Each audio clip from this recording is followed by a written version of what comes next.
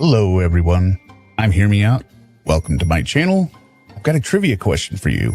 What singular story involves J. Edgar Hoover, King Michael of Romania, and film rights for Motown Productions?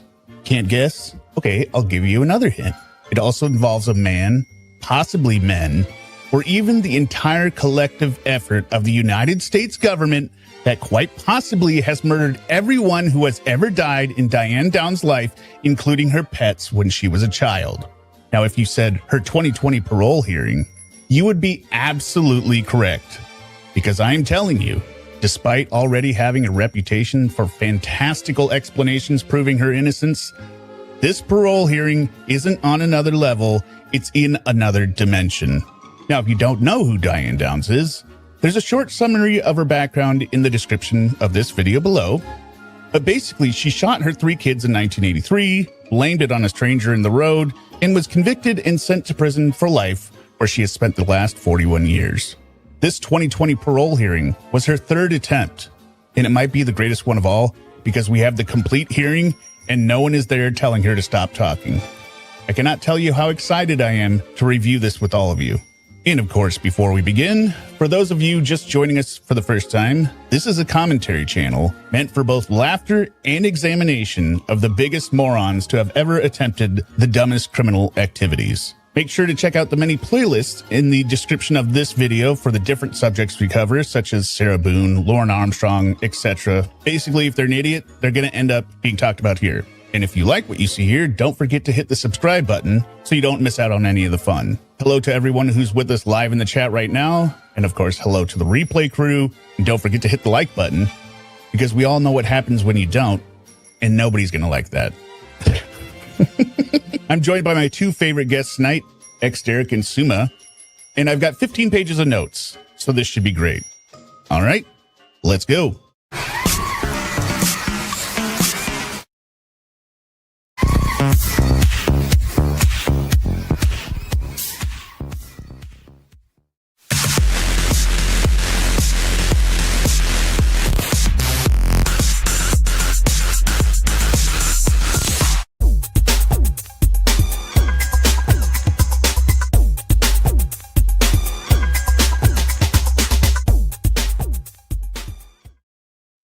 Hello, everyone. Welcome to tonight's Diane Downs Super Special 2020 Parole Live.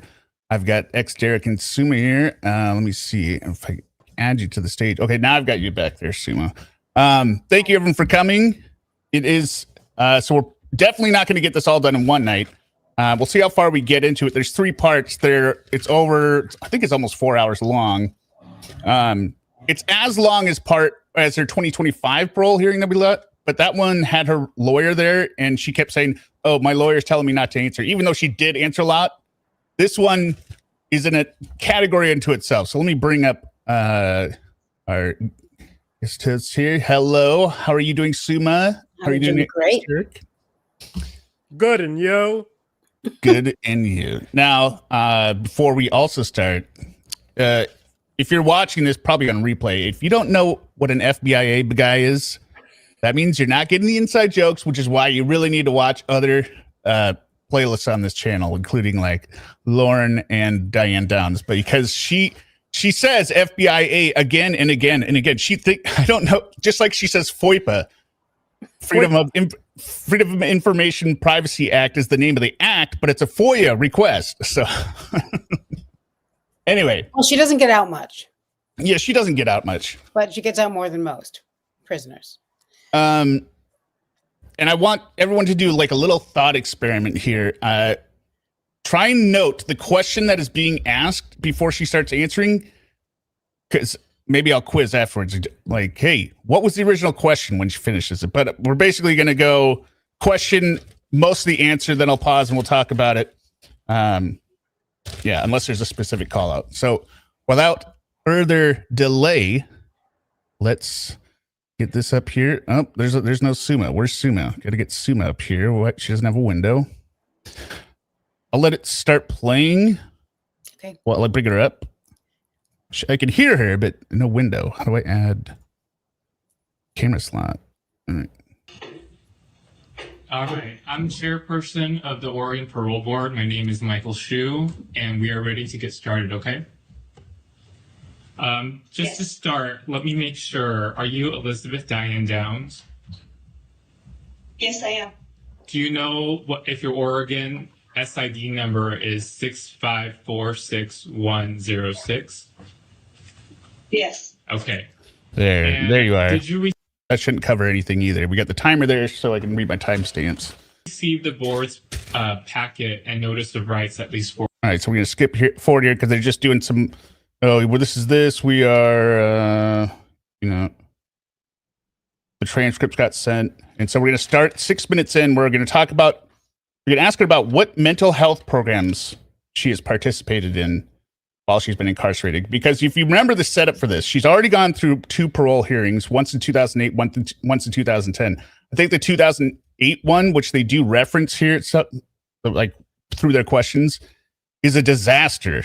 Or was a disaster. Basically, she was saying, well, if you wanted me to do all that stuff, you should have asked me. We saw the 2010, but we only had I think 17 minutes of it, which is really just her telling a different version of the story. Okay, here we go. Are you ready? I'm ready. All right. So let's start off by talking. And she's very confident that she's finally going to get to go home, right? I'm an old woman, right? About your programming. And she's kind of complaining like a Karen, this is taking a little longer than I would have liked, right? That you participated in the institution. So have there been programs down there in California that you've participated in? Programs such as mental health programs, self-help programs, school programs, all programs. Yeah, why don't we start with mental health if you've participated in any? Okay. Mental health programs. I've been seen by Dr. Shoji, Dr. Rossi. I spent time when across the street, Dr. Rossi was a geriatric psych, and I lived in the elder dorm, and so we saw each other every day. She and I started a crochet program to help the elders. Learning a new skill is something that helps derail Alzheimer's. And so we started a crochet program to help the ladies learn a new skill. So she and I worked really closely hand in hand. I wouldn't say that it was necessarily psychiatric treatment, but she was a psych. She lived and breathed her craft. So everything that I said and did, she would say, so how did that make you feel? So kind of it was continual care. They have something here called LTOP. It's kind of an organized, there are classes, criminal thinking, things like that. And so there are classes that you take for weeks. It's weeks long, and you go 2 or 3 times a week. And it's a federally funded program, as far as I know. They have real psychiatrists and psychologists and sociologists that come in and teach these classes. And we have groups of 12 inmates, and the sponsor. And we work together. We ask each other questions. Trust me, an inmate's going to ask you questions that a real person isn't going to ask you. So it's a very in-depth programming. And that's pretty much the extent of the psychiatric. Okay, thank you. All right. So that was by my notes, approximately a 2.5 minute answer. Does anyone remember the original question? Did she have any psychiatric? Yeah, did she take any mental health programs, right? And then from what I could tell, she went on about teaching even older people than her to crochet. With a psychiatrist. With a psychiatrist. It was her and a psychiatrist teaching crochet. She was giving the mental help, except for then she said that the person she took it with kept asking her, how does that make you feel? With no additional information. Well, the way how she described it is like she knew how to crochet, the psychiatrist knows how to crochet, And so they Right. both were teaching the rest of the class how to crochet. And then after they would do a lesson, the psychiatrist would ask Diane Downs, how did that make you feel? Yeah. So basically none. You could just say no, none, Diane. I don't know what the second thing was that she said. It made no sense. I don't know. I think L-top. L-top. I forget. I don't know what the designation. Probably something like lifetimers. Yeah, on- or maybe it has something to parole do or with something. like after parole, or I don't know. Okay. But yeah, not necessarily psychological. Well, she But they doesn't have need it. funding. Nothing wrong with her. And what it also sounds like is they're basically coming up with. Remember in school you'd have like volunteer activity or volunteer classes. Oh, I'm going to take, dodgeball or something. You don't really get a credit for it, right? But it's your optional class you can take. It sounds like they're just taking. Hey, I know how to do woodwork. Want to come down and look at the wood shop with me? That's what these sound like. So basically nothing. Yeah, because it's elective, and she's not going to elect to take anything about that has anything to do with her psyche, because she's fine. Yeah, and she'll get pushed back on this later. But okay, now we're gonna keep going. You mentioned that part of the class is to teach you about criminal thinking. Can you elaborate a little bit more about that? I think I love her criminal thinking answers. Yeah. Yeah, I They're think really Good. get to the heart. I'm sure this is exactly what they talked about in class. Because I don't even know that her answers would rise to the level of petty theft. Her answers aren't illegal. There's a difference between breaking a rule and being illegal. all of her answers go in a very roundabout way of talking about how fantastic she is. Yes, all roads lead to Diane being amazing. Exactly. And what is also surprising is it sounds like she sounds like someone taking a test they didn't prepare for. Like they didn't know it was a pop quiz. But right? it's Like not they're trying stopping them. Well, like they're trying to bullshit their way through it, right? They didn't know there was going to be a test today, or they'd been saying, "Yeah, I'm up on my homework. I'm up on." Okay, well, here I've got some questions for you. And where? She's known this is coming for 10 years. And she's done it. She's tried it twice. This is the third attempt. This should be cakewalk for her. Gets worse and worse. Yeah. All right. Here we go. Oh, yes. Criminal thinking is anything that deviates from the norm. For instance, He wasn't asking you for the definition. No. He probably knows what it means. sticking a biscuit in your bra before you leave the chow hall is criminal thinking because you're not supposed to take food out of the chow hall. And it might seem minor, but it made us aware that there are so many things we do on a daily basis. Parking in a handicapped parking spot when you're not handicapped, that's criminal thinking. Shooting all your children. Yeah, I have it written down here. Well, we'll get to the end of her answer. And so it made us look deeper into ourselves, things that we might excuse as, well, what's the big deal? It is a big deal because it sets a pattern for how you view bigger things in life. So that's criminal thinking actually makes you sit and think about every single thing that you do during the day. Is that appropriate? Is that socially acceptable or is it unacceptable? Might not seem little to you, but it might be something that's really big to somebody else. And every little stone adds up to one big landslide. You want to go first? Yeah. So I think what she's trying to say, and I don't know, but, I'm assuming the parole board is writing down these answers. She's saying basically the way her criminal thinking and the way she's learned, right? She stole a pen from the post office. She talked on the phone at work. She parked in a handicap spot, maybe stole an extra biscuit from McDonald's or something. And then she shot all her kids. Like that's the landslide. And so we all have to be really careful that we get on that slippery slope of, hey, I added 5 minutes to my time card. Turns out, tomorrow I'm going to murder my entire family. Right. Didn't give the extra change back that I got, that the guy gave me accidentally. And Yep. now family annihilation. Now you just shot your husband. Oh, God. Oops. Judge, you don't understand. I didn't realize my criminal thinking would get me into these patterns. Yeah, she just clarified the fact that to her, family annihilation and parking in the handicapped parking spot is pretty much the same thing. And she can't even come up with real examples, because when she does provide one later, she's going to actually provide the opposite.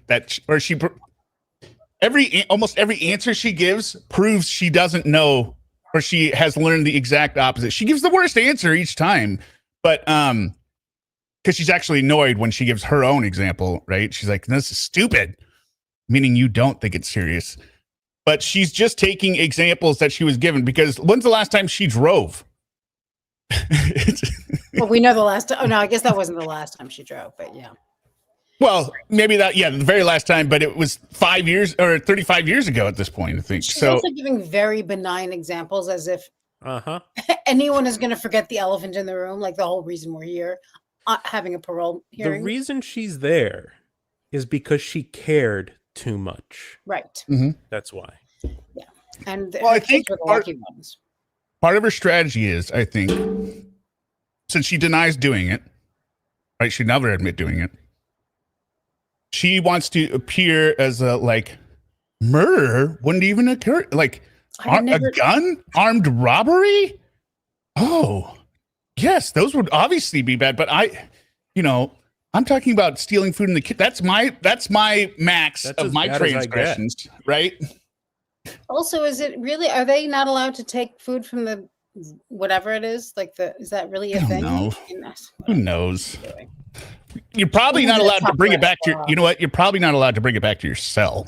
Is what she's talking about. You can eat everything you want in the cafeteria, but they don't want, like she said, biscuit, right? Because I'm sure the biscuit has yeast, and then people make the toilet wine maybe with it. Like you can't sneak this stuff around. Yeah. Okay. Thank you. And that, for everyone that's going to ask, the sound in the background is the probation people typing. It's not me. It's not ExDerek. It's not Suma. And any other types of programming that you've participated in? I've taken vocational classes. Good. Related to what types of vocation? I've taken the computer class, hoping, because I know the world out there has changed a lot in 36 and 37 years. Don't worry about it, Diane. Computer class to try to understand computers better. I took an electronics class because it actually goes with the computer class. You're going to spend $500 to have a guy come out and replace a cable that you can replace for $20. So I took the electronics class to go hand in hand with the computer class. After that, I took the carpentry class, finished all these classes, and that's pretty much all they had. So then I went into skills training, which was plant operations. Thank you.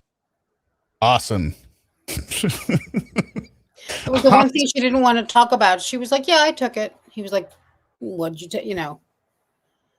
Carpentry, plant operations. And she says, I've done everything. Well, yeah, Diane, that's what happens when you spend decades in prison. You're going to eventually get around through all the jobs they have, right? It's not because you're so good at everything. You haven't No, shown it is remorse. because she's so good. They can't lose her. Actually, maybe that's why they won't give her parole. Of course, that's why. Why else? Well, she does say later that they need her as a clerk. So, they So it's they probably gotta like, keep her in there. honestly, it's probably like Shawshank Redemption, where the warden doesn't want to let Andy out because of all of his millions and his schemes will fall apart. They're depending on Diane to stay there and keep the prison afloat. Right? Yeah. It'll be madness if they let her out. And she's got the can't. FBI connections. FBI guys. Maybe, you know what? I'm surprised she hasn't come up with this yet. Maybe they realized their prisons were in such a state of disrepair, in chaos. They're like, we got to set her up. We got to get Diane Downs in that prison to right the ship. Yeah, the FBI guys did that. Yes. Yeah. All right. Thank you. Anything else that we should be aware of that you've taken regarding programming? Well, in plant operations, it's kind of a craft school. I mean, you learn to be a plumber, an electrician, a painter, I spent probably 2 years in that. So I learned a lot of skills that I didn't know before, skills that I got pretty good at. Okay. Okay. And the other thing that I think this shows, basically all of her answers go to vocational and like self-improvement, right? These wouldn't matter if you were maybe a career criminal for burglary, right? You were stealing stuff because you wouldn't get a job or you had no skills, right? It'd be valid. Okay, you know how to do, you could be a carpenter. You can get a job. Basically, if we let you out with no skills, the chances that you start robbing somebody again after 2 weeks when you can't get a job are probably pretty high. Yeah. Diane, your problem was not gainful employment. You had a job. Your problem was killing other people in the way you see them. And you have described nothing that shows you have changed any way that you see anybody else. She's done all of the things that she doesn't need to do. And she's hitting on it because one of her big things in her head is, look, eventually I'm going to get out. Eventually they have to let me out. I need to know that I'm ready for the free world. The life is just, that's on paper, right? But we all know that's not how it really is. And, I don't want to be a drain on society, so I got to show them I can make my own money. I'm not going to be out there getting some Social Security check. Yeah, or robbing banks. Or robbing banks. Also just doing what she wants, what interests her. That's all. Right. Really, she's not thinking about, obviously this parole hearing never crosses her mind because she certainly has no answers for them. No. She doesn't have to wear it. She could wing it. It's not something big. She's a shoo-in. And she does. Hence and she does. Yeah.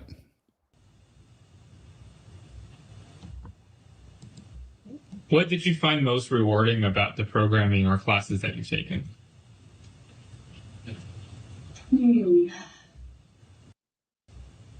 I would say most rewarding. Well, it depends on which kind of rewarding. Emotionally rewarding, LTOP, because in that class there was no judgment. You could literally say, there's a lot of things that I'm not allowed to talk about in prison because I'm quote unquote Diane Downs. I can't talk about my children. I can't talk about anything that is. Good one, Boob Chickie. I didn't have kids interrupting me. Emotional for me, because I always have to maintain an image of strength. No. For who? For everyone. But because I don't actually know why. She says it several times that she's always maintaining an image of strength. I don't know the reason. Like, she's cold-blooded. That's what everyone thinks of her. This is like Chandler Halderson being like, I know everyone thought I was, not emotional and cold-blooded, but I was told not to be emotional about it. Yeah, whatever, you slug. Like, you never showed any emotion other than when you were about to get arrested. And even then you were feigning, oh, my parents are, what? Tell me what happened. Like, yeah.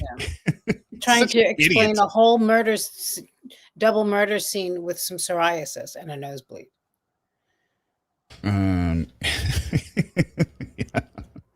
How's the volume on the video, guys? By the way, let us know if it's too quiet. In LTOP, there was no judgment. That was just one of the rules of the class, and so I was able to speak about things that I wasn't able to speak, that I can't speak about in general population. So emotionally, that was rewarding.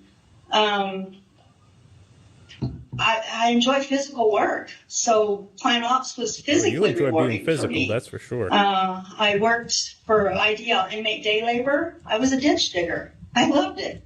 I can literally put industrial strength pipe in the ground. That's what I learned. You were getting pipe, that's for sure. I could work for Caltrans.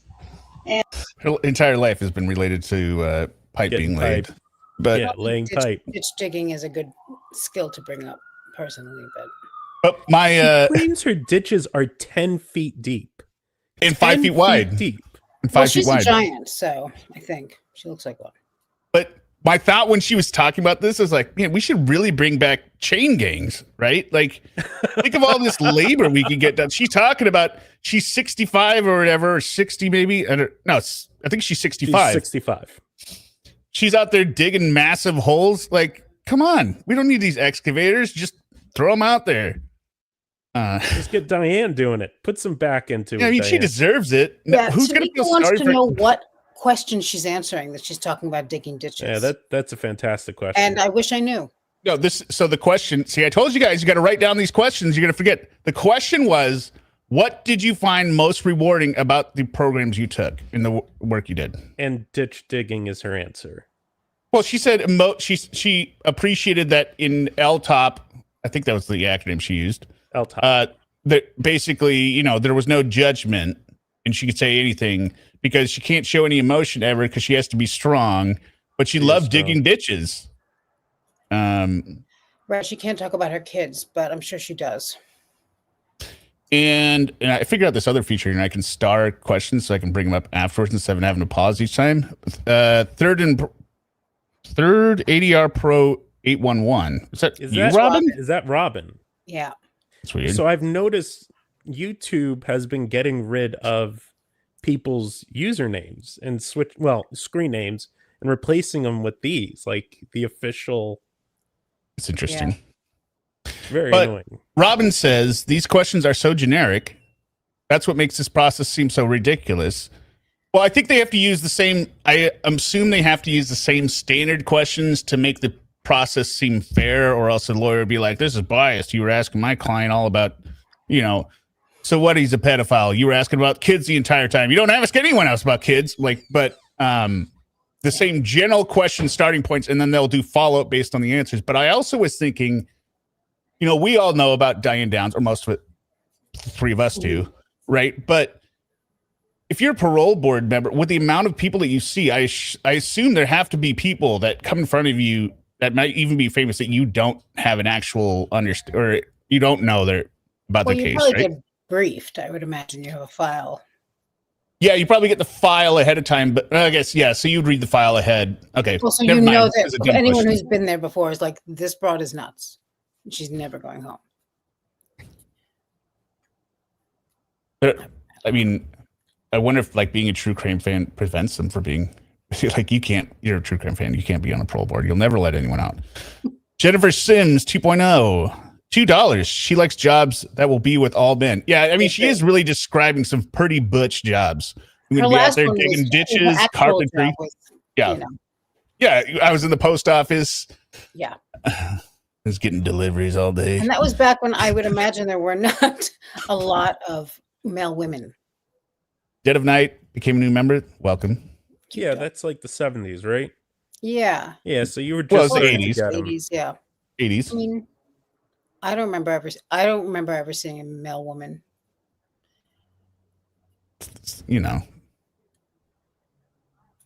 Women. I don't know what I was going to say.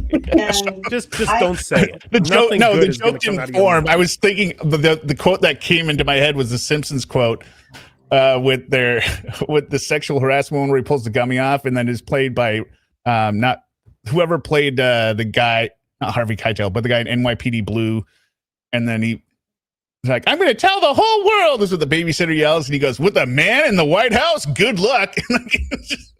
I don't know why that came to my head. I enjoyed that. Physically, I enjoy the labor.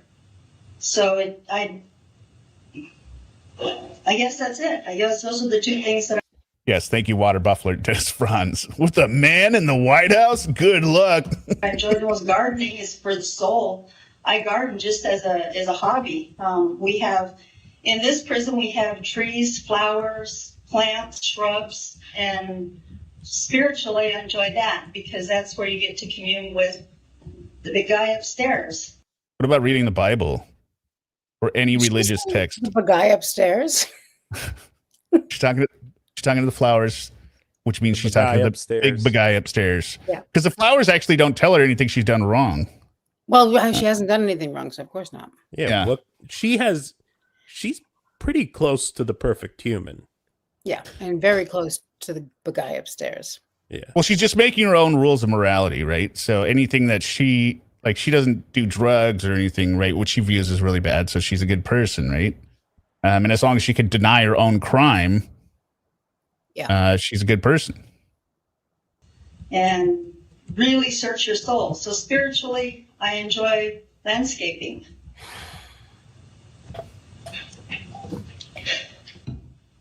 How long ago did you take L-top? Is that what's called?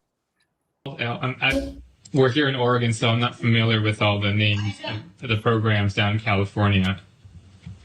Yes, LTOPP. I was in L-top for close to a year. Why don't you explain what the algorithm? She gives only the information that nobody cares about. Right, but she defines criminal thinking for them. Right, like yes, LTOPP. So as I was saying, like he's asking you. She's very stupid. Yeah.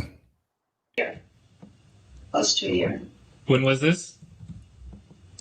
2 years ago. The group has been deactivated. It's become something else, and I can't remember. They have another name for it now, and it's under a different program. I can't remember the name. Hobbies? Okay. But if you call anybody here, they'll know what LTOP is. In fact, the new program, they kind of still call LTOP because it's sort of the same format. Got it. All right. I don't have any further questions for you about programming. Do the other board members have any questions? Let's start with Ms. Kress.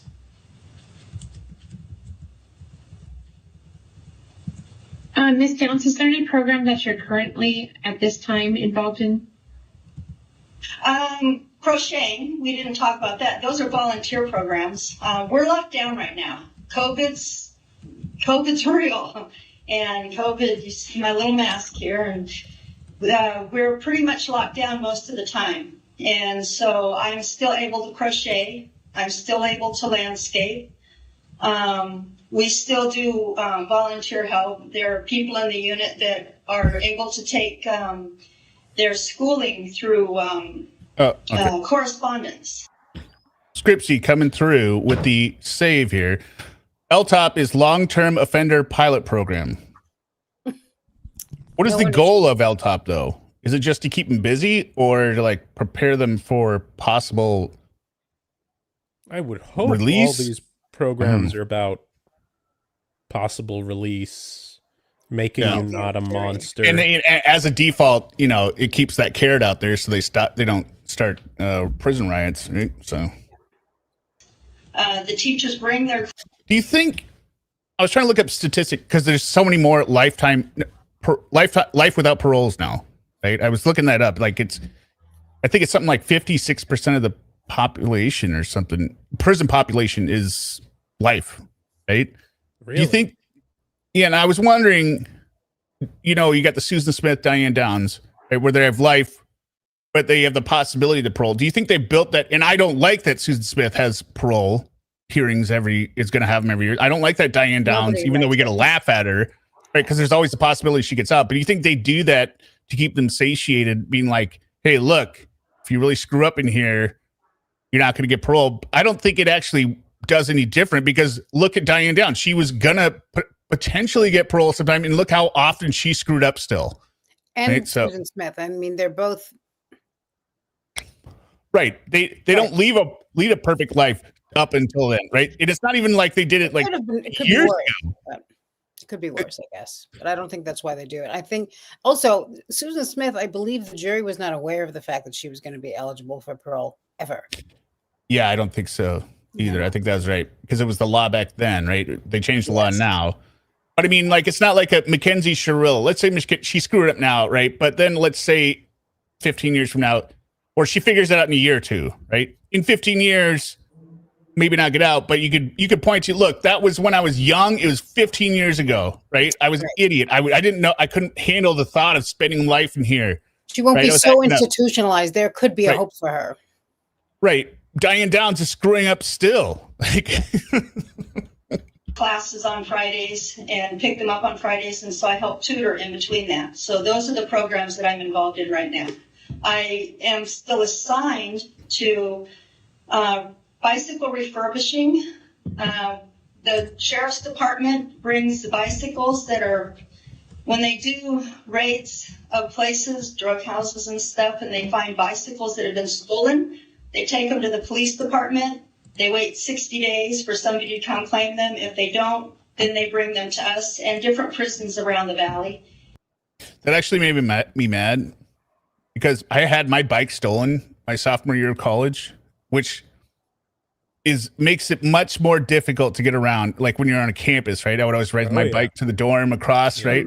I remember when it first got stolen and I was starting to walk, my timetables were all off. It used to be, okay, 7 minutes to class, so I'd leave like 10 minutes before it, and then I'm walking and I'm like, gosh, it's like 25 minutes over here. So I was always late, but I didn't know if my bike was found. I had to contact the police because it got, how do I know when the drug so I just got to continually go in there? Like, come on. Yeah. I also noticed that everything she's doing, all of the things that she's learning how to do, might be helpful in an escape. Like digging ditches. Yes. Yes, exactly. Fixing bikes. Right. Yeah. Next it'll be wall climbing. Carpentry. Yeah. To build a hideout in the woods, lean to. Right.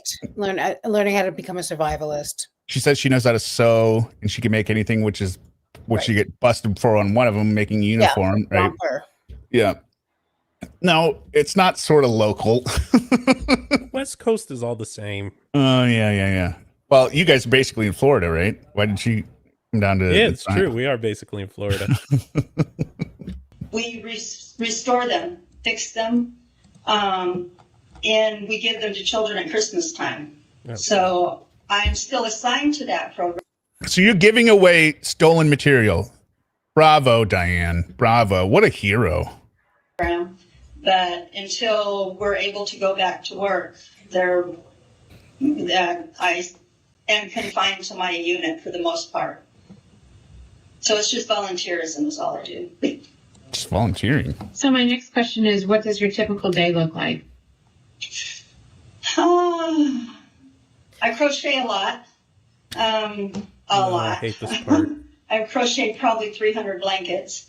They're for the Linus program. It's for children. Some of the blankets go to children that are born to their mothers were in the slave trade for prostitution. Some, when they have hurricanes, some of our blankets go to the children of hurricane victims. So I do a lot of crocheting. How about the victims where their parents try and kill them? Do they not get those blankets, Diane, or you just want to bring that up? I do a lot of a child with the. I know that's the other thing I was Downs. thinking. Like, imagine you get a Diane Downs blanket. Mother of God. Where is she now? She's not in Oregon, right? Well, She's no, in because she tried to Cali. escape from the Oregon prison, so they moved her to California. Like to move her. Jersey, I think. Right? they moved her to like a maximum security prison. She talks about a lot of the other prisons, like this one sucks, but the other ones were good. It's Yeah, like, she was in Jersey, but tried to escape like 3 times. Yeah, Was in and that Oregon, must have been but a tried to while escape. ago. But she's still talking about how they did it in Jersey, as if she can't learn a new system. That's where she tried to escape in New Jersey. Yeah. And she managed to escape in Oregon. The other thing, but this is another connection, right? What did Lauren was going to work at that one place making COVID tests. And I was thinking if he actually got the job, every time you take a COVID test, like, did Lauren make these Q-tips? Lauren is going up my nose right now. Yeah. No, he didn't get the job, obviously. So studying. Just studying. I don't know. It probably doesn't mean much to anybody else, but it keeps the mind active and it poses questions. I study history. It poses questions. Well, how would I feel if I was living in those days? So. Thank you. Those are my. that's a great answer. Diane. Does anyone remember the original question on that No, one? I have no damn idea. Oh, what is a typical day like for I do Diane? have to write these down. I'll be right back. Okay. You're not going to miss anything in the next couple minutes. Board Member Taylor? Yes, thank you. Ms. Downs, I do want to commend you on getting your AA degree. It's been some time, but that is a major accomplishment within the institution, so I want to congratulate you on that. It's noted in your packet that you did complete a 12-week program called From the Inside Out Relationships. Can you tell the board about that program and what you got out of that? That program is it's sponsored by, there was an associate warden across the street. After she retired, she brought that program to this prison. It helps with anger management, violence. Their classes. What did I get out of it? It made me more aware that, for example, grief. I thought I had put grief on hold all these years. What do you think, ExDerek? She's putting Like, her just grief based on what you know about her so far, Yeah. has she put grief on hold? Absolutely. Yeah, Absolutely. but she only thinks she did. Because I don't Well, sit hold around. on. To put your grief on hold, you would at least have to have grief. She doesn't even Right. have it. I would not have been surprised if she answered, but I never had any grief. Crying. So I don't know if you heard Sigma. We're talking. She's describing the Inside Out Relationships class she took. I'm angry. I'm frustrated. And I found out that's part of grief. That's one of the stages. I stepped on. I'm going to back up. It helps with anger management, violence. Their classes. What did I get out of it? It made me more aware that, for example, grief. I thought I had put grief on hold all these years because I don't sit around crying. I'm angry. I'm frustrated. When you hear what this class is actually meant to do, these answers are entirely ridiculous because they're all about her processing something. She's describing like, well, tell us how you feel. That's not what this is about at all, but we'll keep going. And I found out that's part of grief. That's one of the stages of grief. And I'm just stuck in it because I'm not allowed to process, which is another word that I learned in these programs. So what did I learn from it? I learned that it's okay to feel angry, but it's not okay to stay angry. So what she figured out is, her anger, or she thought she wasn't grieving, right? But she found out her anger of being in prison is actually grieving. She's grieving. I just don't even know how to describe the insanity of this. You need to find out what it is that makes you angry and move past that. And what makes me angry is Can't tie my damn shoes. not being able to process. So I have found people that I feel safe enough to process with. One is the associate warden from across the street. Other LTOPs. The Inside Out helped me open up during LTOP. It wasn't just that we had permission in LTOP to speak freely, but I gave myself permission. And so I learned from Inside Out that it's okay to reach out to somebody else. I don't have to fix everything myself. Subrosa, but she forgive her victims like Sarah Boone does. She doesn't quite forgive her children, but she does give herself permission to feel angry. I don't have to be okay all the time by myself. It's okay to go to somebody else and say, look, I don't get this. I'm confused about this. I don't understand this. I feel pain. I feel grief. I feel sorrow. I feel whatever. Sorry, I'll let it go. No, okay. Look at this. Like, the other thing is on the screen here, we have these pictures that this person has put with this video. These pictures are so ridiculous. Like, she's in prison, right? So, like, who is taking these photos? For? I don't know, but there are multiple like this where she's like, is this from your Insta, Diane? Like, what are you doing? Like, who are you sending these to? Your kids don't talk to you. Nobody talks to you. Who are you sending these to? I wonder if it almost looks like it was like somebody came and interviewed her or did an article about her. Like, Diane Downs has been in prison, known for doing blah, blah, blah, and has been now incarcerated for 30 years and took these pictures, and now we have to suffer through them. You know what I think it's for? Prison dating website. Inmate.com. Yeah. Datinginmate.com. That's where all of these, like, this is the kind of photo you would put on your little dating profile, like your. Yeah, but look, I'm so hi. That's all she would be talking about if she was on meetinmate.com. All she would be talking about was the different men that she's met. Not in the parole board hearing. Oh no? No, because she knows that the crime they allege her of is connected to a man, and so she can't seem obsessed with men.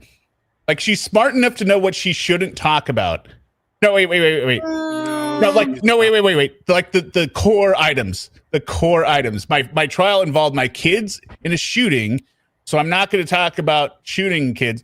And it was a jealousy of a man, so I'm not going to talk about men. I don't know if she can help herself, but maybe. Let's go with it.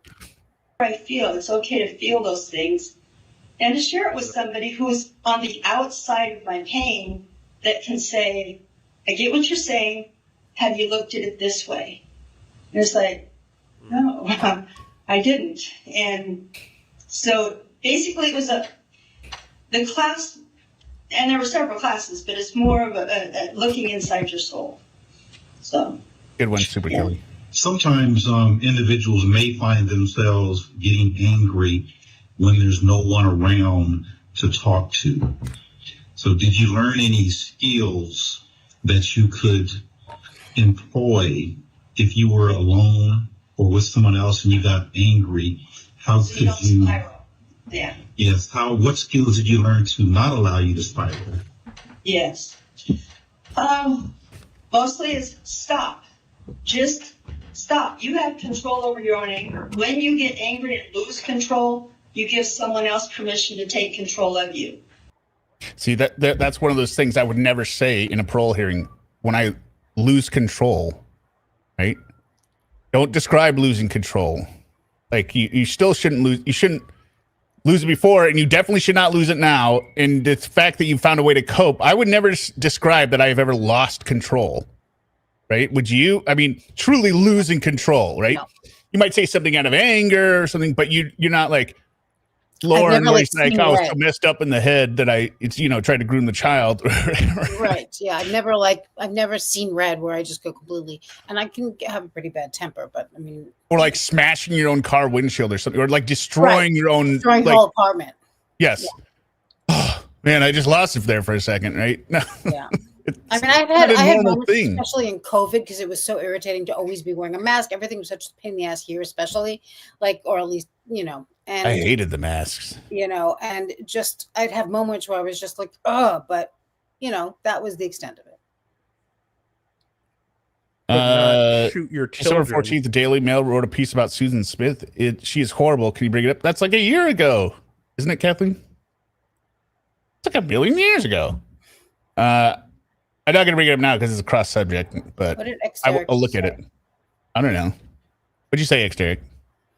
Oh, you didn't get so angry you started killing children.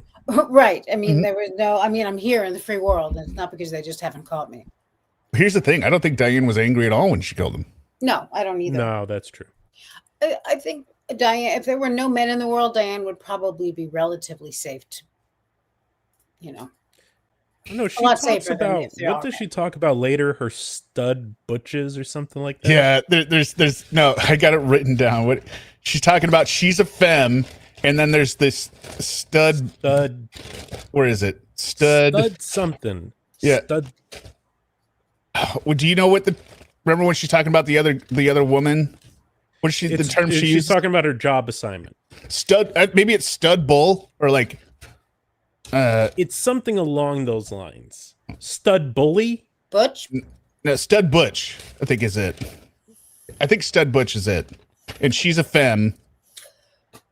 Really? Yeah, something like that.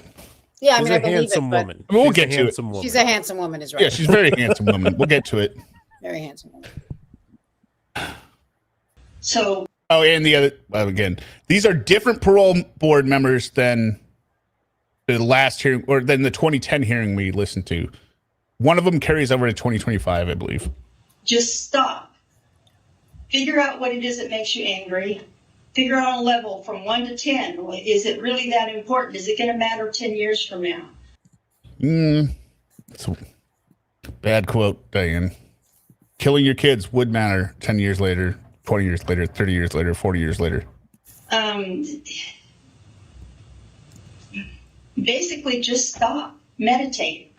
Go inside yourself and figure it out. Because usually the anger is you. It's not somebody else making you angry. It's you making you angry, or me making me angry. So figure it out. What is it about the situation that I'm allowing myself to be that way? And just plain stop.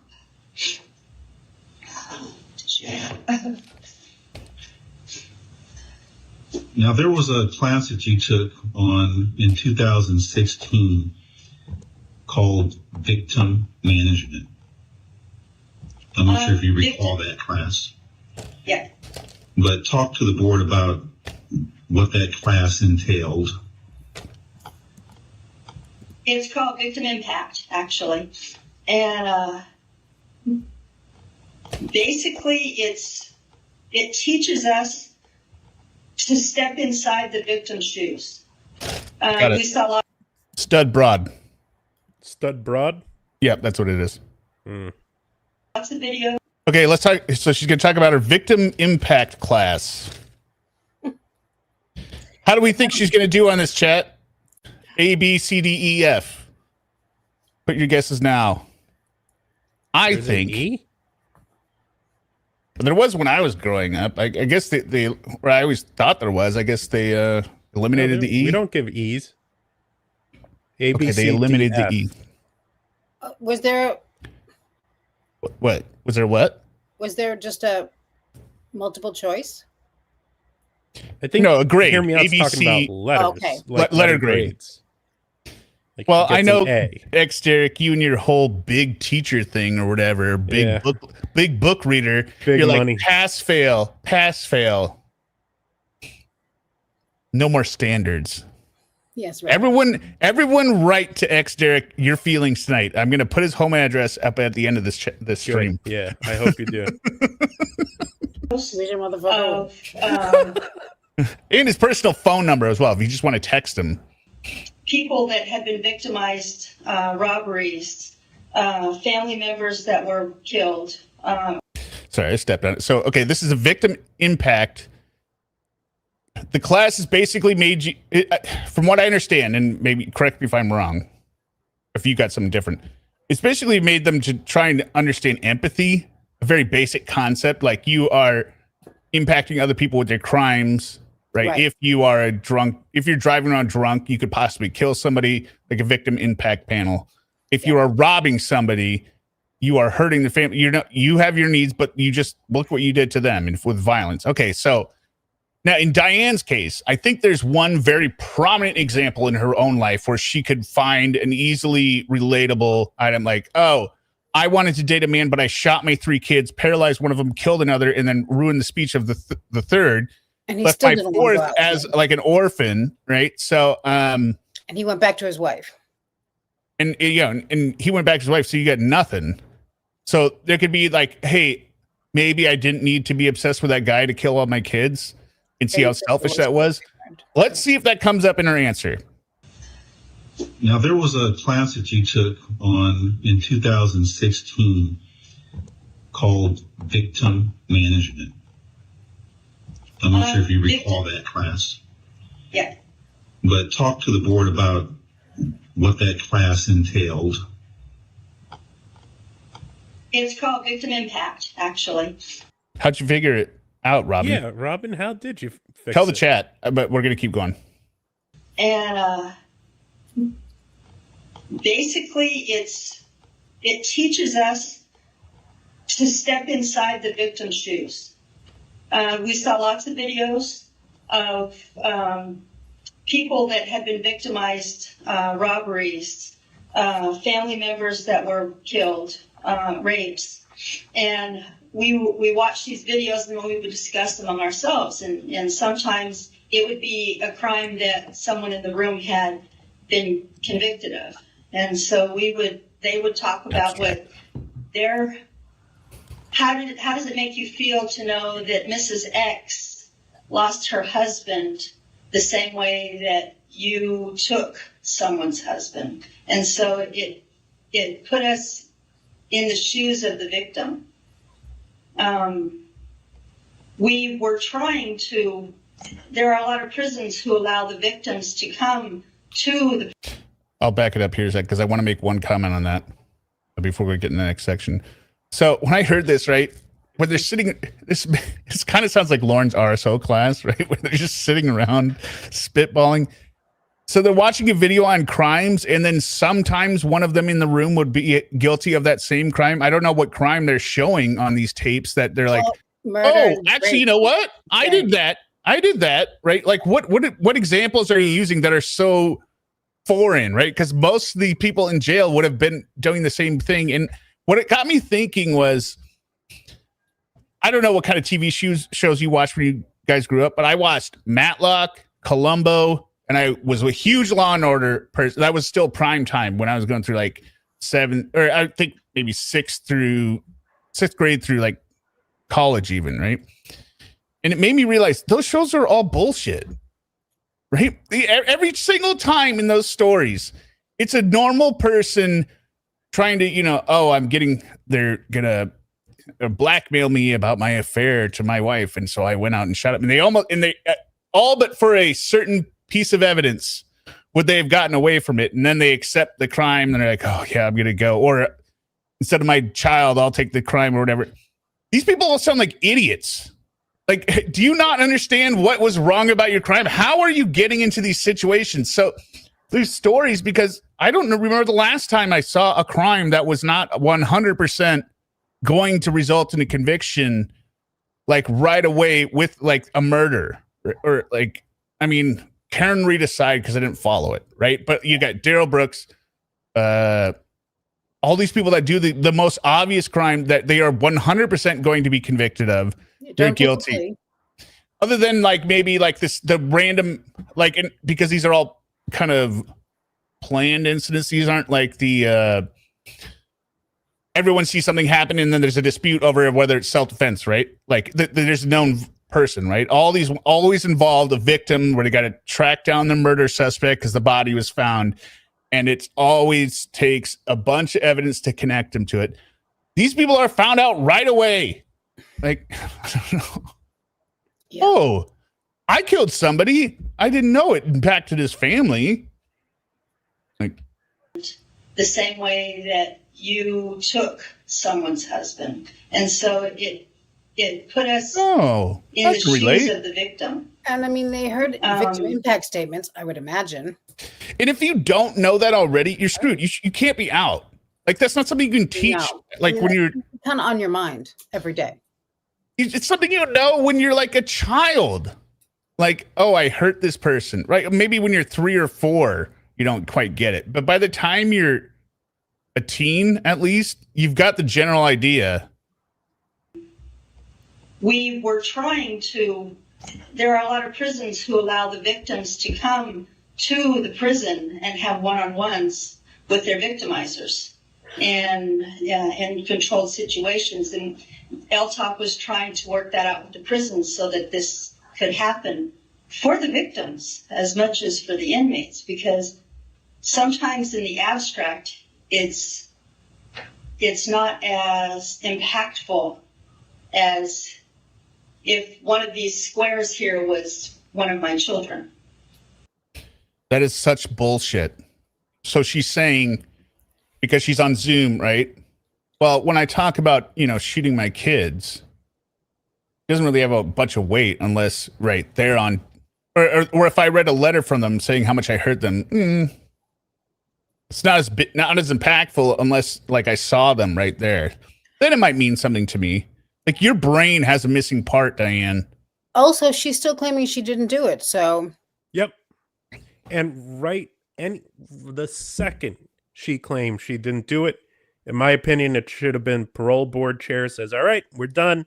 Let's all save ourselves another 3.5 hours. Right. But that gets to this part. And we're almost under a minute to the beginning of when I'm like, wait a minute, is this something new? So here we go. That would be powerful. I mean, I respect your position. I respect the job that you have to do. But you're also kind of seeing it from the outside. You're not seeing it from Christie's and Danny's point of view. And so we were trying to work it out with the prisons so that some of the girls, my children are in Oregon, that was never going to be a possibility. But trying to work it out so that some of the people, the prisoners, will be able to see their victims even on a screen like this, so that they would be able to listen to the victim, shout at them, and say, I'm angry, I hate you. Now she words that poorly because she's saying, look at the victims on the screen and shout at them, how angry are you, I hate you. But I think she means the victims can shout at them. I'm not sure. Yeah. But I wrote down, I was like, is this an admission? Are we coming up to an admission? Is she finally going to say, yep, all right. Wait. We are coming to an admission. Yep. All right. So this, like, oh my God, like the panel had to be like sitting there being like, oh my God, is this happening right now? So that we would finally be able, talking to you is meaningful-ish. Not nearly as impactful as if you were Daniel or Christie. That would be massive. That would dig to the soul. Those are the things that we learned in Victim Impact, is that those people, Mrs. X, we feel her pain. But if Mrs. X had been Christie or Daniel, and we were able to sort of transpose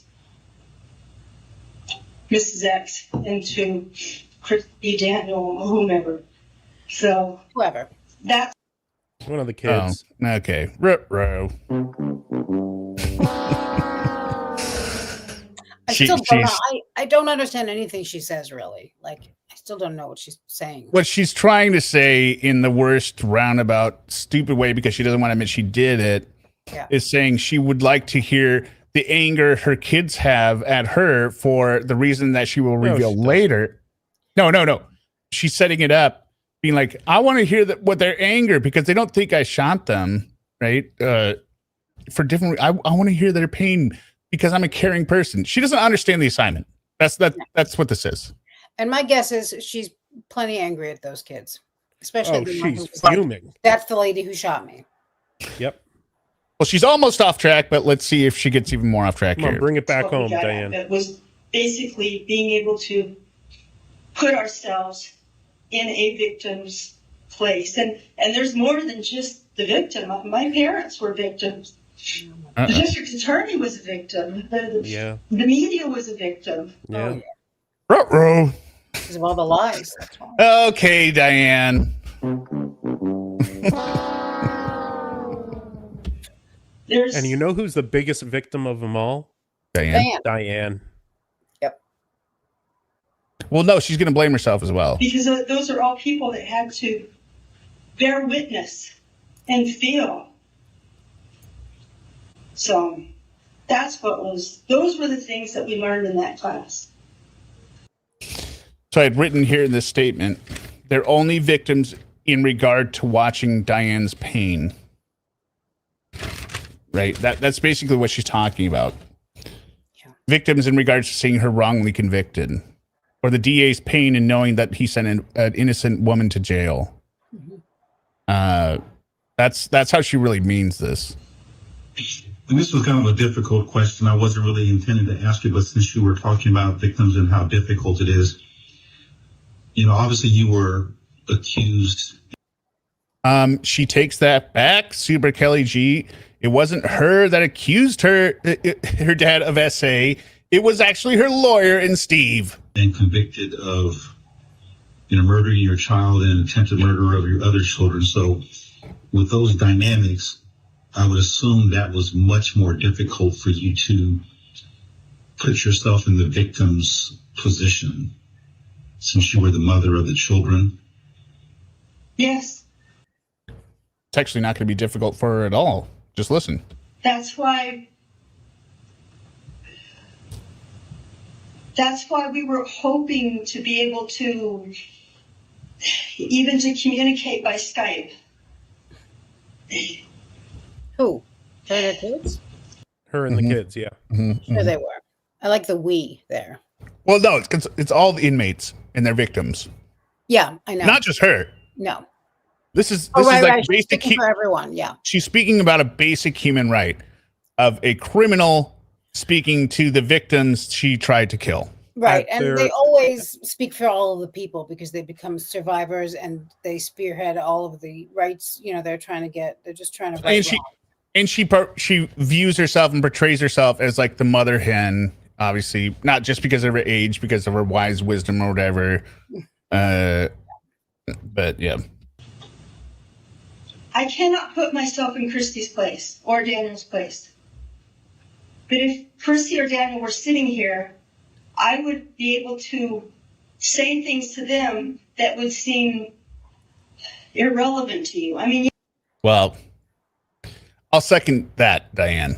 Everything you say is irrelevant to the questions that are asked to you. But what are you going to say? Yes, I would say I was sorry.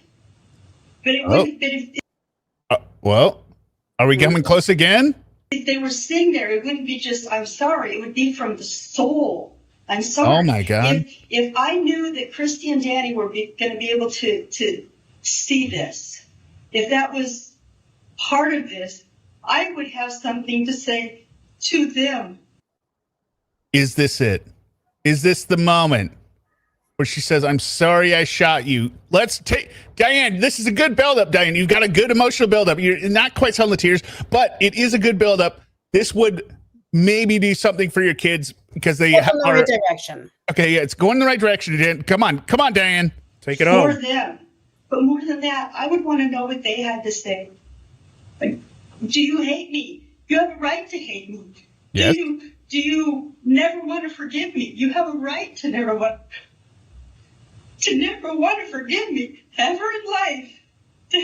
All the right words. Keep going, Diane. I have a right, and I want them to know they have that right. That I'm not just sorry. If I could take it back, she's doing it. I would take everything back. I was stupid. I was a foolish woman. I lived a careless life. I thought I was putting my children first because I took them everywhere with me. But when you okay. Okay. She was careless. She took her children with her everywhere. She's just going back into the original. She's going back reckless. It's such a twist. When I was listening to it, I was like, oh my God, is she actually going to confess here? Yeah. Nope. She goes right back to the same old tired excuses. She got so close. She just had to say, I'm sorry I shot you. But she's like, I put myself first. I take you everywhere. Okay. I'm sorry. Yeah, I loved you too much. Well, how could she not? Too much. That's right. Brian Coburn, how could she not have you in the first half? That's exactly what you would say if you were actually going to confess and be sorry. Yeah. So this is not an actual apology because you didn't actually do it. Here we go. You live a foolish, careless life and you take your children with you. I was always physically combative with my ex-husband. I could fight. My 3-year-old couldn't fight. What right did I have to take him someplace and shoot him? He couldn't fight. Yeah, I could fight. Cheryl couldn't fight. Christie couldn't fight. It was foolish and stupid of me. Shoot them. To take them into my careless, foolish life. and shoot them. I was wrong. They have For shooting them. It's so easy. Just say it, Diane. a right to be angry at me. They have a right to hate me. Because you shot them. And I wouldn't even try to change their minds.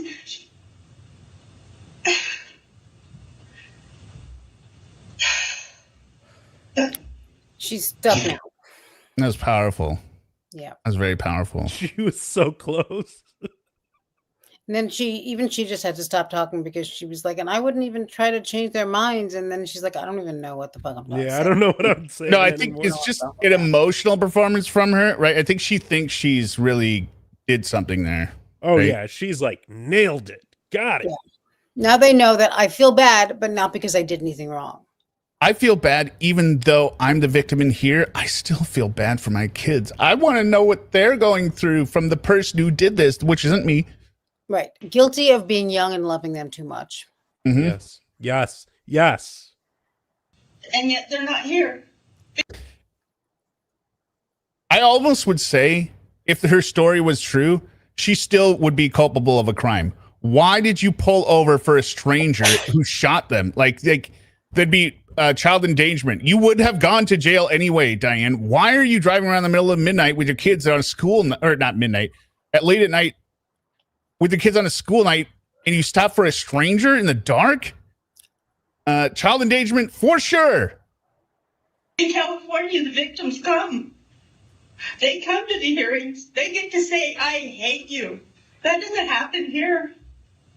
My words are for Chemeketa Community College. Who cares? They don't care. They just want something to gossip about later. My children have a right to say what they want to say to me. I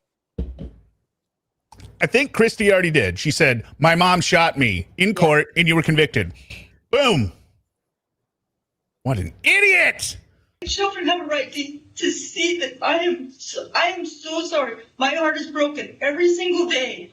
Only I can't tell people that in population. Because they don't care, first of all. They just want to gossip too. I'm sorry, what was the question?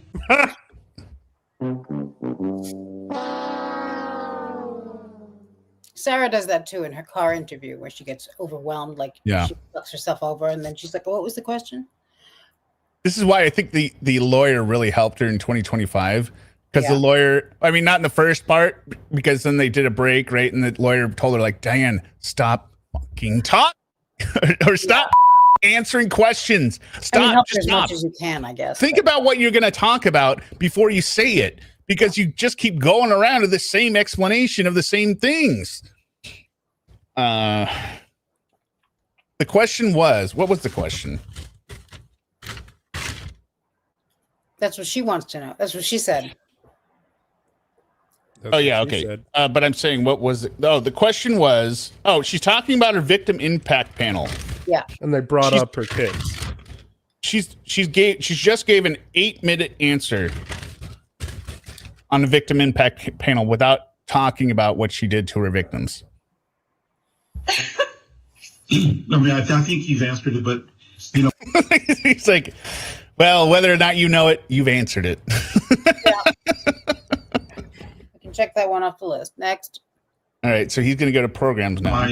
My last question before I turn it over to the other board members is, you know, you've taken some programming, but the records show, and I want to make sure I'm not incorrect, but from 1996 to 2008, which is the 12-year period, you weren't involved in any programming at all, at least any formal programming. I know there were some transfers and some other things, but could you tell the board why you elected not to participate in programs for 12 years? So notice those years, 96 to 2008. 2008 was her first program or parole hearing, and she hadn't done any programming. And then I think to the effect they bring it up later, she says, well, if you wanted me to do something, you should have told me, which is why she starts after 2008. There were no programs. Also, but her answer is there weren't any programs to do. Yeah. The As class if was they full. can't check on that, as if there are ever no programs in a prison. This is like the classic answer when you see in like family court. They're like, "Did you take your domestic violence class?" Yeah, I tried to sign up, but there was they had a wait list, or they told me they didn't know. Like, I went, but no one was there. yeah, like when the people are on like probation or parole, not probation, bail release, right? You do every single thing you can to stay out of jail. And like, well, I called, I left a message, and they never called me back. Okay, so you just want to go to jail. Yeah. Because you're too busy to call twice. Yeah. There were no programs offered. All the programs that we have here, inmates started, and staff members. I was across the street at VSPW. Inmates started the programs, and they worked with the associate warden to bring. So the inmates are starting these programs because this jail just doesn't care, right? They're taking the initiative in their own hand. They're like, we need to be better people. You guys are just letting us stand around here all day. That's not acceptable to us. Bring outsiders in. That's when they started the SAP program, which was for drug offenders. But because they brought the SAP program into the facility in 1999 Don't forget to hit that like button. I'm going to check it in a couple minutes. or 2000, that's when the facility started being more open to having more rehabilitative programs. And so when the inmates would work with people. Yep, we're less than half. Hit that like button. On the outside to bring programs in, Kairos, Free the Heart, different programs. It was the inmates that started the programs. And so there weren't any. Something that's crazy, as I was listening to this before, she mentions Kairos, and a really good friend of mine actually volunteers with them. Like, is huge. What is that? It's basically it's church ministry, like ministry for prisoners, but they go and the prisoners come to this set of people who go almost like counselors, and they sometimes will do some Bible study, but sometimes they'll do some more like counseling type work, and it's really intense. It's like a couple times a week for months at a time, and then they have a big sort of the prisoners can give speeches, and there are dudes who are in there for like 30 years, 35 years. And people who are actually repentant for what they've done. Right. Diane. And so my friend really does enjoy it, but it's a lot of work. Yeah. So I heard that and I'm like, oh shit, that hit close to home. What relation is she talking about in, or like? She's just talking about that those types of programs. Kairos was Exist? Inmate. Oh, it exists. Inmate program, so it was started up by inmates. Got it. Not that she ever did it. No, she didn't do shit. Okay, got it. This is why she can't do anything, because it's not there. She's an unrepentant murderer. All right, we've got 140 people in here, and we've got 80 likes. So let's get that above 100, or else got some. Until that part, there just weren't any. Click the like, people. And the last question, I promise, is, the purpose of programming, as you can understand, is to allow the individual to become a better person than they were when they entered the institution, to learn and understand what kind of person they were, hopefully transgress through the issues they had, and come out on the other end a better person. So for you, after, 35 plus years, can you say that you're a better person at this end of the journey than you were when you entered the institutions? What would you guys say? Is she a better person? Oh, Absolutely. Yeah. I would say she's not. Doesn't sound like she's growing at all. I don't know what's wrong with you guys. What's wrong with you? I don't know if she could get much better, but yeah, that's true. She was already pretty close to perfect. Yeah. But before we hear her answer, oh man, we didn't make 100. Okay, let's get Hold on. I thought it was supposed to be a punishment, not a reward. Well, it depends. I Most love people don't this watch. song. Most people don't watch Lauren, so Yeah. let's get touche. Laura, let's get come on, people. Green squad in this bitch for real. Green squad in this bitch for real. Born, aka son of court. Crucified, willing green. Tell me thanks the Lord. Paid the price for your sins. Really miss my dog. His name was Bud. I miss him a lot. Bitch, you know I'm with the shit. Sitting here jacking at the Kayla's pics. All right, let's see if we can get some more likes going. Margarita says, this slaps though. It does. Well, it's That's not the going to be thing. as You're not- nice the next time. I gave you that. Let's call that a warning shot. It's not She's even a shot. Jennifer That was Jennifer a rose. Sins, $5. She is so primitive. Only feels her needs, no emotions, lost hunger, anger, pride, jealousy, just a primitive thing, empty.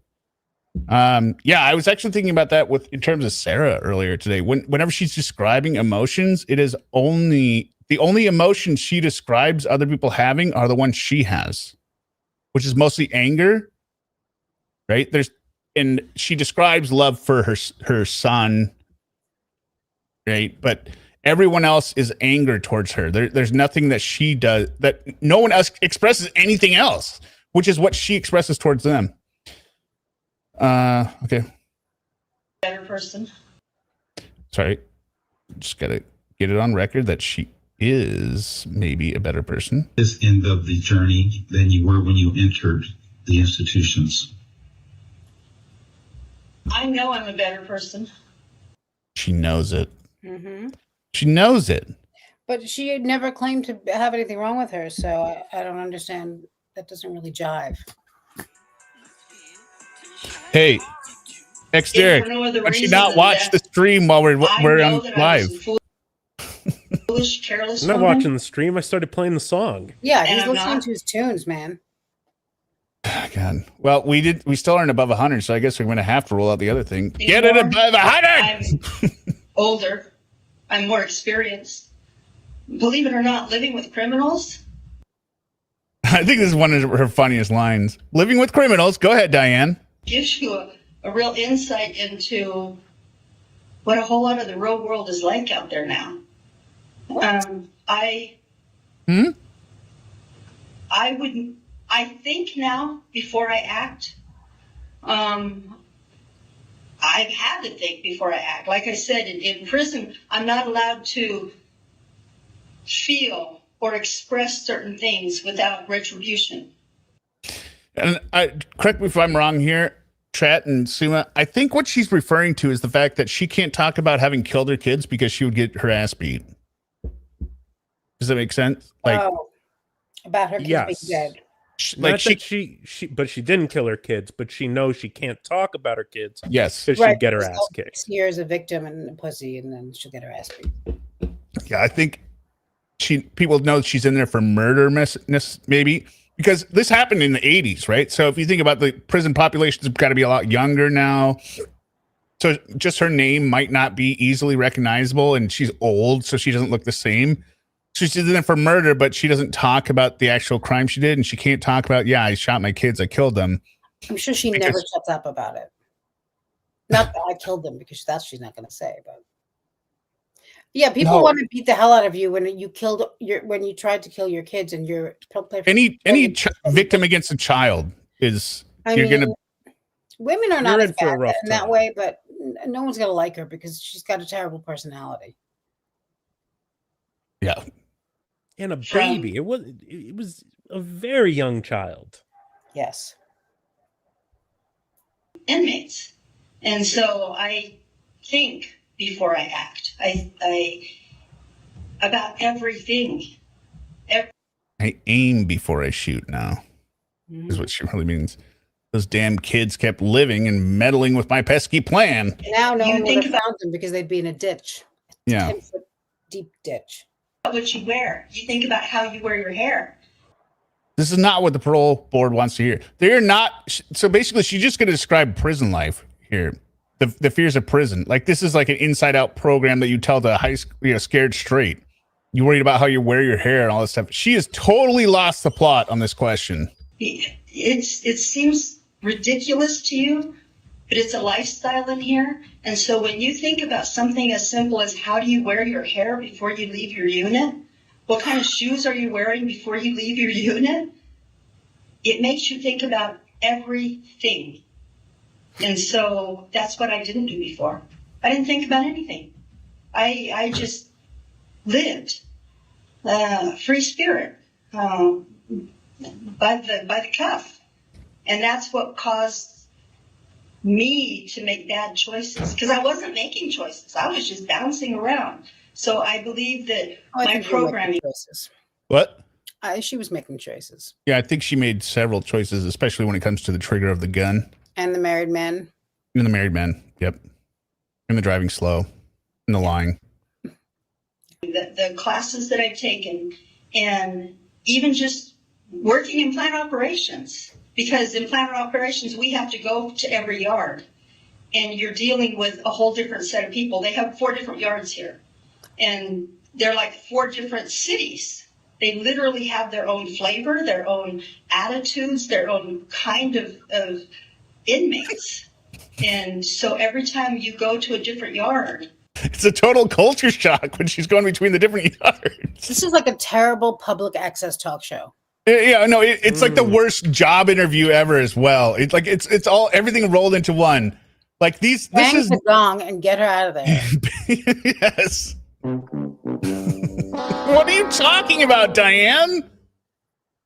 To work, you're dealing with a whole different crew of people, and you think before you go. You make plans. You don't just bop in and bop out. And so I think everything that I've done in prison has made me a better person because I think now. So if you remember the original question, do you remember what the question was? No. Nope. Yes. Is she a better person now? Is she a better person now than when she first went into prison? But she answered the question as if they asked her, do you think about really boring shit more than you used to? Yeah. No. Or describe prison life for us. Yeah. That would have been a better answer for describe prison for us or for these high schoolers so they know not to go there. Yeah. The original question was, are you a better person or not, Jackie Anderson? Yeah, she's like a United Nations diplomat or something going to different parts of the world. You have no idea you could say the wrong word and it gets twisted up and then you get your ass beat and then you got to worry about your haircut. And what was she talking about? Where was she going to all these different? Well, she's in plant operations. So I don't know. So she's going to different sections, right? She's going into the black section, the neo-Nazi section, Operators, yeah. The Hispanic section. I don't know.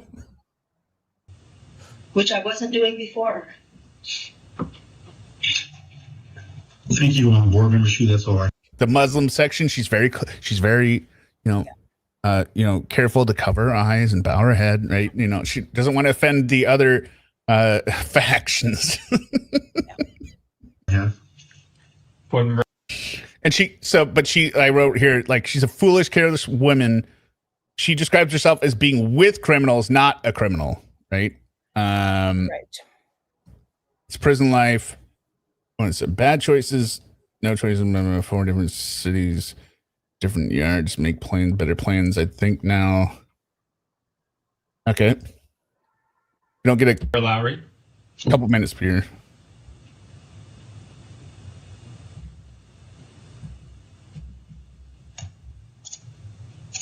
Uh-oh, we lost her. I'm back. This is my favorite board member, by the way, Lowry. She just Oh yes, Lowry's awesome. total takedown of Diane every time she asks a question. And she's got her ducks in a row too. Yeah. And you could almost see here. I like to imagine she's smiling at her fellow board members before she asks him, being like, I got this bitch. Here you go. Can you hear me, Miss Downs? I can hear you. There you go. I got this whole. Or she actually thinks she's getting out of here. I got this whole big black thing here, and so you're really little, but I can see you. So if I Still not at 100. What do you want me to do, people? We want you to keep doing what you're here to do. Oh Do you want that? I'm not looking into the camera. You're right there. So, Okay, that's just fine. We're used to that at this point. Okay, so I have some, I guess I want to push back a little bit on something that you just talked about with board member Taylor. He said, why didn't you take any programs during this 12-year period of time? And you said there were no programs offered. I didn't take any programs because there were no programs. Then you explained to us how all the programs were created by all the adults in custody and really cobbled it together. So I want to read something to you from the institutional report and then kind of talk about it a little bit. So institutional report, page 72 of the board packet says, Ms. Downs' escape history has been severe during her 36-year incarceration. Ms. Downs has physically escaped from a secure perimeter fence, planned 3 escape attempts, and was found in possession of an escape device. Due to this behavior, she has extended periods of special housing placement and was therefore ineligible to participate in programming. In August 1993, Ms. Downs was transferred to California and placed in their maximum special housing unit. She received 3 major disciplinary actions while housed in SHU. As a result of her special housing assignment, she was not able to participate in programming or work assignments. From 1996 to 2008, Ms. Downs had not participated in any educational, vocational, self-help, or clubs while in general population, even though program availability options included NAAA, parenting, education, substance abuse classes, meditation classes, meditation classes, anger management, vocational programs. Ms. Downs also received 3 disciplinary sanctions during these years. At times, Ms. Downs refused to appear for these program reviews. And then it follows up with during a telephonic interview in 2008, she was questioned about her program and work history. Ms. Downs expressed that she has not taken any programs because, quote, there was no benefit to me. Ms. Downs says she reads and studies politics and human nature. Ms. Downs said, quote, if the parole board had wanted me to take programs, they should have stated that earlier. Ms. Downs also reported that Oregon law guidelines do not show that programs are necessary to satisfy the parole board. She further added, if I was in Oregon, this would not be required of me. So my read of that is not, there were no programs offered. I didn't take any because there were no. It seems to me that you weren't eligible for programs due to your own behavior and choices for an extended period of time, and that, frankly, you didn't seem interested in taking them. If you didn't have to impress the parole board by taking them, you didn't think it wasn't required of you. It seemed like you had no internal driver to want to engage in reform. So my ultimate question after all of that preamble is, when did you really start willfully engaging in programming and reformation activities? When did your attitude change? And why? You stupid bastard. She took him down. She took Diane down piece by piece. She said all the things we want to say. Yes. And called her out on all of her BS. The escape history, you're in special housing because of the escape history. You've had 3 disciplinary actions related to escape.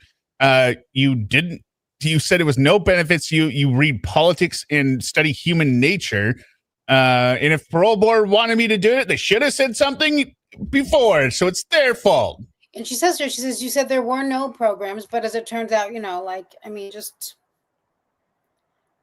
Diane thought that she got away with all that. Like she always does. And if it wasn't for this woman, she would have.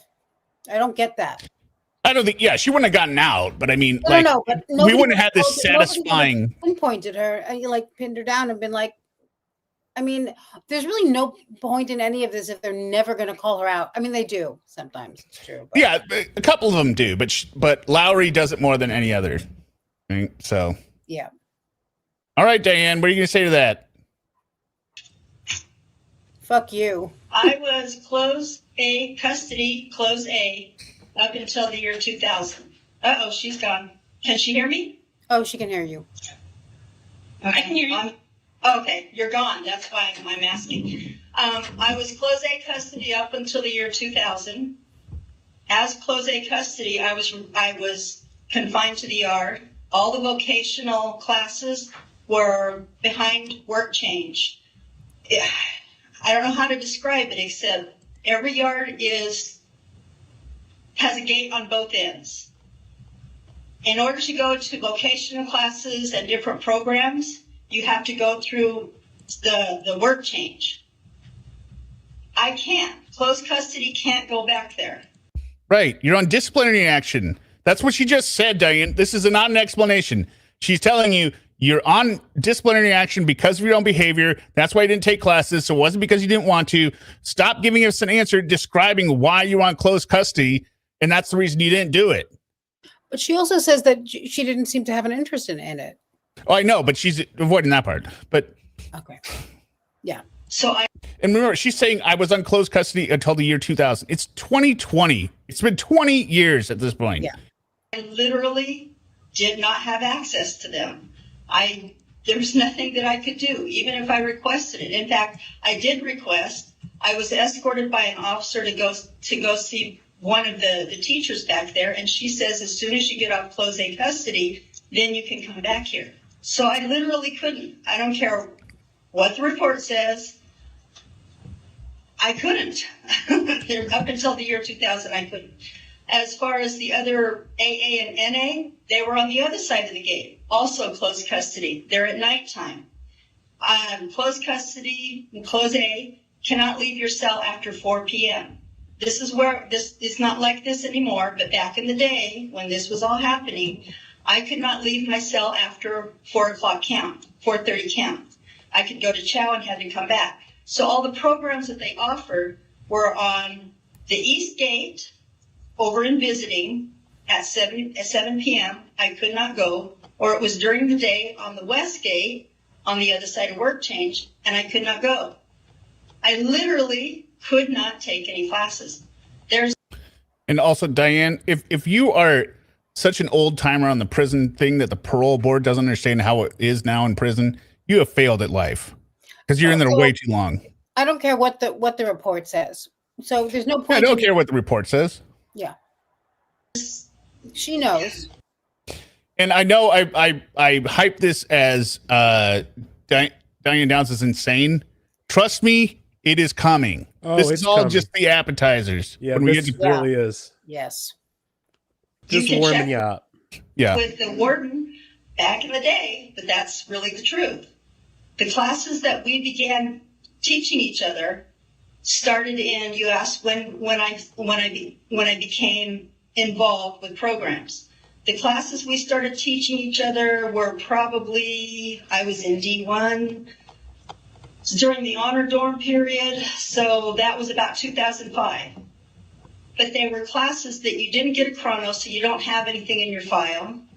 They weren't like hobbies. Taught by psychiatrists or psychologists. Those classes didn't begin until 2000. Well, we didn't even have classes then. Mm-hmm. Really, we didn't have staff-sponsored classes up until about 2000. She wastes so much time with her bullshit. 15? Right. I mean, Diane, they have the records. They're going to know. And just because you're going to say they're wrong, they're not going to believe you. Yeah. 14? I think she believes herself. Yeah. That's when we started having staff-sponsored classes. So I became closed B custody in the year 2000. And I was able to go through work change. But by that time, the reason they took me off closed A custody is because they needed me to be a clerk. So as a clerk, I was locked in for 2 years as a clerk, and I couldn't take any vocational classes because... They're not even talking about vocational. They're talking about psychological, mental health, Diane. Institutional need. There you go. There you go. There you go. There you go. So. Also, she always makes it sound like the classes that she has been involved in, she was teaching. Yeah, well, the way she makes it sound is like they were all teaching each other. Like it was like a club. Yeah. Hey, what skills do you have? You can play the harmonica? All right, let's do a harmonica class. Yeah, then we started the Handsome Woman Club. All right, let's see if that answer worked for her. Okay, so you just said, I don't care what the report says. So is it your, I guess, opinion that the institutional report that we got is inaccurate as to your programming history and your attitude?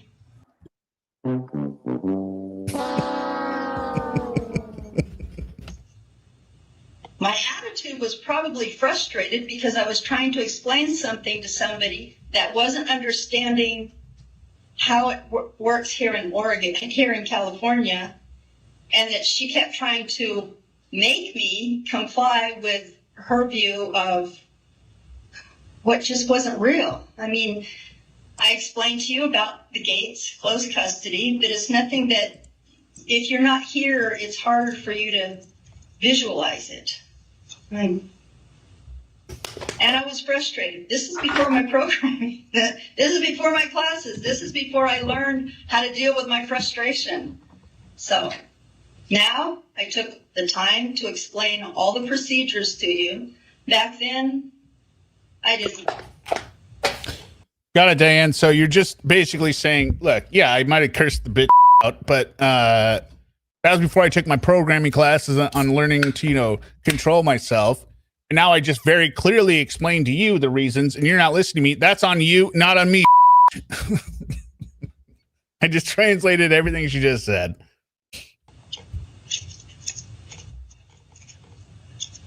Thank you. Mr. Bailey. Thank you. Ms. Downs, you talked a little bit about the criminal thinking program.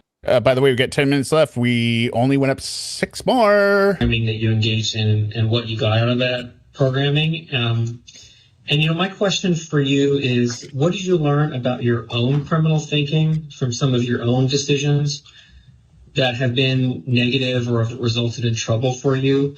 What did you learn about your own thinking? What was the thinking that was driving some of those decisions for yourself? I also like this guy, Bailey. He doesn't ask as many questions because I think Lowry hits so many of them that he's just like, no, I don't have any extra questions, right? But this should be the easiest question for Diane to have prepared for her in her entire prison life. What criminal thinking went into your crime? I mean, that doesn't apply to her. No. Let's see what she says. What is Diane going to confess about in terms of criminal thinking? Wow.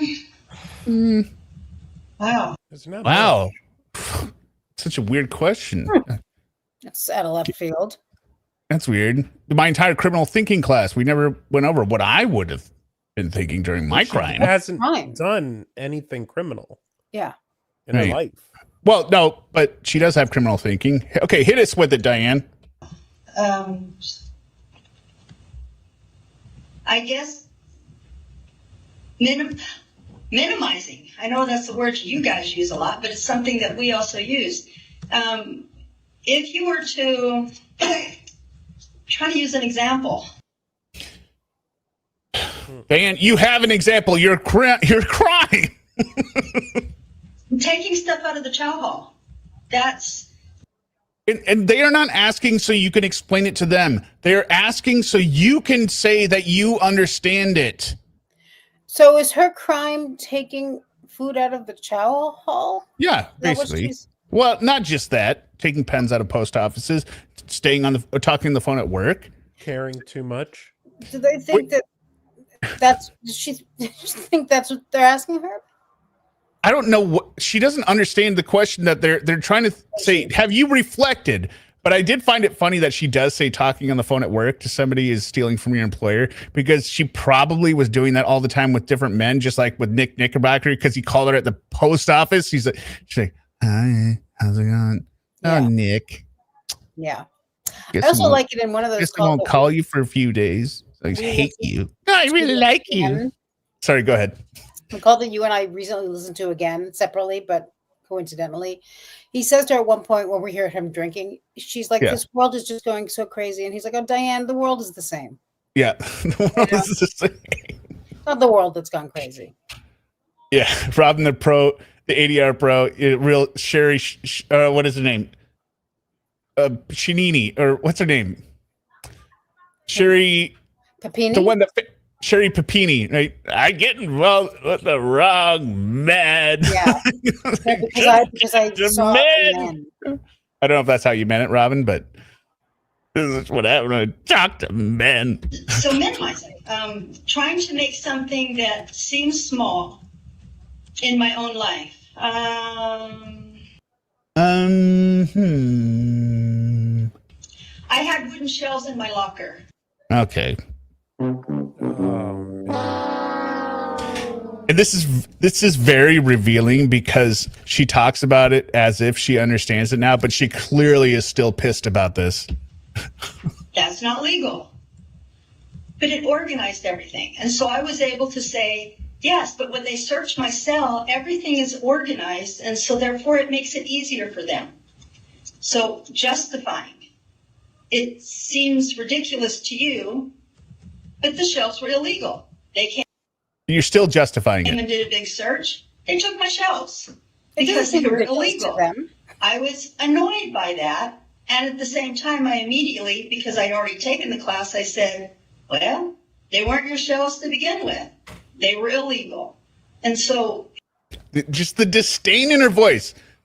They were illegal. Like this is she makes up the first part and then tells the real part after it. Well, they were illegal. So now you have to do a longer search, you dumbasses. You don't see my genius. But she says, well, that's justification. Yes, you still feel justified. Keep listening. as far as I didn't think I had criminal thinking. Everybody does. Everybody does. Trust me, if you took the class, you would know. Everybody, little things like calling during work is criminal thinking. You're stealing from your boss. It's not. And so what I learned about myself is that I was able, before the class, I was able to justify little things because it didn't really affect anybody. The shelves didn't hurt anybody. You're still justifying it. The shelves help staff. I justified it. The shelves help staff. You're listing your justification arguments, Diane. You don't grasp this. You're even failing within your own example, not just because it's meaningless, right? But you are saying you still don't understand that thought process. This shows that the way that she would want to, if possible, explain her crime is by saying, I was very in love with Nick. Yes. He was the only man I ever loved. He did not want children.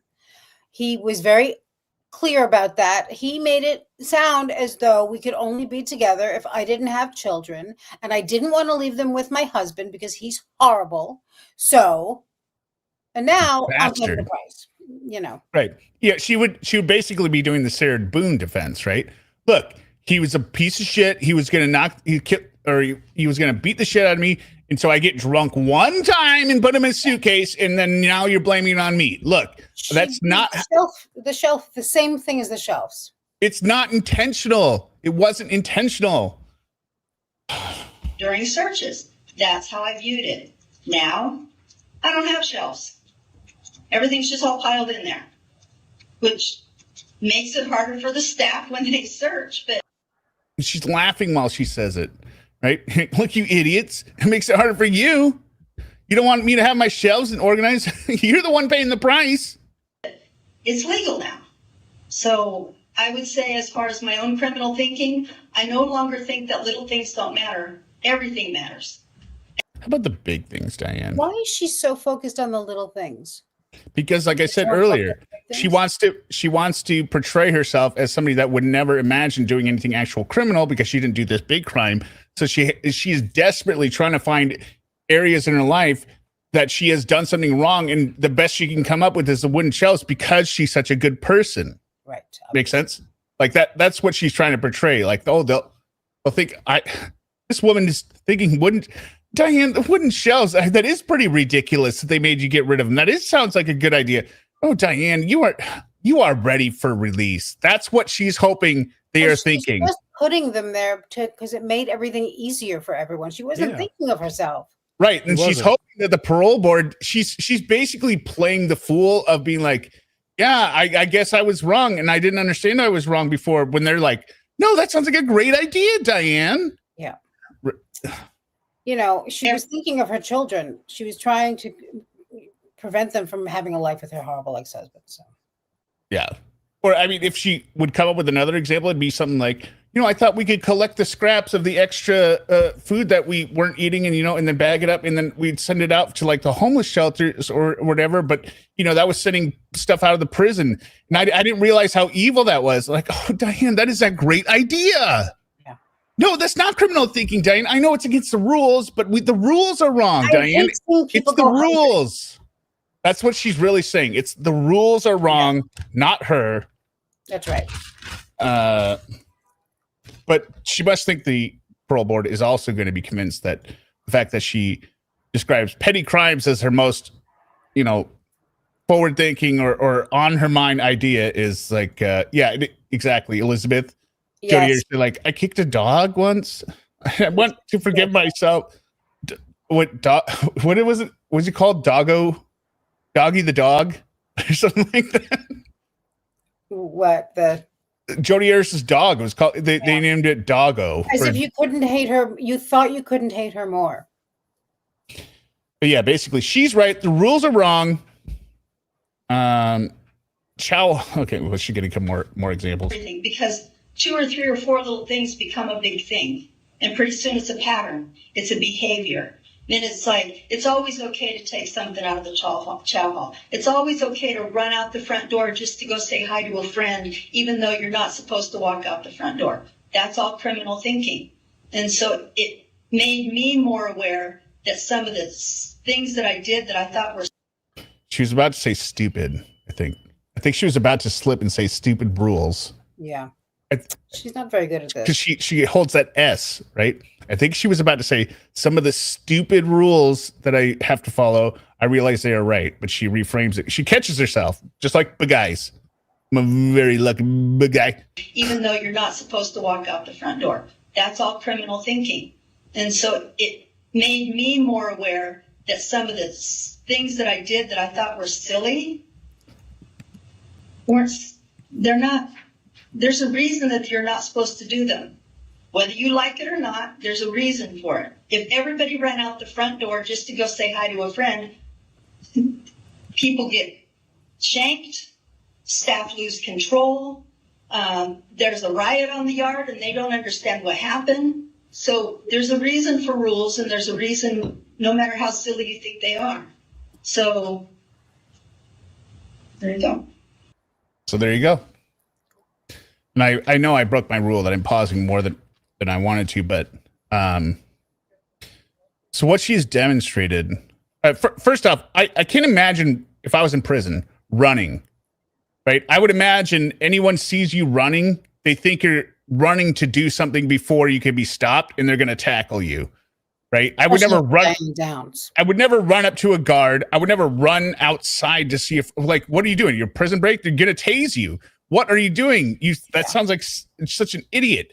But what she's essentially saying through all of this without realizing it is that she can barely adhere and understand the prison rules.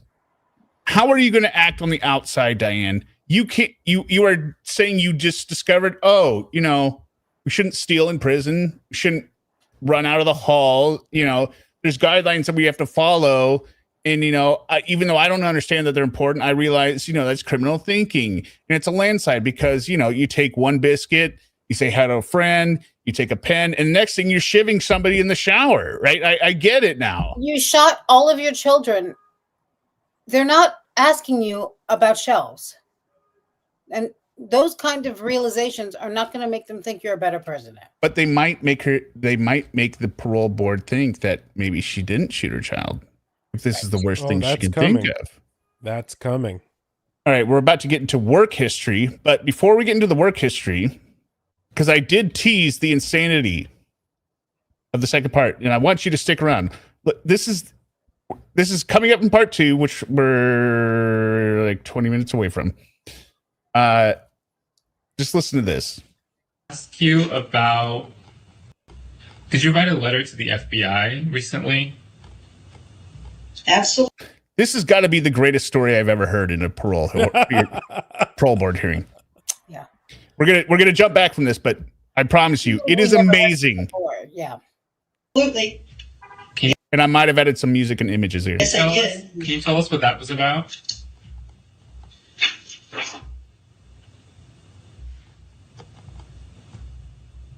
In 1987, after my escape, somebody contacted me and said that they wanted me to sign a movie deal for Motown.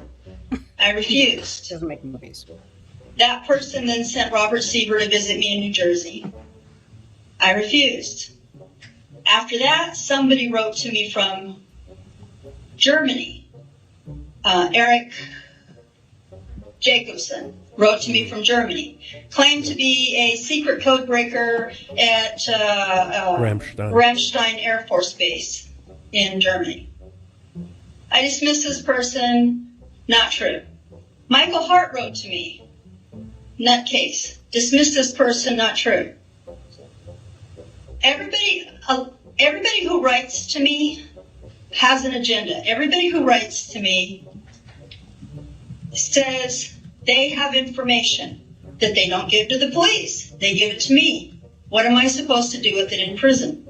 So I have continued to try to decipher and sift through this information with what limited resources, which is none, that I have in here. And all I can do is remember these things. In 2004, a woman moved into my cell named Julie Mayo. I received another letter from Michael Hart. Michael Hart sent a picture. I showed the girls in my cell. Julie Mayo says, "Oh, he's a wonderful looking man. I think you should write to him." It turns out that this man, Michael Hart, is her son, Frank. Frank was one of the people that wanted me to sign a movie contract for Motown in 1987. This is all information that comes in over the years, slowly rolling in. Years pass. All of a sudden, in 2010, the parole board, I received a threat that if the parole board paroled me, that they would be in trouble. He would make trouble for them if the parole board paroled me. I sent that letter, I gave that letter to the investigative services unit and said, please let the parole board know I don't want them to be caught off guard. I don't want them to be in danger. I assume that they did send that to you. And if they did, not you, your predecessors. Yep. And if they didn't send to your predecessors, then maybe they also received a threat, because that was a very strange parole board hearing. Yeah, I'll say. They were in assistance. How so? They were in Diane? attendance by the state police. And I mean literally right next to the table, so that when Miss Baker stood up, a hand reached into the camera, took her elbow, and leaned to lift her up. The person that leaned into the camera was a captain from the state police. I recognized him because he's the one who transported me from Salem here back in 1993. So they felt that they had been threatened, maybe by the letter that I sent them that I had received, maybe a threat of their own. I don't know which it was. This is more information. For 10 years, I don't hear anything from this Michael Hart. Now, here we are on the eve of a parole board hearing, and all of a sudden Michael Hart pops up again and says, he and I need to be friends, and remember when we used to write? No, we didn't used to write. Remember when we did this? No, we never did this. You're making this all up. Right. And I know that you're Julie Mayo's son, and I know you're Frank from the Statesman's Journal newspaper that tried to get me to sign a movie contract that I didn't want to do. So basically, you're stalking me. So I sent this information. It made me fear that if he's going to do all these crazy things to me, maybe he was the one that threatened the parole board. So I sent that information with his color pictures, because he sent a bunch of pictures. I sent them to the FBI and said, is this the man that was threatening the parole board in 2010? Because this is the man that's been stalking me since 87. And if he's been stalking me nonstop since 1987, to the point that he put his daughter up to pretending to be my child when she's not, then is it possible, can you, through different measures, find out if he was involved in the shooting back in 83? So that was the letter I sent to the parole board and sent you a copy. So that is the crazy that is coming up That's not even the craziest part. Too. What? That's not even the craziest part. No, it's not. The craziest part comes after that. So please stick with us here. Okay, thank you. That was the only question I had. I'll turn it back over to Chair Shu.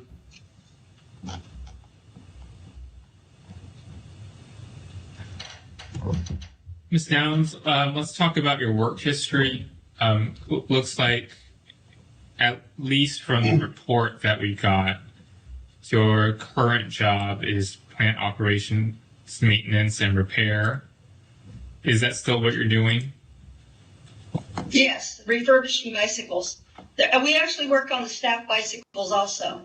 But our main goal is to refurbish broken bicycles to give to the children at Christmas time. Okay. And I see recently, I think about 3 years ago, you were a yard worker. Is that correct?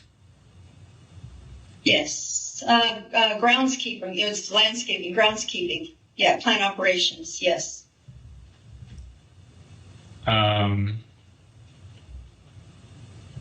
think they're still shopped. So it looks like recently most of the work has been, related to work, to physical work. Have you held positions that are more clerical? Yes. Every time they get a chance, they make me a clerk. Okay. Can you tell us about your experience as a clerk? Yes. I was a clerk for the counselors. I was a clerk for a teacher, which involved tutoring, which involved teaching. That's why they pulled me as a clerk in education, because of my college degree. That was my first clerk position. That's when they took me off close A custody and made me close B because they needed me. I'm not saying I'm special. Don't go there with it. I'm just saying they needed somebody that could not just do paperwork, but that could teach. And so they pulled me. You know that they I was a clerk at the watch office for the. What'd you say? Sorry. They have real employees there. They don't need you. Well, no, that's what I'm saying. That's why they did kind of the setup, right? Yeah. Like, hey, we need her in here. Do whatever you got to do. Dr. the Evans, anything. Right. Let's get Diane in here. Screw up her whole parole meeting. Yeah. Oops. Ask you about custody captain. I think that's it. I think that's all the clerking I've done. Good. Okay. You know, the only clerking I had associated with anything before this was like judge clerking, right? But now I know there's clerking in prison, according to Diane. It's just clerical, I assume. Those are all my questions for you about your work history. Do the other board members have questions? Sorry, did you have something else you wanted to say? I was a clerk in plant operations. Sorry about that. I was a clerk in plant operations. In between being a painter and groundskeeper. Also, just before I went to the bicycle refurbishing, I actually worked inmate day labor as a ditch digger. I was literally a ditch digger. So, and I mean 10 foot deep, 5 foot wide. I was a ditch digger. Deep? Didn't you say this already? No. Right, thank you. No, ExDerek did. He mentioned digging ditches, didn't she? She did. I mean, not the dimensions. Not the dimensions. No, right. Is she building a bridge? I gotta get that foundation down there for the steel columns. Mr. Christ, do you have any questions about employment history? No questions on this topic, thank you. Mr. Taylor? No questions on this topic, thank you. Ms. Lowry? No questions, thank you.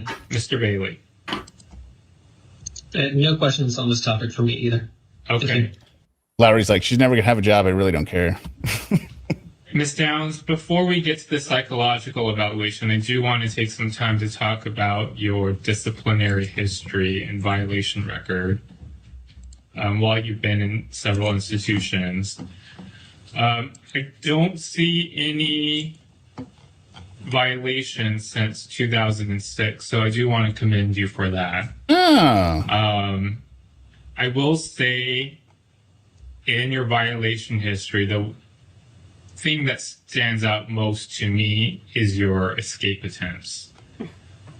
So can you tell me how many attempts you've made to escape various institutions? Go ahead, chat. We've heard it before. How many times has she escaped or tried to escape? To the number. Because if the chat knows, Diane should know. You know, right, Sima? I mean, ExDerek knows as well. I knew of at least 3.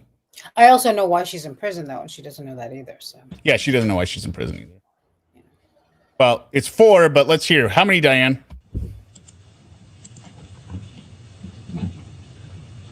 One.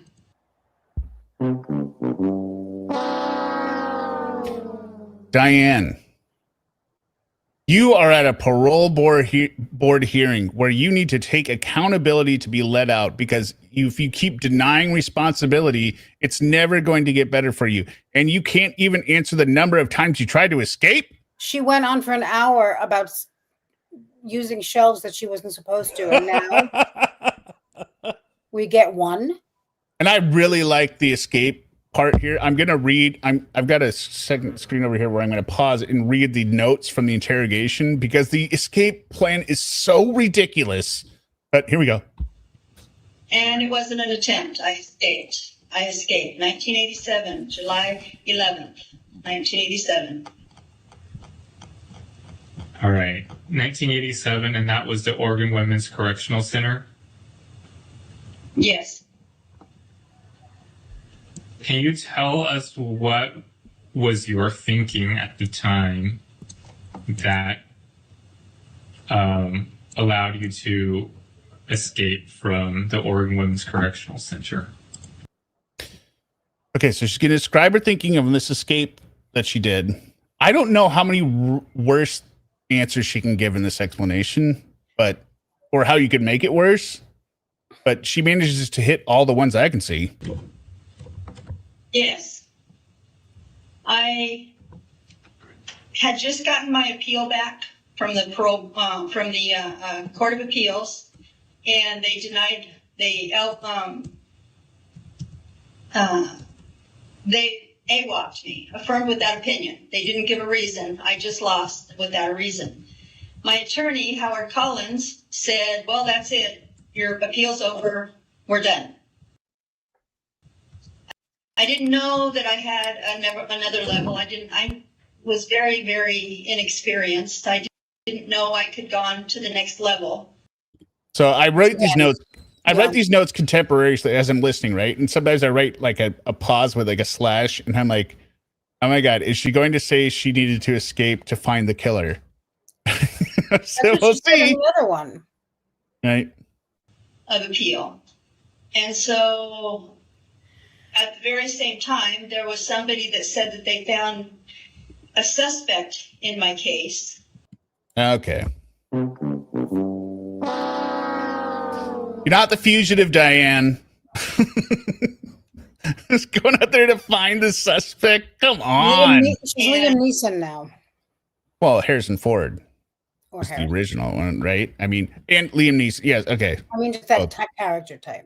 Yes, character. They got to be the one-man solution crew, like the one-man wrecking crew. She's going to go out there. Funny she never made it more than 6 blocks away from the prison.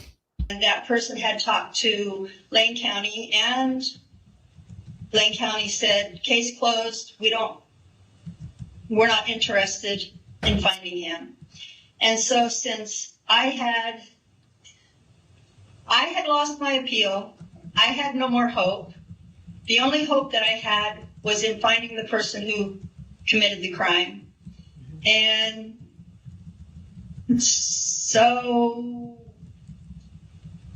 in order to understand the mind of an escapee. Oh my God. Wait, I've got to pause here. This is one of my biggest issues. She's saying you need to understand the mind of an escapee. I don't think anyone needs to study that ever. It's not complex. Prison sucks. What you know? What? And if there are studies on this, which there are actually, No. these people have read them. They know them. They don't. She does not gonna. She's. I know what I said. Are there any major studies being done about escape motivation? Like, I said, like in Shawshank Redemption, are people sitting there like puzzled at the end of Shawshank Redemption, being like, "Well, why is he trying to escape?" Yeah. Like, what? Like, you know, I said, World War II POWs, like, are they sitting there around, like, are they doing studies like, well, what makes detainees escape? They built walls because everyone would leave if they weren't there. Right. And everyone would leave. The things that they study about escapees isn't, I mean, it's so obvious why they escape. They don't even have to think about that. They look at like what part in their sentence are they most likely to escape, things like that. By its own design, it is meant to confine people, to not allow them to escape. There is no hidden psychological mystery of figuring out, well, why would people want to escape this place? I don't get it. It's so lovely. Diane. And this is just another thing where she's trying to blame it on, well, if you really knew, if you understood, you don't understand like I understand. Prisoners want to get out. Prisoners want to get out. Got to understand the mind of an escapee. I mean, I know that you sit here listening to people all day, every day saying, let me out, but you don't understand. People want out of here. What a idiot. This is the dumbest explanation you could give to a parole board. Yeah. You really have to live inside prison. You really don't. I've never been to prison, and I would want to escape. Yeah. I mean, the only reason I haven't been in prison is because I don't want to go to prison, because otherwise, believe me. I should bring up, though, about our discussion last night. I don't want to scare anyone. I don't want to alarm the audience, right? But the Epstein files are coming out, and so we might not be having ExDerek on the program in the next few weeks. But ExDerek, is anything you want to say in preparation for your eventual disappearance or temporary disappearance or something? Fake news. Fake news. I didn't even think, was he part of that conversation, or was it just no? It was just you and me. I said asleep by the time he started going on about the Epstein files. I said to Sue and ExDerek, I was like, "Hey, I just want to get ahead of the story. My name might be on the Epstein list, but you'll stand in solidarity with me, shoulder to shoulder." And then Sue said, "You too." Phew. He's going to be embarrassed. All right. Well, yeah, we could stand together. It's like a million years ago. What it's like on the outside. But a person doesn't escape from prison unless they're willing to die doing it. Prison has to be the situation, it doesn't have to be prison. The situation that they're in has to be so terrible that they would rather be dead than continue as they are. Is that why there's suicide in prison? Oh my gosh. Because you can get shot going over the fence. It's the same reason that women stay with abusers for so long. Okay, so basically what the state of Oregon has done is made her stay in an abusive relationship. Diane, stop it. She's a survivor.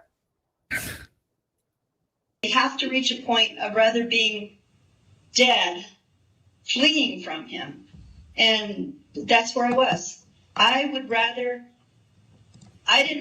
was at the point that I didn't even care if I got shot going over the fence. That's how bad it was. I don't know if this is supposed to evoke sympathy or something, but this is such useless language. Like, yeah, they all understand, Diane.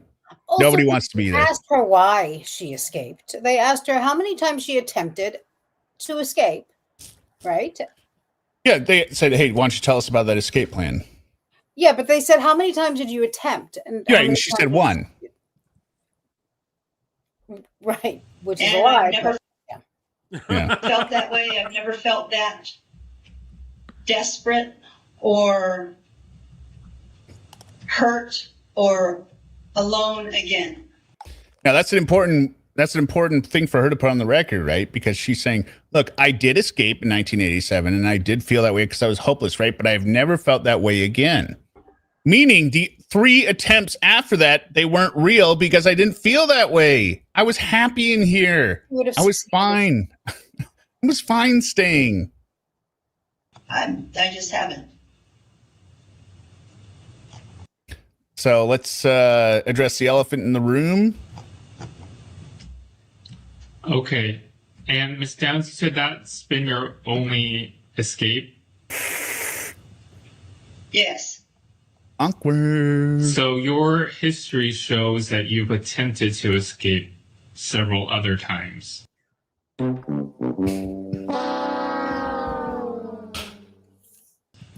it, it's like they have records in front of them. About your 1989 disciplinary action for attempt or planning to escape from the New Jersey Department of Corrections. Can you explain to me why you received that disciplinary action? 1989, a man named Robert Seaver came to visit me. He wanted to marry me. I didn't want to marry him. Okay, do you want to hear the real report first, or do you want to hear it afterwards? Okay, so this is based on the language in the report, which is kind of hidden, so I can't see the full thing. But basically, this is the report that they showed in the thing. I couldn't find this online either. Where is it? Okay. So it sounds like she was carrying on some kind of like prison romance by mail kind of thing, right? And it said, where is it? Why is it not showing me? On Friday, May 12th, 1989, Mr. Robert Seaver was interviewed by Lieutenant Charlotte Namlick and the undersigned. Mr. Seaver appeared visibly upset during the interaction. He stated that he had broken off with inmate Elizabeth Diane Downs and did not want to marry her. When Mr. Seaver was questioned about visits, he stated that he had no intention to ever visit her again. Mr. Seaver signed a statement requesting that his name be removed from inmate Diane Downs' visiting list. Mr. Seaver admitted that inmate Downs was planning to escape. He stated that he realized that Downs was using him for publicity and to help her with their plans of escape. Some of these pages are cut off, but the next one is, let's see here.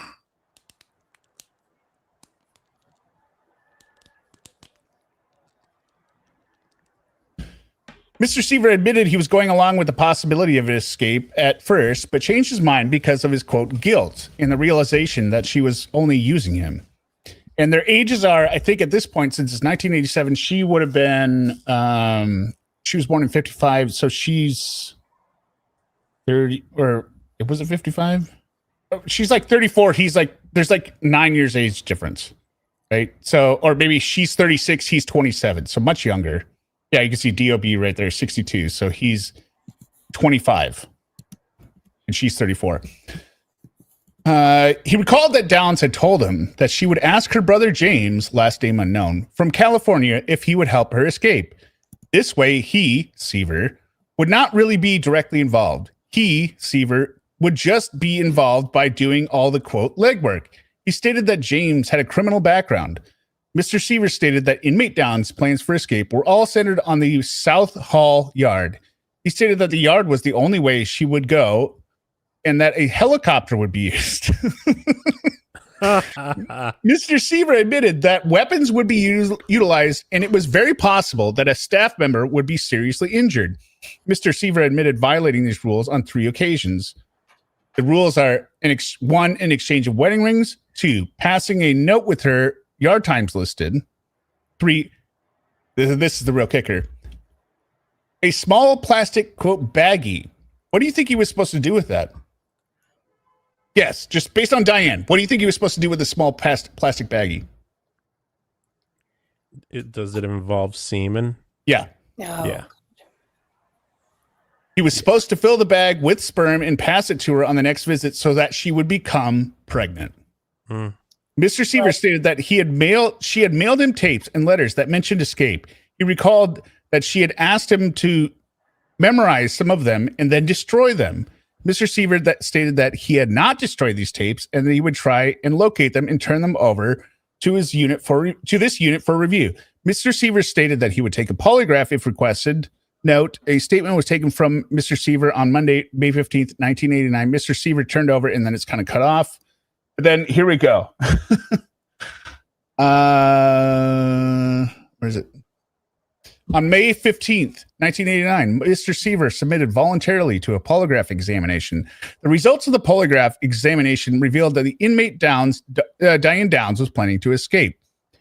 During interview with Mr. Seaver on May 12th, 15th, and 16th, 1989, he outlined numerous escape plans which he and Downs had discussed. Among these plans, but not limited to, were he would pass as a land spectator and hire a helicopter.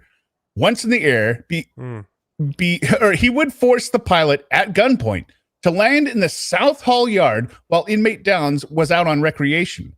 Genius. Mr. Seaver stated that Downs had given him a piece of paper with her yard times listed, see attached. He admitted that he had been on Race Street and Pittstown Road. Both of these roads are adjacent to this facility. He stated that he would have no problem entering this facility undetected. He admitted that he had purchased books on making explosives. He was aware of the fencing and electric zones. He stated he has knowledge of the zones along with the electronic map housed in a vehicle that was used to transport him to South Hall for his visits with inmate Downs. Basically, it's in my car. Discussed was a plan where he would enter the facility undetected via Route 78. He would then conceal a weapon near the visitor trailer. Then the following day, after being processed for his visit, he would retrieve the concealed weapon. This plan would result in a hostage situation. Mr. Seaver said when he got cold feet, a plan was discussed whereby he would hire somebody to assist in the escape. He stated that he would just be doing the legwork in preparation for the escape. Mr. Seaver stated that he and Downs had planned to, quote, rough it and eventually hide in another country. Attached is a typewritten list of items that Downs asked him to purchase prior to escape. It should be noted that inmate Downs was received at this facility on November 25th, 1987 from Oregon. Inmate Downs was transferred to this facility via the Interstate Compact program after she escaped from the Oregon facility in which she was housed. In its conclusion of the undersigned, that inmate Downs did not conspire with Robert Seaver to It is the conclusion of the undersigned that inmate Downs did conspire with Robert Seaver to escape from this facility. Although Mr. Seaver claimed that the relationship is over, there is no evidence to indicate that their plans for escape have been abandoned. Mr. Seaver should not be discounted at this time as an accomplice to an escape by inmate Downs. But I want to get to this list. Where is it?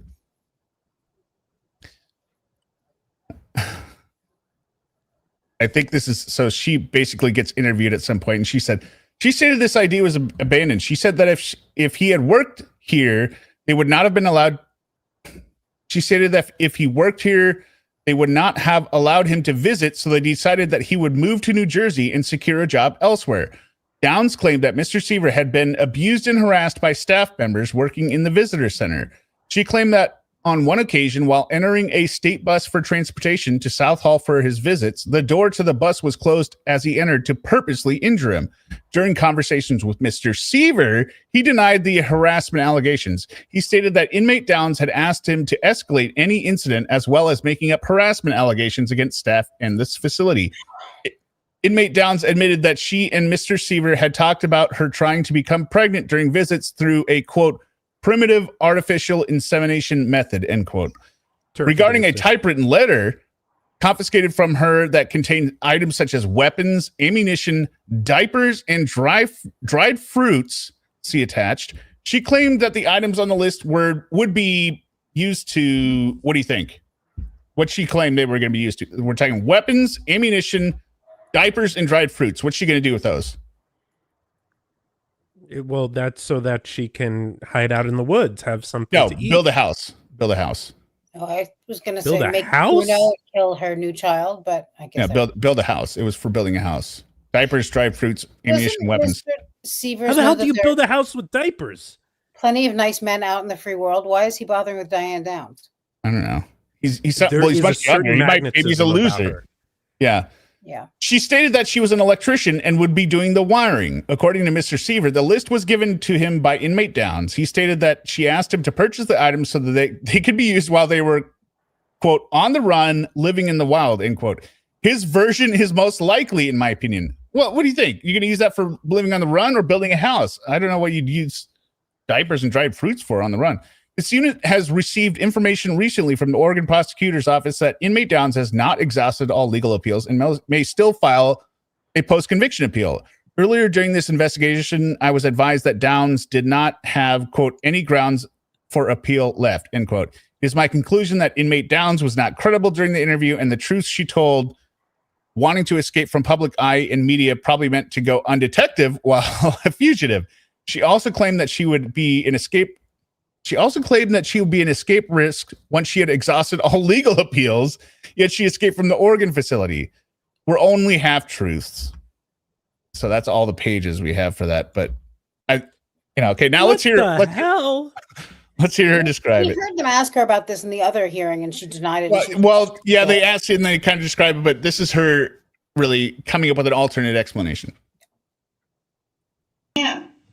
He wanted his. I'm going to back it up to the beginning of his, where's it? 55, 27.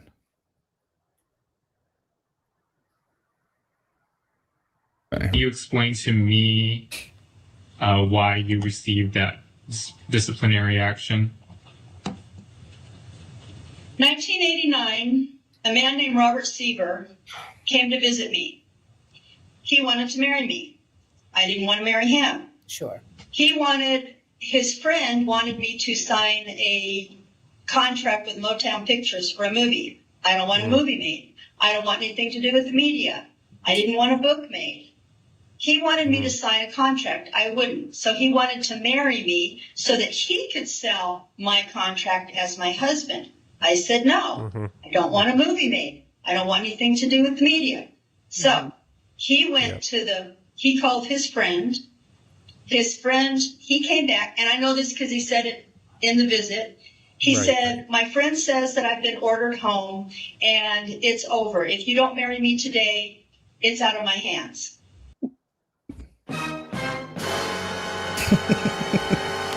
What does that mean? I said, I'm not going to marry you. He walked out, went straight to investigative services. I don't remember what they called it back there. They call it ISU here. He went to investigative services, said I was planning to escape. They came, cuffed me up, took me to ADSEG, told me that I was planning to escape. I said I wasn't. They said, I said, make him take a polygraph because I'm not. I'm going to court. This was in May of 89. I was going to court. I was on the calendar to go to court in September of 89 for my post-conviction relief hearing. Being on the outside of the fence would not have allowed me to go to court and have my name cleared. It was more important to me back then. That's the most bulletproof argument I've ever heard. Look, if I escaped, I wouldn't be able to be found innocent by the Court of Appeals. That's right. Which is dumb. But then don't follow it up with this statement, Diane. To have my name cleared, not so much anymore. So you don't care anymore. So you're an even bigger flight risk now? What? Why would you say that on tape at a parole hearing? Oh my God. It's like I said, she gives the worst answers. It really mattered to me last year or back then to, not escape so I could be proven innocent. Not so much now. Yeah, I don't know what her thinking was there. Not worried about it. But he went to ISU. I told ISU, do a polygraph. He did a polygraph. He failed the polygraph. He was lying. But I was already in ADSEG, and it was convenient for them, so they convicted me. They brought the prosecutor in. They took me out of my cell one day, put me in a room like this with a phone, and it was the district attorney for that county. He asked me a bunch of questions about the escape. I answered his questions. I sat in the room for a minute. Didn't know if they knew that I was done because there was nobody like an officer sitting with me. So I got up, opened the door, walked into the hall, and heard the same man that I'd been on the phone with. I heard his voice, and I looked to my left. He was at the officer's cage. He had been using their phone in-house to talk to me, and I heard him tell the warden, this woman is not planning to escape. I have no reason to prosecute her. You've given me no reason to believe she's planning to escape. I love how by the way, we're at 170 people in here. What, 120 likes? We got another 50 people in here. Hit the like button, please, if you enjoy this. I love how in all of Diane's stories, people are always announcing her innocence, right? Yeah. Like within earshot of her. Like, I know this woman is innocent. Why are we keeping her here? She is innocent. She didn't hurt anyone. Her only fault is she loved too fiercely. People are always writing letters confessing that they know what actually happened. Like she like people are just always announcing the truth around her. For some reason, it's never on the record. So, and also the weird thing about her stories is she's always, the quotes never change, which they should, right? If you were retelling a story and you were quoting somebody, there'd be some variation. There's never any variation because she made it up. So I thought to myself, great, this is over. That's why the prosecutor did not charge me with escape in New Jersey, because I wasn't. He had no evidence that I was. They took me back to ADSEG, and I did hear in ADSEG. I was found guilty of planning to escape, even though Robert Seaver failed the polygraph, and even though the district attorney said, you have no reason to believe that she's planning to escape, and neither do I. There you go. There you go. I can't tell you why that's on my record, but it's definitely been a blight. It has. So yeah, it's been a real blemish on my record that I tried to escape again after escaping. Are you saying Mr. Seaver planned it all by himself, or did he get help from you in planning the escape? FBI guys. He wasn't planning to escape either. He was planning to make some money selling the escape story. He took the escape story back and he gave it to his friend John Stevens, and John Stevens sold the story for $10,000. Wow! Oh my God! Now, doesn't she talk about Motown films for every excuse she gives, every story?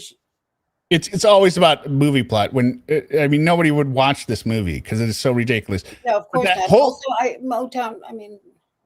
Motown. Well, Motown? somebody said in one of the comments in chat that there was actually a Motown production that made like a handful of films. I'm sure there was. But I don't know if she's picking this independent studio. Because otherwise it would be too obvious. Right, exactly. And what's the other thing?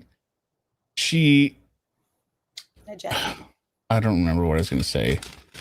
What did you say? You said something about selling the movie rights and the picture and for $10,000. John Stevens sold it for $10,000. Mm-hmm.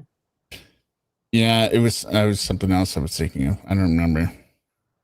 I lost it. Interesting. Motown made the movie Mahogany, which you don't know, so go on. Record says Mr. Seaver turned over. That's the type of wed, actually, Suma. I'm surprised you don't know that. Over numerous items, including tapes.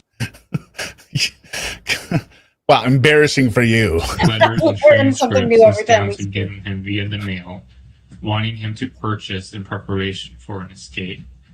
Is that not true? Oh, I remember what I was going to say. I'll back it up here.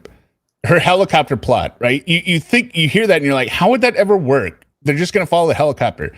I guarantee you she came over that plane and her story was going to be, no matter how bad it looked, that this guy was obsessed with her, landed the helicopter and kidnapped her at gunpoint and forced her to get into the helicopter. And that's why she left with them, but she didn't want to escape, right? Like that is 100% what she was going to do.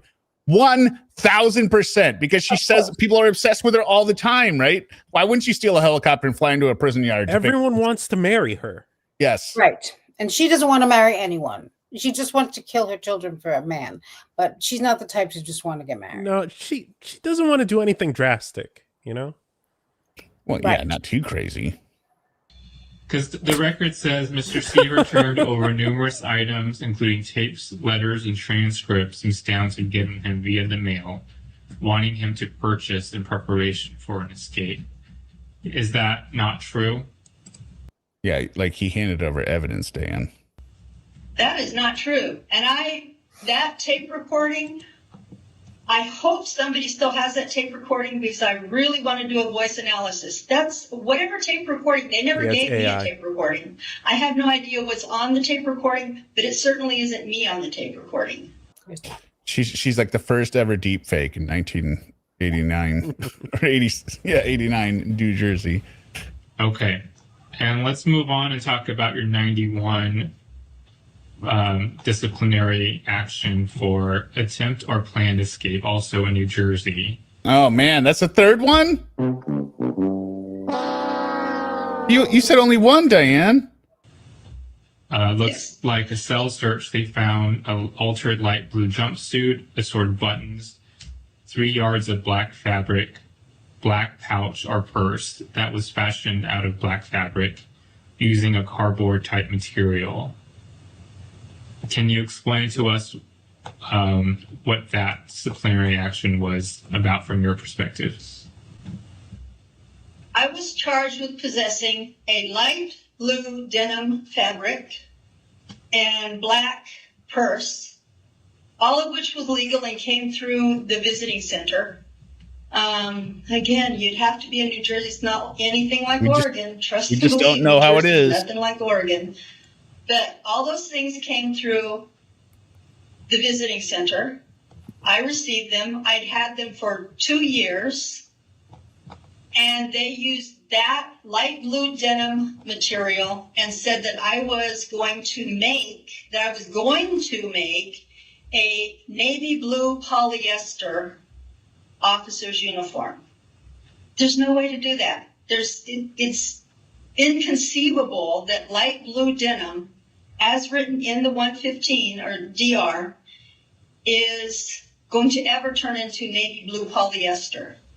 And it was a jumpsuit. It was a little bitty jumpsuit. The officers wear long pants that go down to their ankles. The jumpsuit was was thigh high. It was a one-piece jumpsuit from the shoulder to the thighs. But if you hadn't been there, if you hadn't seen it, you put it in my record, and there it is forever, and it looks legitimate, but it's not. It's just not. All right, Dan. So here's where I would counter the argument, right? You say how stupid it is, like, oh, I'm going to sew a guard's uniform out of denim jeans. Right? You know, the 3 people escaped from Alcatraz using paper mache masks, a drill from the wood shop, and paper mache to recreate their vents in their cells. I would say the paper mache mask, I wouldn't risk, oh, this isn't going to work. I would have never gotten out of there, right? They actually escaped the facility. Who knows if they actually made it across the bay, but they escaped, right? So, Diane, just because your plan is stupid doesn't mean you were going to try and do it. Just like a helicopter landing is extremely stupid. And escaping from prison, going 6 blocks down the road to live at your cellmate's husband is stupid. It doesn't mean that these aren't attempts. Yeah, she still did it. And I wouldn't believe, if it was a smart plan, I might doubt that she came up with it. But. Yeah, that would actually raise doubt, because based on your experience, we already know that your murders were extremely stupid, Diane. So this is well within your wheelhouse. Very stupid. Yeah. Exclusively.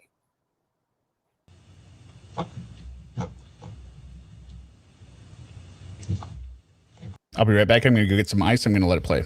Okay. And then there was another incident from 94, I believe. This is the Cox story. This time in California. Search of your cell revealed mortar and caulking from the area around the cell window had been peeled or chipped away. Do you recall that incident? Oh, yes, I do, because I was in ADSEG. I was moved from cell to because of the escape and the alleged attempted escapes. They moved me from cell to cell every 3 months. Officer Molina took me to a cell on the upper tier, and the first thing that we do when we go in a cell is inspect it for repairs. What needs to be done? Does the sink work? Does the toilet work? Does the light work? Well, as I'm standing there and she's uncuffing me through the food port, I said, Molina, there's caulking missing from this window. Fucking Melina. She said, what? And so she cuffed me back up, pulled me out. She went and looked at it, and she goes, all right. So she made a work order, and she wrote it in red because it was the window. She sent the work order in. Nobody ever came to fix it, but she put a copy of the work order in a file right by the officer's, by the sergeant's door. An officer came in about 2 months later, and when he pulled me out for shower, they searched the cell, and he saw the caulking. So he wrote me a DR for planning for. Actually, he didn't write it for planning to escape. He wrote it for removing caulking from the window. I don't think he wrote it planning an escape. I think it was just damaging state property. I honestly can't. And I told him I've never removed a cock. Oh. Can't remember what he wrote it for. And I was found guilty. I appealed it all the way to Sacramento. Because I asked him, go get the report. It's right in that box right there. It's literally 6 feet away. Go get the report. You're going to see that Molina wrote that down. I didn't do it. I didn't damage the window. Molina saw that it was there. She put in a work order. He said, I don't have to. And he didn't. That was the sergeant. I can't remember his name. It's on the report. So I appealed it to Sacramento. Sacramento overturned it because there was evidence that he refused to take into consideration. They sent it back. A lieutenant heard me. The lieutenant said, what is this about? I told him exactly what I just told you. He said, where's this report? I said, right there in that box. He goes, sit here. He didn't have to leave my sight. He walked over to it's a box, like a file cabinet on wheels. Walked over, pulled it out. He goes, this is in red. How did he miss this in red? I said, he didn't look at it. He goes, not guilty. Well, they're supposed to remove that from your file when you're found not guilty. Apparently they haven't. So there you go. That's that story. He did write a 128. He included the 128. It's somewhere, it was 1 year later. It was 9 months. It took 9 months to get that far. So if that was in March, it would be 9 months later. There's a 128 in there, which is an informational chrono that said that 115 was removed from my file. It's in there somewhere. And I know that because the 2008 board and I had this same discussion. And the 2008 board, Miss Baker, leafed through and she said, oh, yes, here it is. So I know it's in there somewhere. If I don't know where, but Miss Baker found it. So it's there somewhere. So, Ms. Downs, let me ask you this. In the 4 instances that you were documented as escaping or attempting to escape, and I've heard your version of it, but my question for you is, do you think through those instances, do you think you exhibited criminal thinking? All right, Diane. This is an easy one. Oh, definitely. Definitely. All right, let's get started. With my escape? Oh, yeah. What about the 89 incident with Mr. Seaver?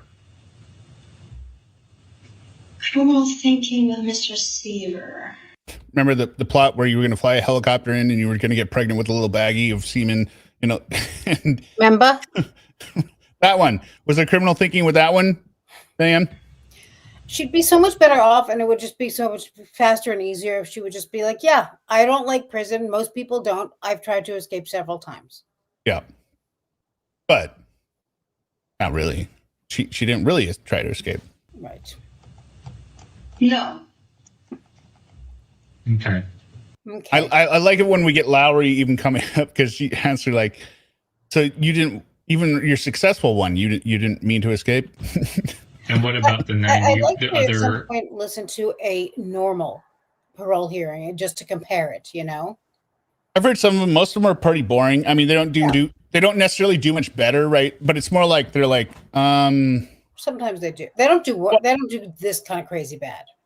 Well, what I'm saying is that they usually go like, I did the abuse I did the abuse addiction class, right? And they'll say like, it helped me learn what my triggers are. They give like the basic standard answers that you can what they're supposed to say. they say what they're supposed to say. They don't usually say enough, right, to get them out on their first time, right? But they at least say the right things. Diane does not even come close to saying the right things. Even her bullshit is bad. I guess I'm more interested in the difference in their responses than the criminals, than inmates. The parole board? Yeah, the parole board, because every time she's done, they're like, "No, okay."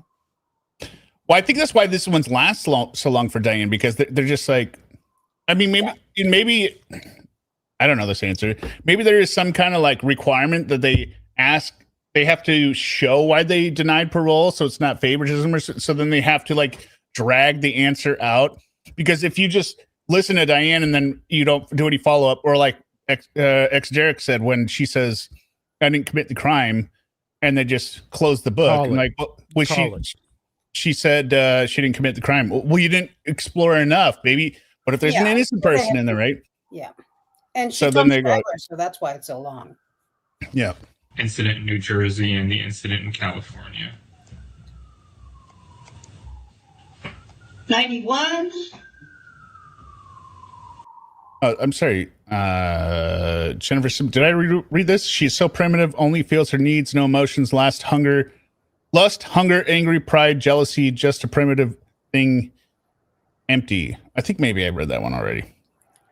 But Jackie Anderson, thank you for the 10 gifted memberships to everyone. Congratulations to all those who got it. And Care for JC YouTube. Welcome as a new member.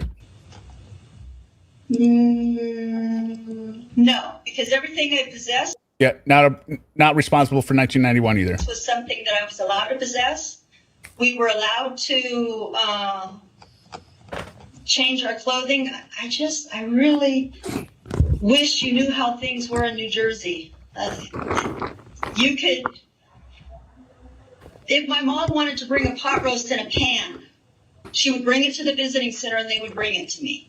If she wanted to bring me a needle and thread and material, I could make anything that I wanted. If she wanted to bring me a metal file, she would have brought it. We baked it in a cake, right? I get the lasagna. What is this, Goodfellas?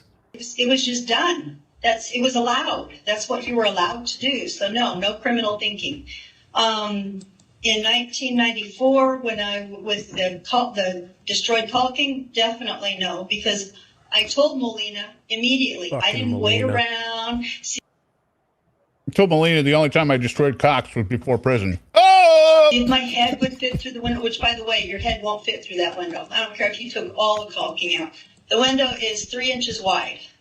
So nobody's head is going to fit through that. So as soon as I saw the caulking, the handcuffs weren't even off me. I said, Molina, there's caulking in this window that's missing a big old chunk of it. And she pulled me. Stop saying the word cock, Diane. Me out and looked at it. So no, it wasn't even like I waited to see, if I could do anything. No. So no. Okay. Those are all the questions I have for you about your disciplinary actions. Let me ask the board members if they have any questions for you. Ms. Kress?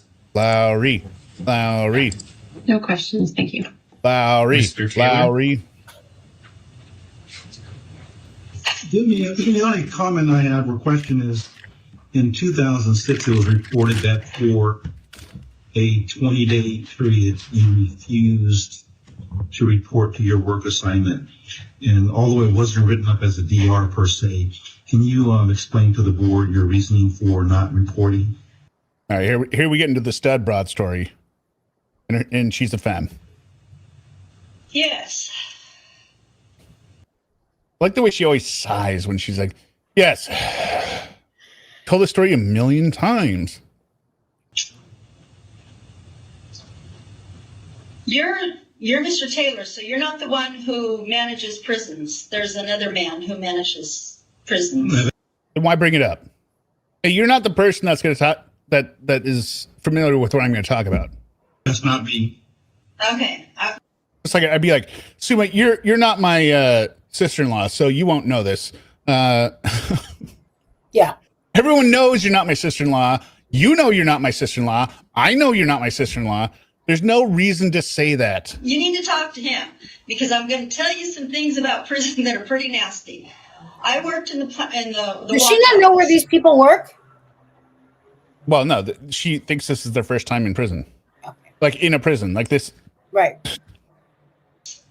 And she thinks everyone's giving it 5-star reviews in their probation hearings versus she's going to tell the truth. She's going to lay down the real. And they wouldn't know that in general, they have no, you know, I mean, you can work at a prison, you don't have to know anything about it. Yeah, and sometimes it's hit and miss. Like they have to, the first question when they ask as a parole board is saying, well, the inmate comes in, they're like, do you want to get out of here? And sometimes it's yes, sometimes it's no. Because, I mean, if they're going to say no, then, okay, well, you can just go back to your cell. We don't have to hear you if you want to stay. I mean, I would get out of here to see my kids and stuff, but it's so nice here. I love it. And there were 2 other clerks. I've got too many friends. I don't know what I would do without my support system from prison. Yeah. In there that worked with me. Actually, 1 clerk and 1 porter. I worked for the captain. Sorry, I stepped over it, but basically she's talking about being a clerk. She's saying she was the clerk for the captain, and there's other clerks that work for other people. That's all you need to know.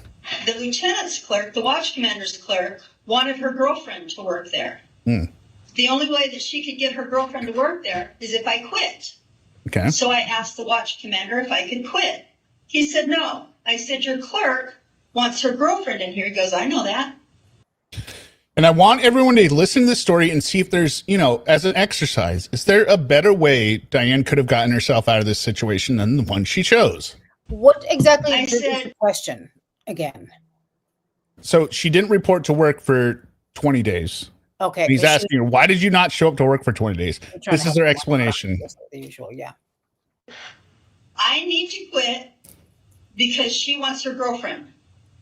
No. So they brought up a bully up there every single day to sit in there and harass me every single day.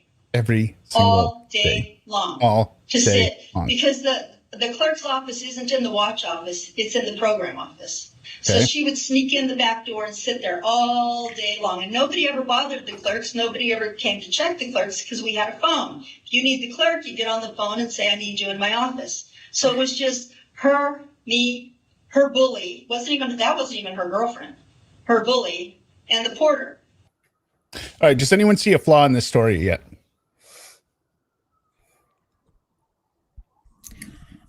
I mean, I have some questions, but I don't see any flaws in the story. No, here's the first basic question I would have as a reasonable thinking human being.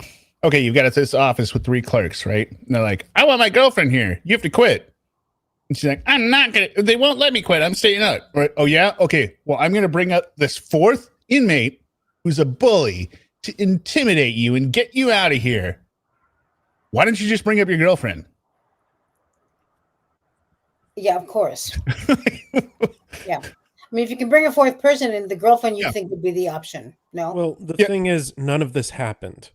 Well, yes, of course. I know none of it happened, but even within it not happening, Even her the story, his story makes no sense because, well, and she's saying, well, nobody, and she tells on herself because she goes, you know, because the obvious question would be like, how did they allow that for the 4th person to be there? And then so she knows that's coming, right? Diane Downs, Crystal Brains goes, nobody comes back to the clerk's office. They don't see it. Well, then why not report it that you've got a 4th member back there and she's a bully? Sees it, then just bring the person up anyway. Well, no, but okay, that was option A. Option B, tell the guards, hey, they've got this bully that's coming in here every day. The porter would leave because the porter didn't want to have anything to do with it. All day long. This went on for 2 weeks. And I told the watch commander, I cannot be in this job. I'm tough. So I decided it was worth the $115 just not to show up for work. It was either that or eventually the bully was going to, because the bully was a stud broad. There you go. Stud broad. You know what stud broads don't do? They don't back down. No, nor should they with a name like that. Not against femmes. Yeah. And by my not backing down, I was challenging her stud license. This girl has some serious criminal thinking. I wish you knew. I wish you knew. Yeah, you think I'm bad. Yeah, this girl was thinking it was all right to be in the office when she wasn't supposed to be there. and she did drugs and everything. Did she kill her kids, Diane? I don't know. Did she even have kids? They're so annoying. You can always have more.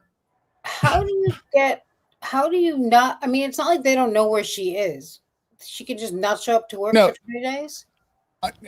Well, no. I mean, again, like the stud broad that's in there. Regardless if they see in the do they lose track of prisoners randomly? Like, well, I don't know, but I mean, she obviously didn't show up to work for 20 days, so I'm just wondering how she got away with that. Well, they must not need her as much as she thinks. Yeah. But she's key. They're keeping her in prison just for her skills. Well, actually, you know what? That's what tipped them off. They're like, man, this place is really going to shit. Where's Diane? Oh my God, she hasn't shown up to work in 20 days. No wonder we're having so many problems. There is criminal thinking in this one. If she eventually starts to feel like this femme, meaning her. Unicorn Rancher wants a stud license. Look at that face. I want a stud license. Yeah. You know, I mentioned it. She looks like the Skeletor the other day. But then I realized she actually looks like the Crypt Keeper more. Remember the Crypt Keeper from HBO? Yeah. That's what she looks like. Yeah. She has more hair than the Crypt Keeper, but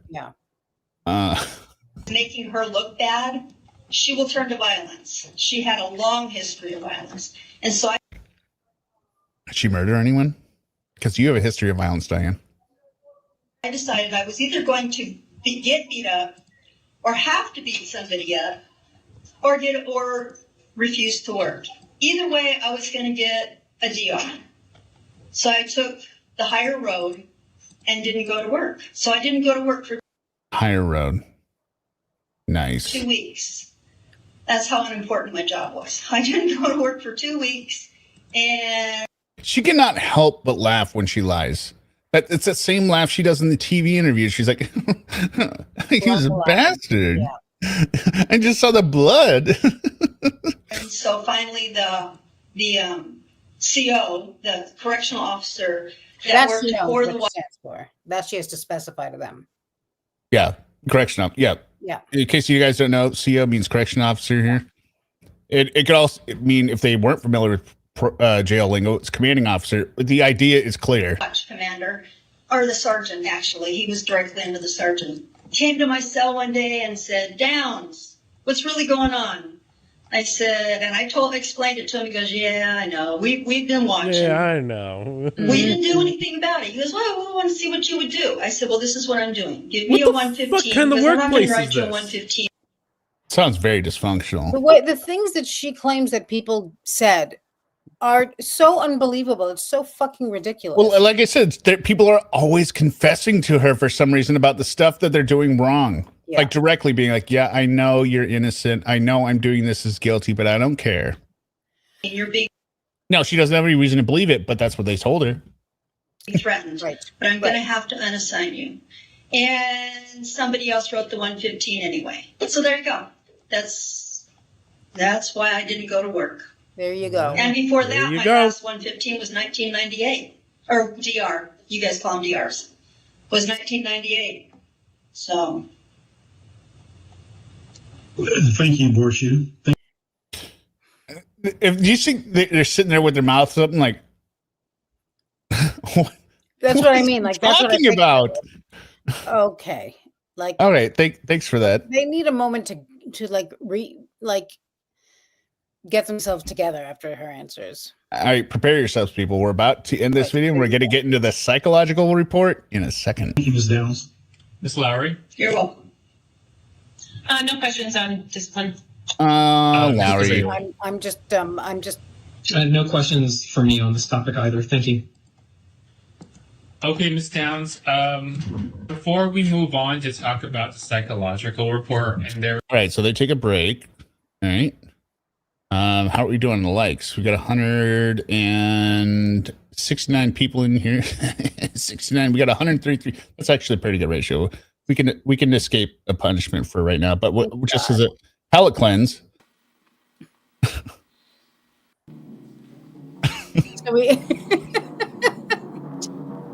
You're diabolical.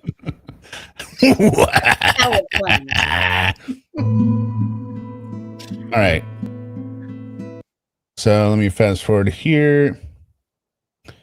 So she met with a psychologist for 8 hours and did a psychological report, which she said she was disappointed in. Let's see here. I need to be under supervision more than disappointed me. All through the report, she kept saying. And this is so Lauren, right, ExDerek? She says, like Lauren said, he self-reports, right?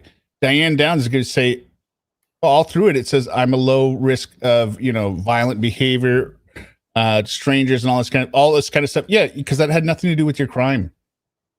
But this is probably the single worst probation section of any hearing in the history of the human race, other than maybe attacking the board. This is on paper, just the transcript. You don't even need to see the video. This is the worst. Saying low risk, low risk, low risk. And then she would say, but I'm not safe, or something to that effect. I don't want to take her words out of context, but it confused me because she kept saying there's no evidence of threats, no evidence of violence, no evidence of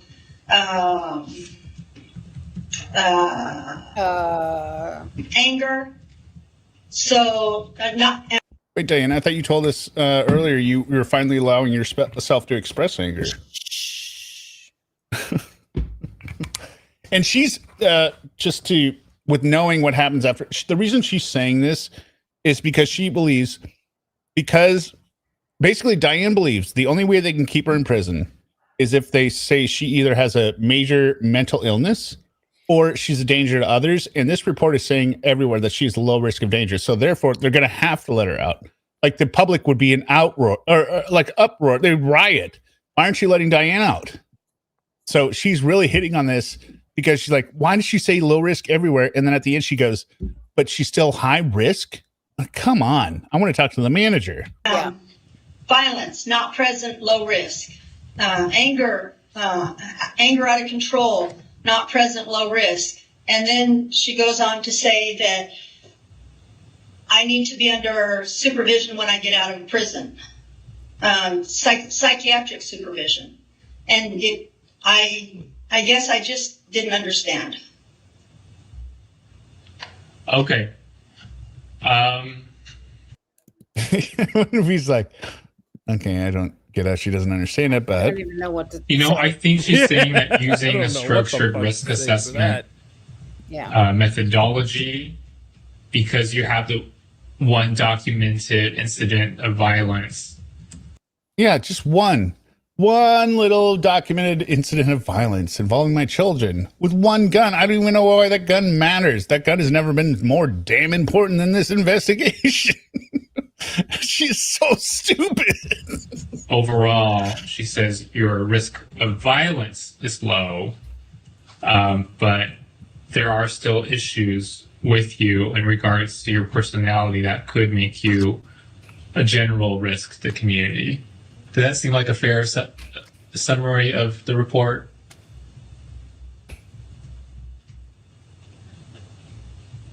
For me? Yeah. Oh, because you're looking up. I don't know if Oh, she's I'm on sorry. the screen up there. So the camera's right here in front of me, but the screen is up. Well, because she's confused by the concept of webcams, right? Remember, the internet didn't even exist when she went away, right? I mean, is there any other parolee there, potentially, incarcerated person there who's having a parole hearing with her? Is it possible that he's talking to someone else? No, that's it. She's stupid as well. But I liked how earlier when she's like, well, I taught myself I took an electrician's course because you're going to pay $500 to plug in a damn, I'm sure the computer courses she's been taking are vastly outdated because they're like, look, you got to plug the monitor into your modem. And they're like, whatever kind of thing is going with a 386. She gets out and sees people touching the screen. She's like, what the Or they're holding this thing in their hand. They're like, what is that? What is that box? What? How does that have moving images on it? What are you holding? And to the right. So if it looks like I'm She's like, where are all the payphones? looking away, I need to write a note. Give me a chisel and a block of stone. Someone check your pager. Yeah. Not even. it's because Yeah, I'm not trying even. to look at the screen, but Okay. also look at the camera. Okay. Yes, I would say that that's that's a good thumbnail of what I read. And somebody complained earlier they couldn't hear the music, so I did a little extra tuned-up version that I'll insert here over it. Okay, and so she did have some concerns about you.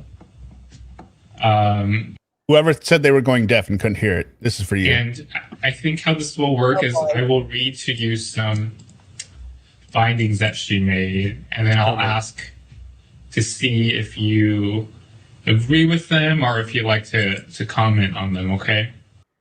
So listen to this psychological assessment. I think she nails Diane. Here we go. Okay. So she writes, overall, Ms. Downs presented as a glib, self-involved individual who told many stories that highlighted her importance and were unlikely to be true. Do you think there's any truth to that statement? Do we think that's true? Is that accurate? A glib, self-involved individual who believes the stories she is saying are true. Yeah. I don't know if she believes it, but Yeah. I don't know. After part 2, I was convinced she is actually crazy and believes this stuff now. This is a good assessment, so I would tend to. I have faith in the person who's making it. You know what I mean? Yeah, and they are unlikely to be true. Okay, so people are saying you have to answer a question before you can get a wrench. ExDerek, have you come up with any Lauren questions as verification that we could throw out there?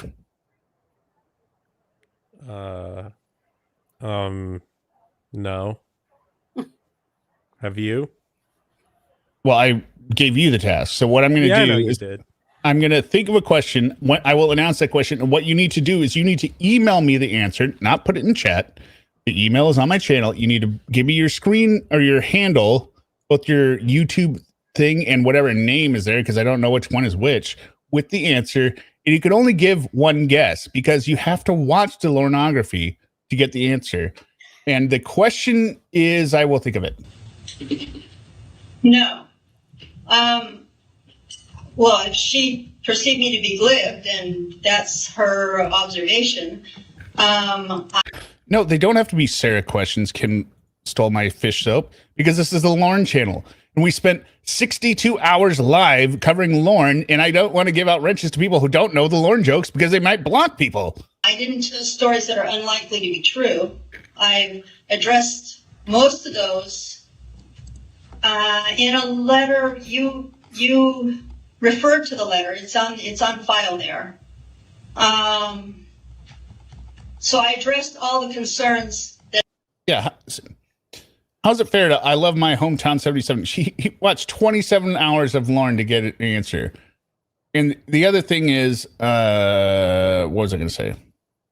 I don't remember. I had with her report, not all of them. Yeah, most of them, yeah. In a letter that was for this board. I think it was on the 18th or the 23rd, something like that. It was a letter. I've got it here. But anyway, I addressed those in the report with you. So basically, it sounds like she wrote a letter back to the board saying this report is bullshit, right? That's what I get the impression of. I'm sure she doesn't. I don't tell stories that aren't true. I love this. If there's anything that Diane Downs is known for, is the most untruthful storyteller. With zero documentation to back it up. Yes. try to only tell stories that I can prove with another document. No, you never do. Sometimes I can't because I didn't know that the subject was going to come up. Why don't you just bring all of your documents just to be safe? Yeah. I left that back in my cell. Yeah. No, I was going to say, The reason you need to watch pornography, if you don't watch pornography, you don't understand the humor in guys, like stuff like that, right? You're missing out on the comic enjoyment of this channel by excluding that material, right? You might catch some from this. We're going to go FBIA guys, but it's FBIA guys. Guys. It's a lot of inside jokes. I suppose in time, God forbid that there should be more time that. God forbid, because I'm getting out, right? That, that an attorney would have to go get those documents, then I suppose that's what would end up happening. At this point, I really hope it doesn't come to that because it just means more time. But no, I take exception to her saying that I make things up that are not true, that are unlikely to be true. Okay. All right, now we'll switch over to the alternate audio one here. Is it coming? Yes, it's coming. Yeah, right here. Ask you about, did you write a letter to the FBI recently? Absolutely. Yes, I did. Can you tell us what that was about?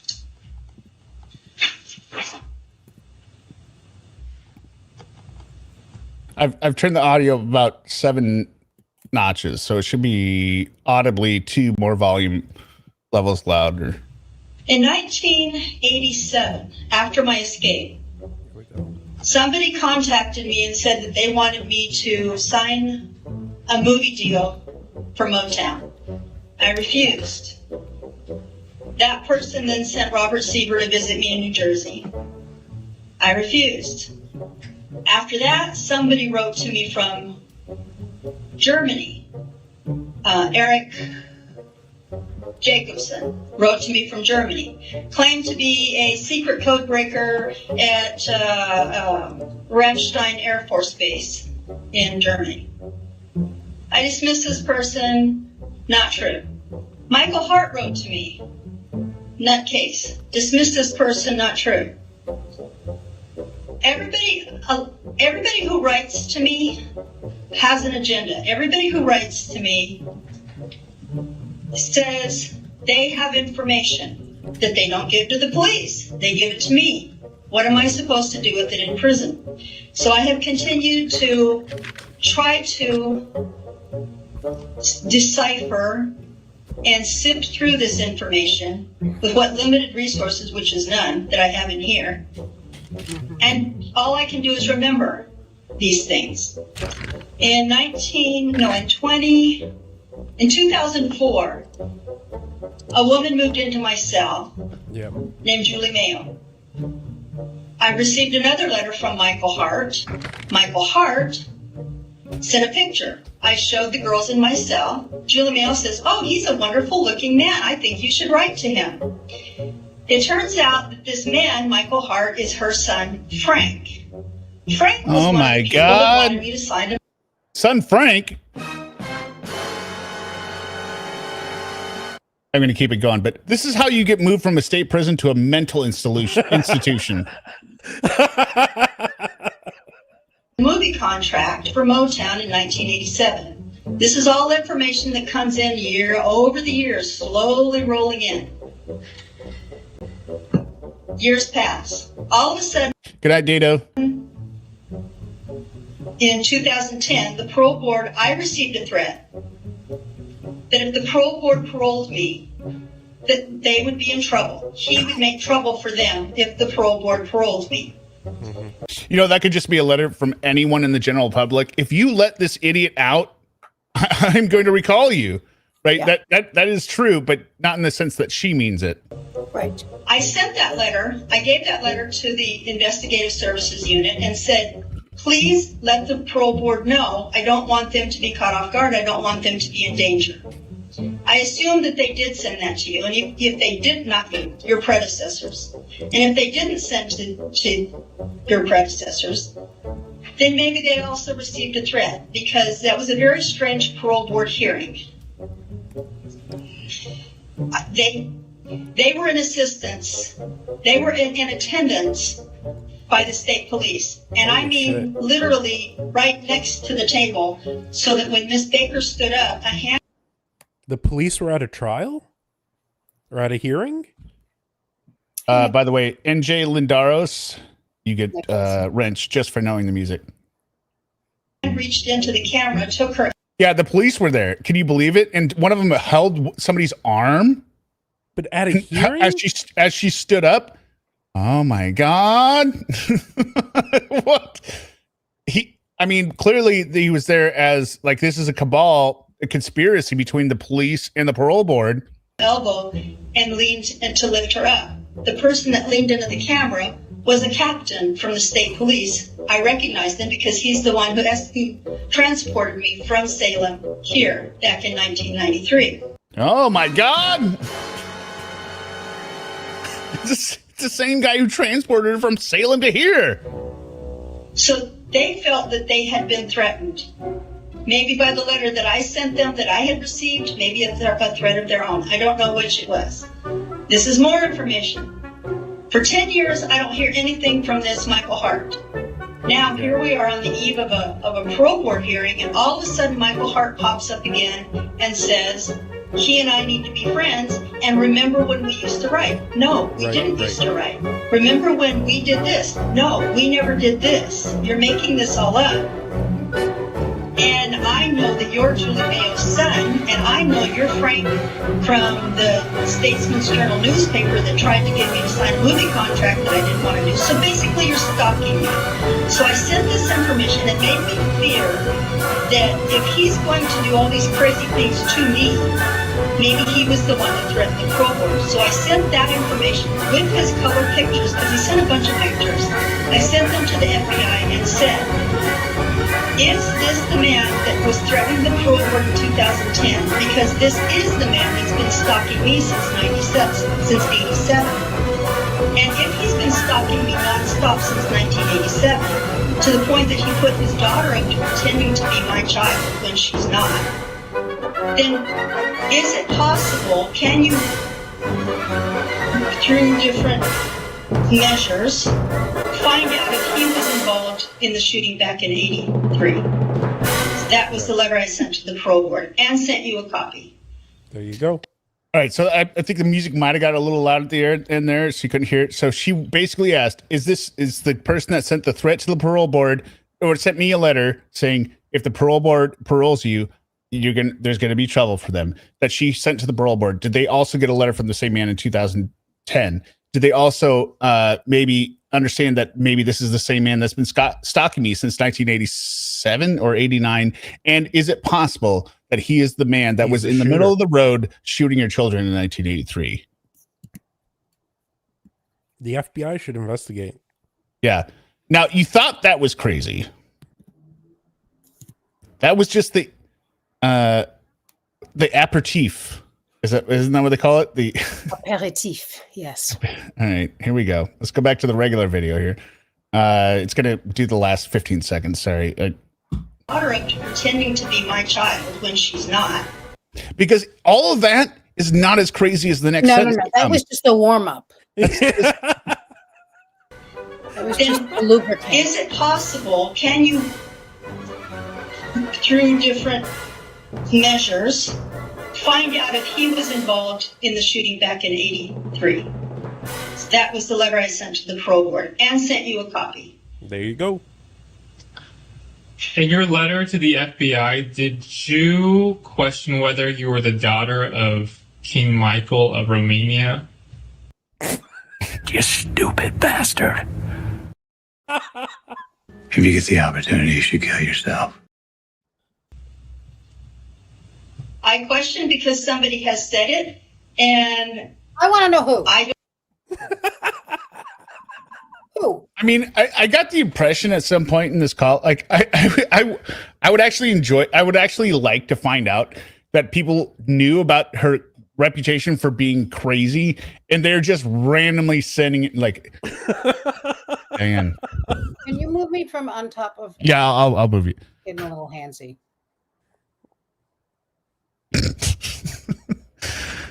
Oh, I forgot I didn't hit update. What was that? I thought you were already displayed over there. Like they find, hey, write this letter, write this Diane person in prison, and she will believe anything you say. Tell her she's a princess of Romania. And so people are writing in, be like, oh, I got one, and they're reading it to their friends or something like, dear Diane, watch out for the paint in your cell. It's listening to you. Like, someone told me. I mean, I would like that is a name I think should be mentioned. You know, just I'm receiving Morse code from you tapping your utensils on your food tray, and I understand you. So let me know. I'm not sure if I'm supposed to receive this frequency, if we're supposed to go somebody else, but also somebody stopped by and told me that they know what happened on the night of your kid's murder. So let me know. Just, I can hear everyone's thoughts. Yes, Diane, I keep trying to. I'm gonna say Sarah, but Diane, I got your dream last night. Thank you. Don't know. My dad in 2008, my dad said I was adopted. Now we had a discussion about this on chat, right? If this actually happened, I don't know if this actually happened, but I would 100% back her parents for doing it. Like, I'm surprised now that it's been suggested. I am sure I feel the same way they do, in that they wish they had thought of it sooner. Like, why didn't we just say she was adopted earlier? Yeah, we're getting all this grief from everyone in our community, and we could have just said she's adopted. Had we known that she'll say just about anything, we could have done the same. Yeah. That opens the door to any possibility. I don't know who my biological parents are. So when someone says, this is your father, he has 5 other daughters. So somebody's his daughter. So clearly the man anything is conceivable. Yeah. I don't know why I would. Not really, though, Diane. It's not anything is conceivable. Anything is possible to say out loud, but not everything is believable. No. That's right. Especially since one person told you this. Yeah. Did you know your it's not even father might be enough for you to mention? Like, someone told me this. Has she ever even been to Romania? Of course not. Or has her mother ever been to Romania? Right? That's the first question. Hey, Mom, did you ever go to Romania? She's like, I've never been outside of. Yeah. I've never. I've never left Maricopa County, darling.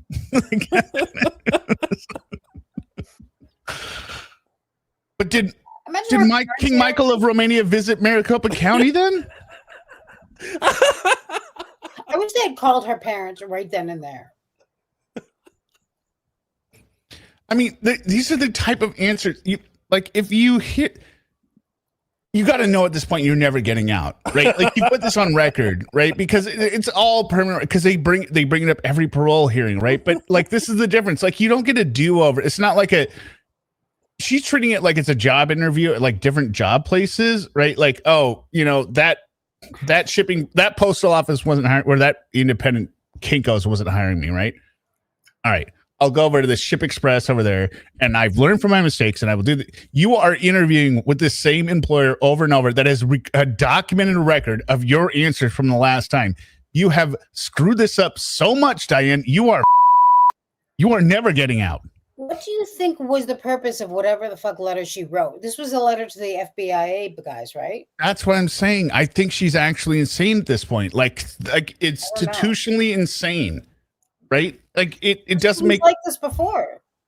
I know, but I think maybe okay. I had another thought. I had a thought of she thinks maybe if she's enough of an if she can paint herself as nonviolent, not a risk, right? And also a nuisance on the system, like a paper terrorist, like a Souce, right? Look, if we don't let her out, she's going to keep writing letters to the government agent. Look how much paper, let's just get her out there, right? We don't need to deal with all this nonsense of this old crazy woman when we could have a real criminal in here. Look, she's not even talking about any criminal activity she would do because her criminal thinking is she's talking about stealing pens. She's harmless and she's so annoying. Let's just get her out of here. I think that might be her strategy. I think there must have been some seed that was planted that made her think that if she was adopted and discovered to be the offspring of someone in another country, whatever, something happened there that made her think this might be her ticket out. That's my opinion. Or it might be like the psychologist said, that she has fantastical stories and delusions. But there's probably a reason for this one. I mean, you know, I always think like there's got to. Well, I mean, I don't know because okay, the seed of truth, right? Right. Maybe I don't know who. I don't know anything about King Michael of Romania. Maybe there was something in the news about he had fostered a lot of daughters that were just coming forward. Like there's got to be some kind of like news story out there, right? Maybe just something started this, and whatever her thinking was, you know, maybe she was like, well, if they think that I'm blah blah blah, then they'll. Because she does bring up something like a real murder that happens later. Has to do with I don't want to spoil it, right? But she does like tie in a real event into the reason that she's doing everything. Because I don't even think she knew there was a king of Romania before, you know, someone told her. I don't think she knew Romania was a country. No. And do they even have a monarchy? I don't know. I thought Ceausescu took that over in like the, you know, after the Second World War. I think, yeah, that was after. Right, but they didn't go back to a monarchy after that, did they? It's not still a monarchy. She meant the king back in the day. Yeah, the king back in 1940 or whatever. The OG. They were a communist satellite since like the 50s, weren't they? Well, when was she born? But she was born. She was born in 55. So how would? Oh, okay. Okay, but no, it would have had to have been pre-war at least. Born in 55. Yeah. I don't think so. How old is she now? She's 70. I thought she was 80 now. No, she's 70. She was 65 then. Yeah. His issue are Margareta, custodian of the crown of Romania, Princess Elena, Princess Irina, Princess Diane Downs. Okay. The only text you needed to read out was Romania is a parliamentary democracy. I get it. They got the whole king bullshit on the side. Got it. I don't believe I am. I don't think I am. But if and this same thing she does all the time. I don't believe this. This is crazy. But one of them could have been named Diane. Now somebody told me. Somebody else thinks I am. If this Michael Hart person thinks I am, then is that why he's stalking me? Is he convinced that there's a pot of gold at the end of some imaginary rainbow? I don't believe I am. Does he believe I am? Somebody needs to ask him. Because nobody needs to ask him. Because maybe that's his motive. I don't know. For some reason, he wants very badly for his daughter to be my daughter, and she's not. So I doubt that. Nobody wants to be a reasoning person would want to know. Not even your own ex-husband wants your daughters to be your daughter. Yeah. Ma'am. Especially, I would say. Why is it? Because you have a habit of killing your kids. So I don't know why this guy would be like, look, here's another kid you can kill. Important for him to bootstrap his child, his biological child, to me. Unless there's a pay. Okay, Brian Coburn had a cheat code. That's how he knew about the thing. Also, I thought you were very worldly and educated, but now I just realized it's just an X. It's very easy. Does the little girl look like a man? No, not hers. That's all. Actually, the one she had as the fourth one, the one she looks she's a little masculine looking. I don't even know that I've seen her kids actually. But I don't remember seeing her being like, that's a man. Yeah, no, she's nice looking, but you know, but you're not like, oh wow, that's her daughter. You're like, I can see that. You know, she's much better looking than her mother. See, look at the background here. This is another one of those pictures. What is this picture taken with? It looks like she's at a hockey arena at first, but there must be some kind of like picture behind her. Yeah, I think it's like a group picture. So again, that's why I think this is from a dating website. By the way, I ordered the silver wig because I was going to do what I was originally planning on doing was reading that epic speech that she just did in a Diane Downs impersonation. I was going to have my wife do some makeup on my face. I had an entire page just like most of my pauses are 2 sentences. This was an entire page for that one passage. But it, of course, Amazon delayed delivery. So that's why we missed out on it. So it's not my fault. Amazon sucks now. Go ahead and write Jeff Bezos. Oh, I will again. Oh, I'm already. You already started the email. The problem is already he wrote started me the back email. and told me that I'm the descendant of the king of The king of Antarctica. This is a man that sent Robert Sieber back to New Jersey so they could make $10,000 on a bogus escape story. No, I thought the other guy just made the $10,000. If they're willing to do all of that for $10,000, why does he want his child to be my child when she's not? What's in it for him? What's the payoff? I don't know. Criminal thinking. It is not my criminal thinking. He's this guy. I don't know. So I asked the FBI. They have the resources. They have the freedom. They have boots.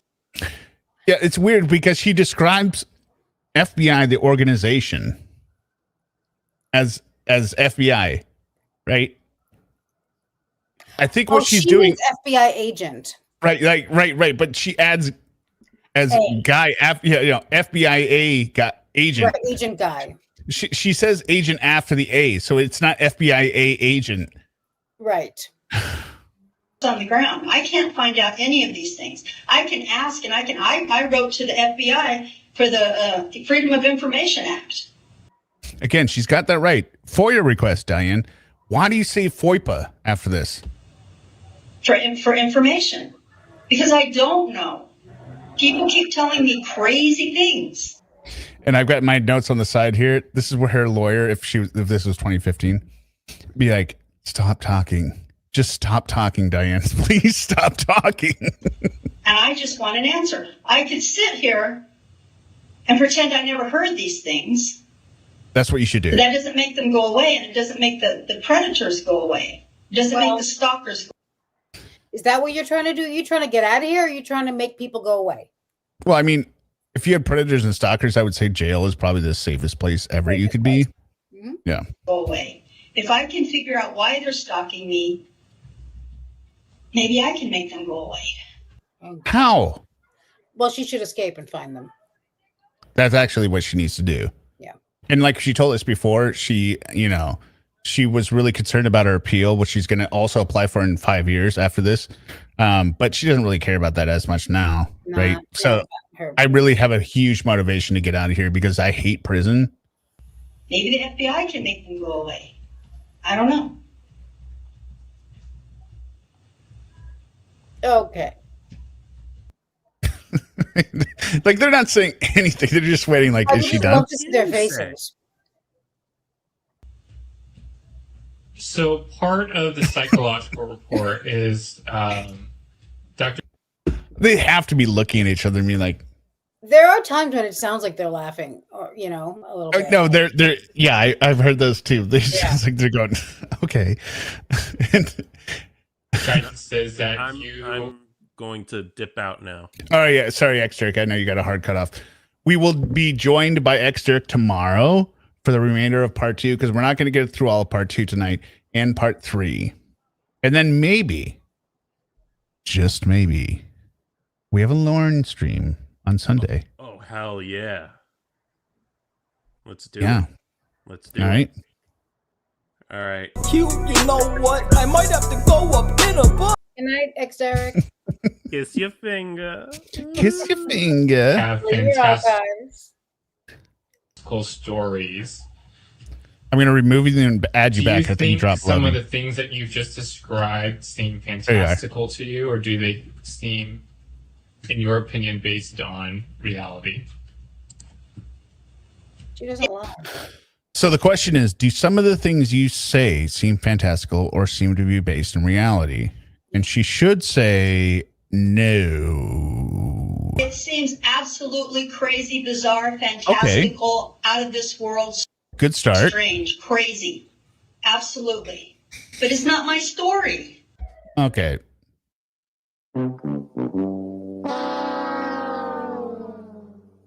It's a story somebody's telling me.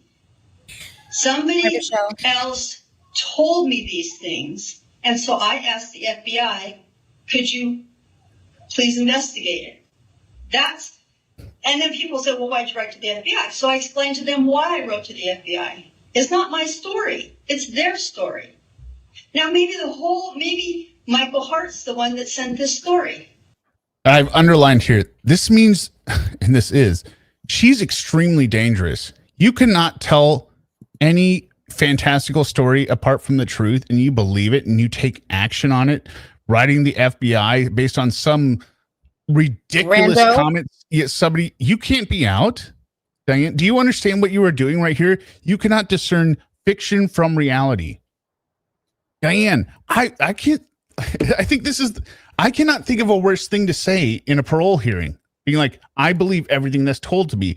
Meaning, let's say you're around kids and somebody said, hey, by the way, my kid is the devil and he needs to be killed to save the earth. And you're like, okay, well, I don't know if that's true, but I don't want the earth to be destroyed. So maybe I should kill this kid. Like, yeah. Diane, do not say this in a parole hearing. You are so stupid. You think you are doing work here, but you are an idiot. I don't even know if she thinks that. She just can't help herself. I genuinely don't think she understands how she comes across in terms of crazy. I don't know if she believes her own shit, but she thinks everyone else should. But she thinks she's saying stuff that has some purpose. Yeah. Yes. Being like, because her main goal in this thing is to explain away the crazy. That's what she's trying to do, is being like, no, I don't know. That wasn't me. I don't believe it. I get it. I agree. It sounds crazy.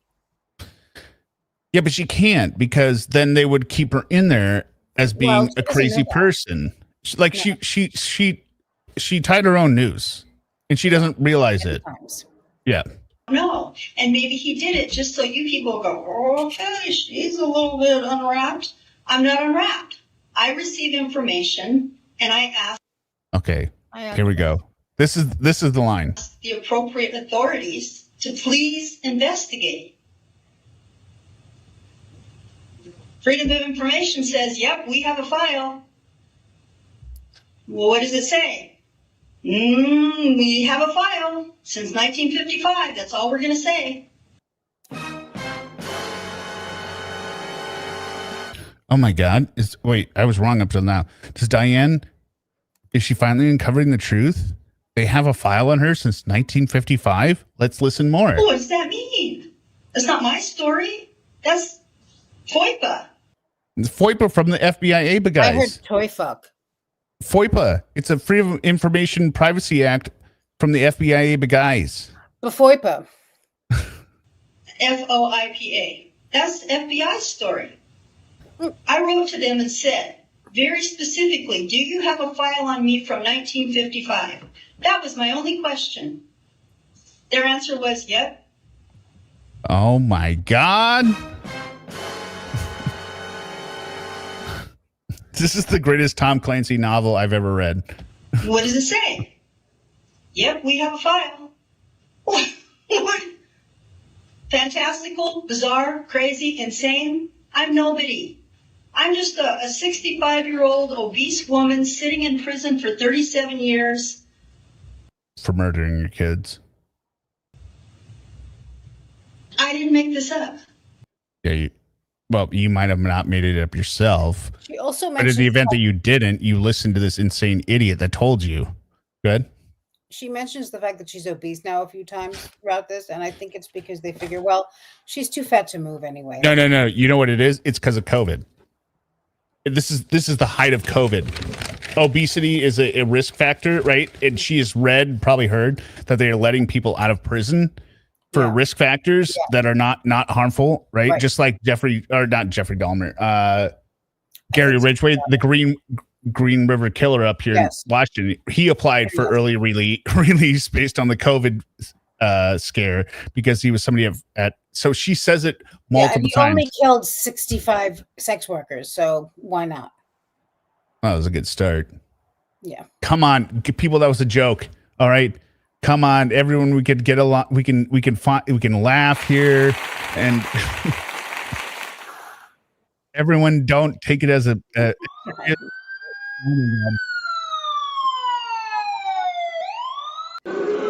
Downs. No, yeah. I mean, little side tangent here. My mom was always watching like Oprah and all these things, right? So in the 90s, there were a bunch of big things, right? So we had Green River Killer up here. We lived in this area. Unabomber was going on. My mom, whenever she would get a package from a name she didn't recognize, she was like, throw it at the door, right? Explode. And then it would turn out to be like some glass nativity set. I'm like, that wasn't very like, Mom, why would anyone want to blow you up? I just don't think you're on their radar, Mom. But it was just funny. That's I think what formed my skepticism. Be like, wait a minute. I know it's out. That's what for my skepticism of like the media sensationalism. Like, yeah, I get it. It's on, but this wouldn't affect us. What are we talking about? Yeah. So. I'm not over in the FBI. I didn't create a FOIPA file in 1955. FOIPA file. I was Robin born in says 1950. she's getting FOIPA and HIPAA. It's like HIPAA and FOIA. Yeah. But no, I think it is because it says Freedom of Information Privacy Act is the law. Oh, right. So that's why she's coming up with the acronym, just like from that. FBI agent is FBI agent, Federal Bureau of Investigation agent, FBI agent. Yeah, she didn't know what that TIPPCO thing was or whatever. Yeah. Like. 55. It's bizarre, but it's not my story. I'm trying. No, my mom didn't have she was not crazy. I'm just saying she believed like she would see on Oprah or something that there's male, like she would have been the type of person to switch off a Tylenol. A lot, no, I'm saying she would have been the type of person to like throwing out all the Tylenol, right? Like, yeah. But that was actually pretty valid because we had another Tylenol we had another local Tylenol poisoning up in our area that wasn't from Chicago. Dangerous. It was Stella Nichols, who was poisoning people because she did it to her husband and they didn't investigate it because they said, wow, he died of a heart attack. Fish food? Yeah, fish food. Yeah. Yeah, Stella Nichols. Story pretty well, actually. She's quite something, that Stella. Yeah, and she's like, no, I'm innocent. I'm like, ma'am, they found the same fish food granules in the tablets that are in your fish food and nobody keeps this many fish. She's a much better liar than Diane Downs, but who is much better? She was foiled only by the. I have respect for the criminals that are foiled by the techniques that they didn't know existed. Right. Right. None of that.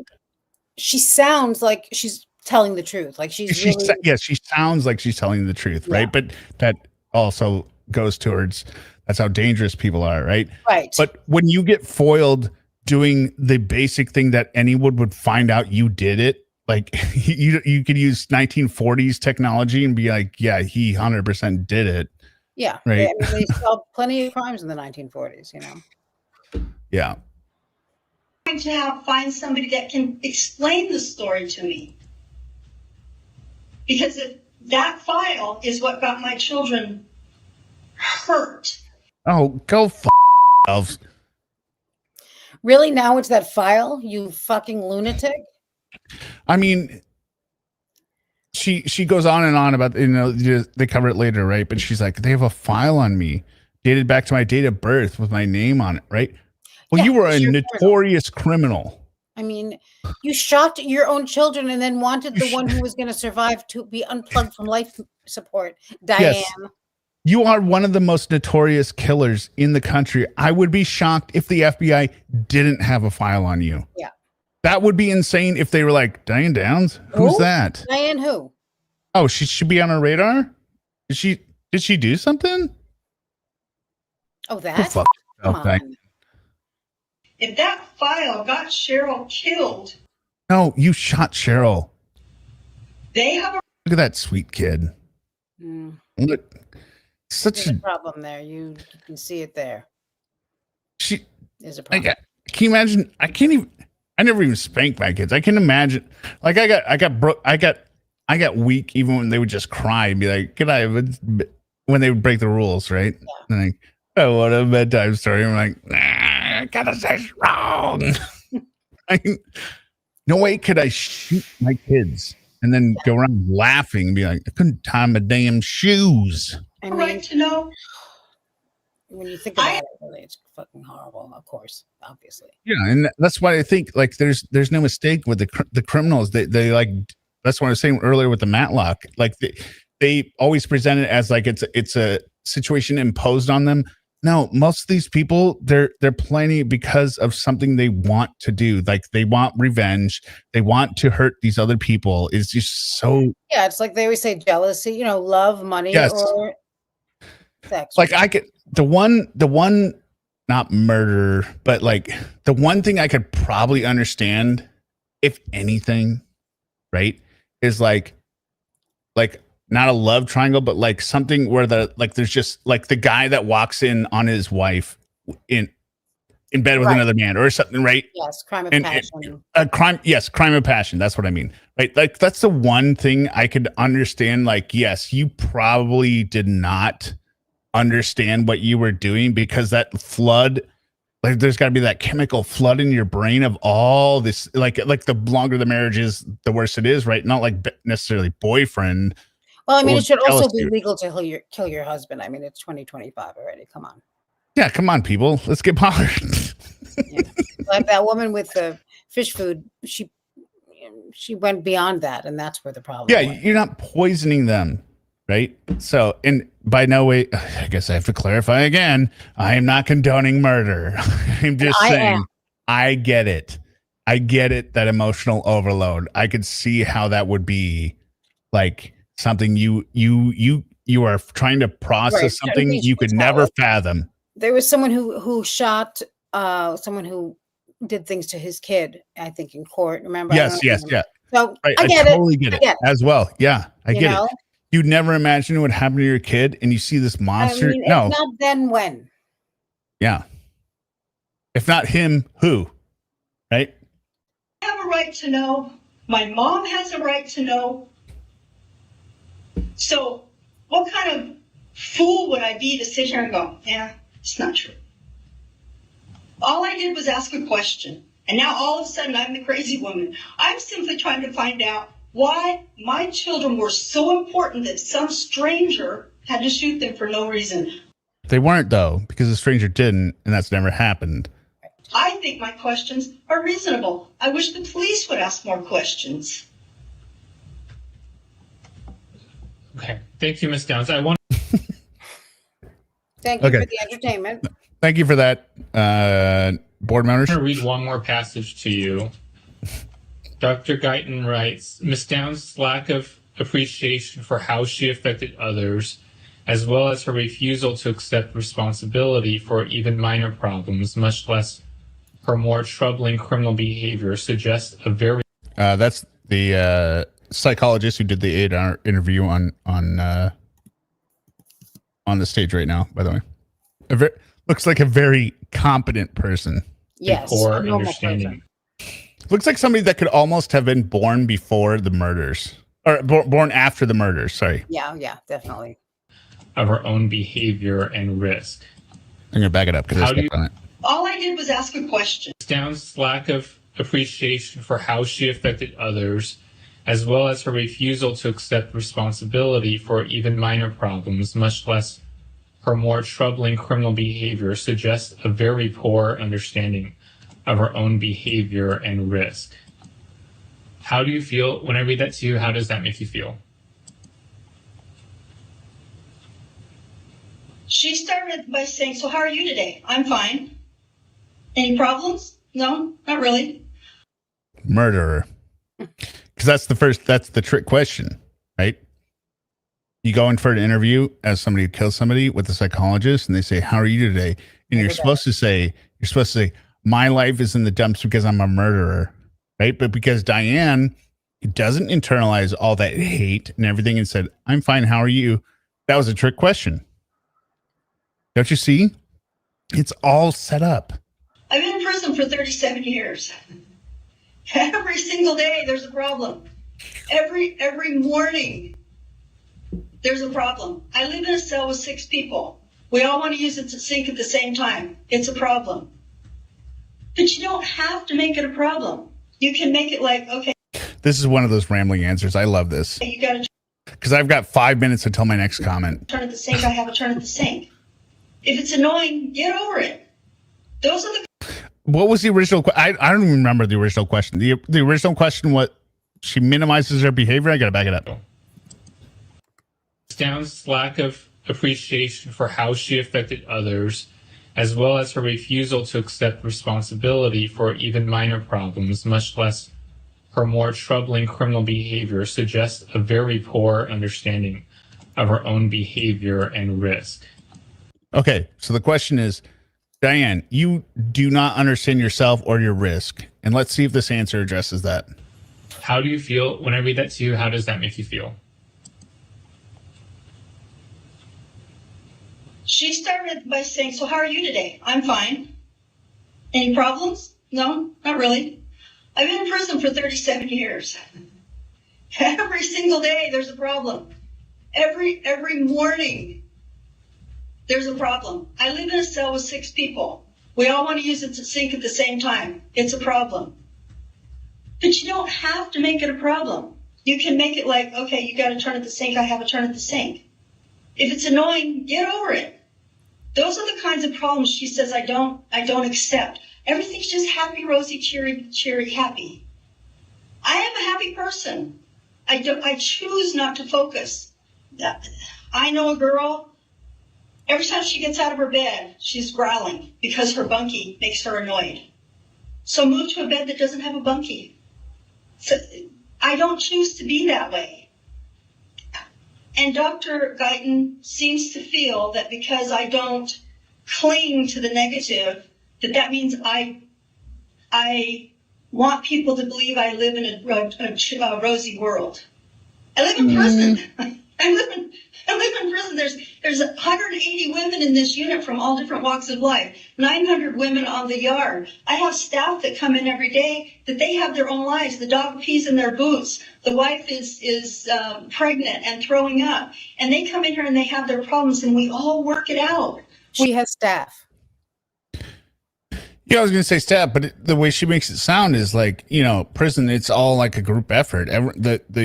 The guards don't want to be there. The inmates don't want to be there. Like, hey, we're just going to get through this. We got to support each other. Also, it's her staff, though. I have staff that comes in and she's. Well, yeah, it is her staff. They technically are above her, but it's her staff, right? They're not technically above her. She's technically above them. Well, in terms of like experience, right? Experience. Yeah. Right. But he doesn't think so. I actually want to know, like, does this ever come up in like a man's parole interview? Like, does a man like present being like, hey, yeah, we're working as a teamwork, right? We're going to get it done. We all hate being here, right? We've all got our problems. Somebody lost, she was thrown up because she was pregnant, and then there was a disagreement at home with her husband, and we just started talking. I find it hard to imagine that this kind of conversation happens in a male parole hearing. Be like, yeah, we're all just sitting around. He got mad at his woman, and we all just sat around and like we brainstorm, being like, hey, how could you have handled that different? It's okay, dog. I got you. Men can get pretty touchy-feely in there. I mean, not physically. Yeah. I mean, that too, but Yeah. We all have realized in prison that losing the car keys is not the end of the world. Well. Right, Eddie. Hi, Eddie. If you had lost the car keys, you never would have driven to kill your kids. You did feign throwing the car keys away, which would have saved your kids, which you later admit to lying. But go ahead. All realize that cooperating and saying, hey, dude, hey, let me get a towel and help you wipe that up. A towel like you wrapped around your arm? I think these are like the subliminal things that are coming through about her crime that she's just like. What she's basically saying is, I choose not to focus on the murders that I committed. Or the murder that she didn't commit them. That's what she's saying. I didn't commit them. Why would I focus on them? Well, then she prefers not to focus on the fact that it happened. Yeah, I didn't do it. So why would I focus on it? Right. Who cares? Only a guilty person would focus on the crime they didn't commit. An officer doesn't mean that he doesn't. Or no, only a guilty person would focus on the crime they did commit. I didn't do it, so I'm not going to focus on it. Need somebody to have and that's my truth. His back too. And just because, we're having a bad day and the officer pulls us aside into the gay room and says, hey, what's really going on? So You can either choose. Are the officers counselors? That's the way she makes it sound like, hey, what's going on with you? Yeah. I doubt it. I do too. I would guess that the officer in this situation is being like, what the fuck is wrong with you? What are you doing? Why are you stuffing biscuits down your bra? You know I'm going to catch that. What you already get a slap fight over there for her it. behavior reports, we would get a very different vibe. Yeah. To have a really messed up life, or you can choose to see the positive side of things. I wake up in the morning and it's like, you know what? I think I'm going to go to the garden for a little bit today, and I'm going to take so-and-so because she's had a really messed up week. Her dad died, and she's a big sister. Really feeling it, and I think she wants to go punch somebody, so let me go take her out to the yard. And protecting others. And I don't know if she realizes it, but she's making the case for if she's let out of there, it's going to be anarchy. Complete pandemonium. Everyone is going to be attacking everyone unless Diane is there. That's right. I know you're very good, Diane, but we need you to stay. Yeah. That's just you're safe for the outside, but it won't be safe on the inside. Yeah. The outside world will be safe with you, probably even better. But inside, it's going to be so much worse. Can't do it. Diane, we know we're all safe in here because none of us are your children. Right. And you don't have a gun. That's just life. That's just what happens in here. I like this escalation where she's like, this is what I was talking about, like with her Morgan Freeman kind of speech, being like, that's life. You got to move on. You got to understand this is how it goes. It's like when Sarah Boone tells the Chelsea and Scott, because communication is very important in a relationship. Yes. Morgan Freeman being like, I wish I could talk to him. Yeah. I wish I could get that hold of that 19-year-old and say, don't do it. Right? That's what Sarah is saying. Mm-hmm. And she perceives that as, oh, you don't face the real. We face the real every single minute of every single day in here. Every day that I wake up is the day that I could be killed. Some girl that wants to go to AdSpsych to be with her girlfriend can hit me in the head with a coffee cup and I'm dead. How often does that happen there, I wonder? Probably never, or else they would never have coffee cups. I mean, how often are people really killed in that prison? I don't know. It seems like killing somebody to go see your girlfriend would not be. No, well, I mean, they're criminals. They're all stupid, right? So yeah, well, a lot of them, not all of them, but yes. Yeah. Medical. Do you know why I'm high risk medical?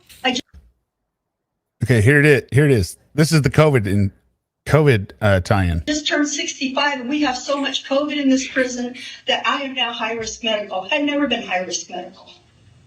That is just a reality. One bug that gets through this, and I could be on a ventilator.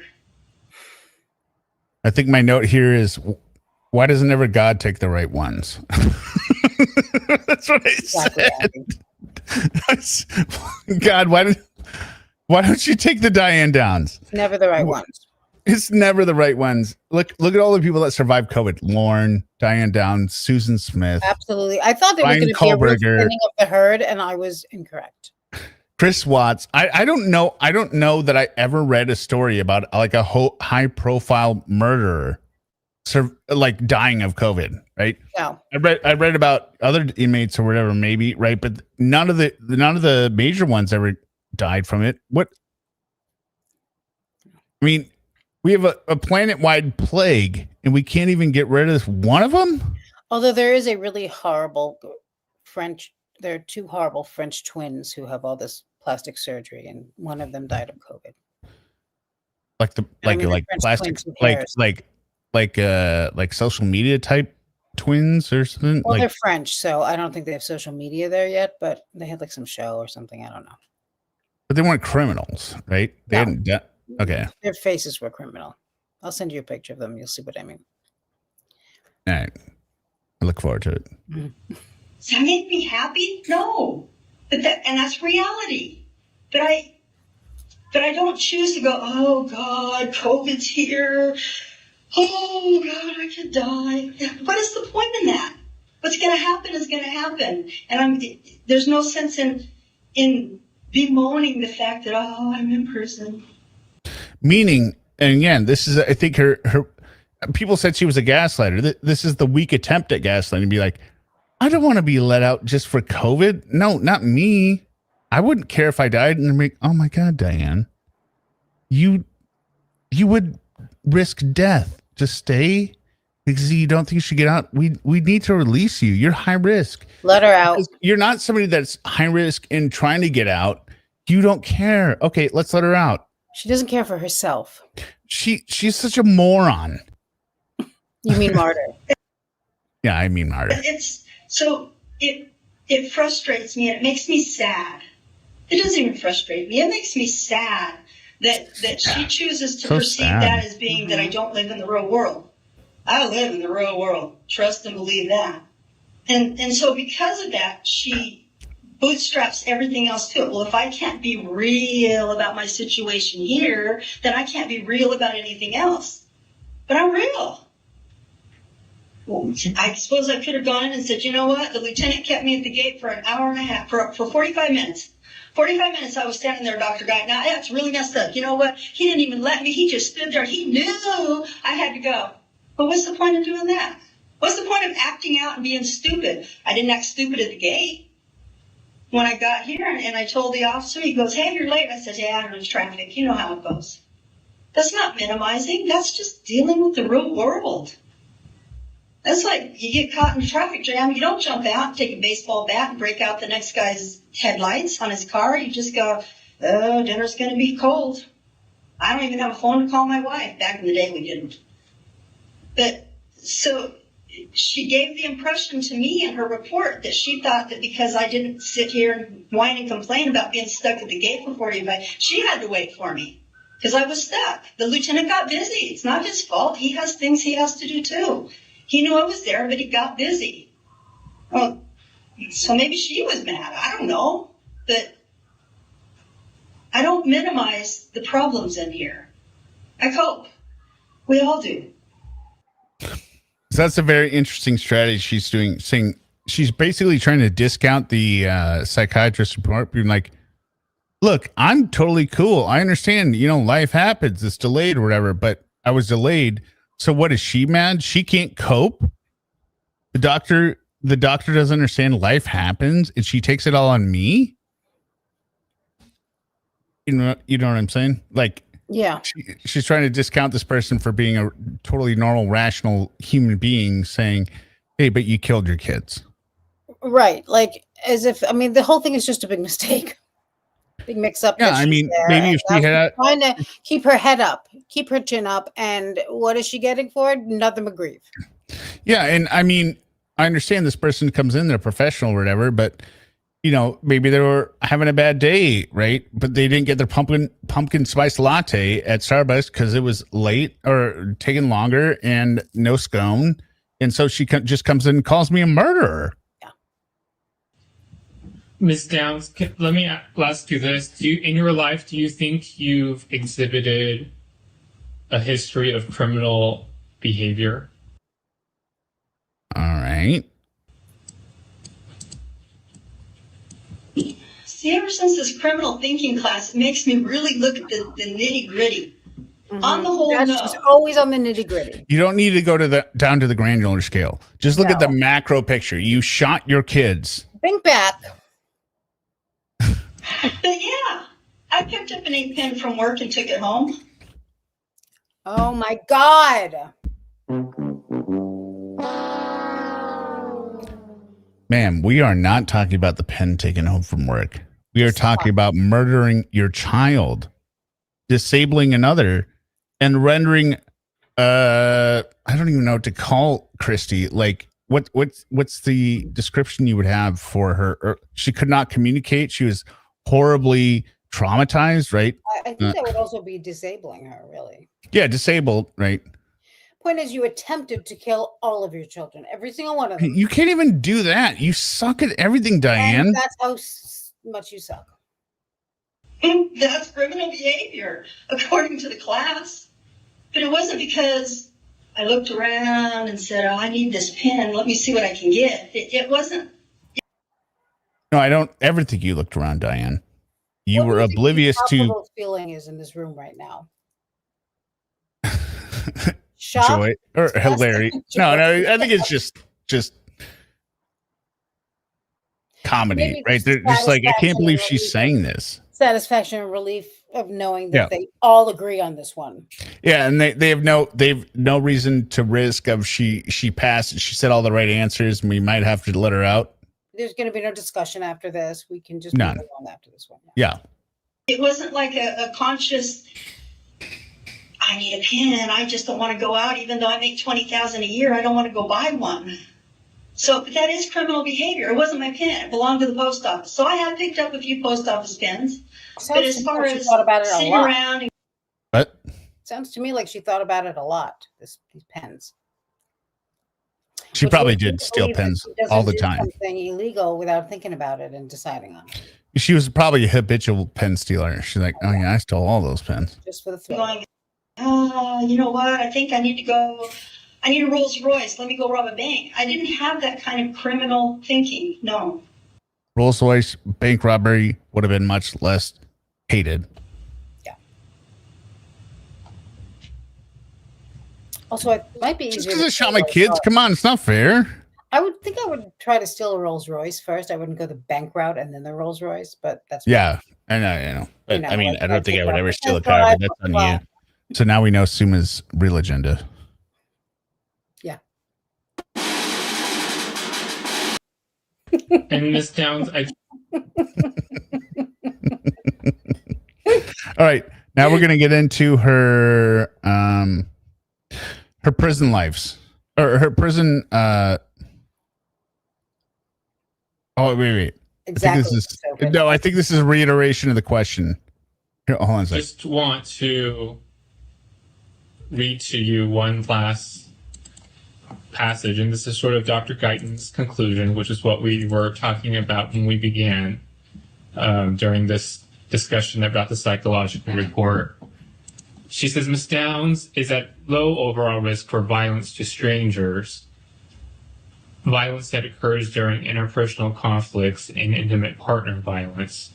The risk of future violence she does pose stems from her history of extreme violence against others in her care, her narcissistic and antisocial personality features, and the low level of insight she has into her functioning. Do you think those risk factors that she identified are things that are true? And if so, do you think those are things that you need to work on? Okay, look, come on. That's like a gotcha question. Just because she shot her own kids does not mean that she has a tendency of violence towards the ones she knows. You could answer this for her. He has a question, right? He's got an idea of how this is going to go, I would think.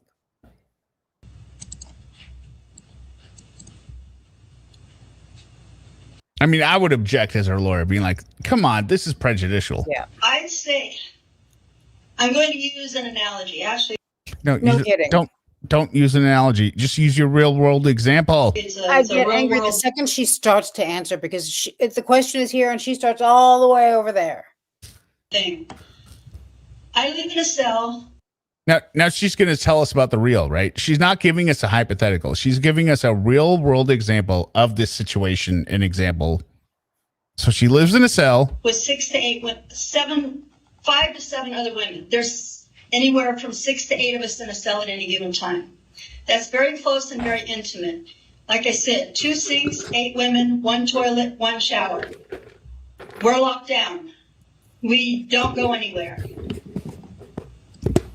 People can get irritated and annoyed at the very littlest things. Somebody left their shoes. It's a very small space. You literally have from shoulder to shoulder that much space in between the bed and the locker. Your shoulder is going to rub on your bunky's towel. That's very annoying to certain people. I'm telling you the living situation because she says that I don't pose a risk to strangers, only to people that I live intimately with. I have lived intimately since 1993 1996 when I came out of ADSEG, with 7 other women in a very small space designed for 4. What is she talking about? And my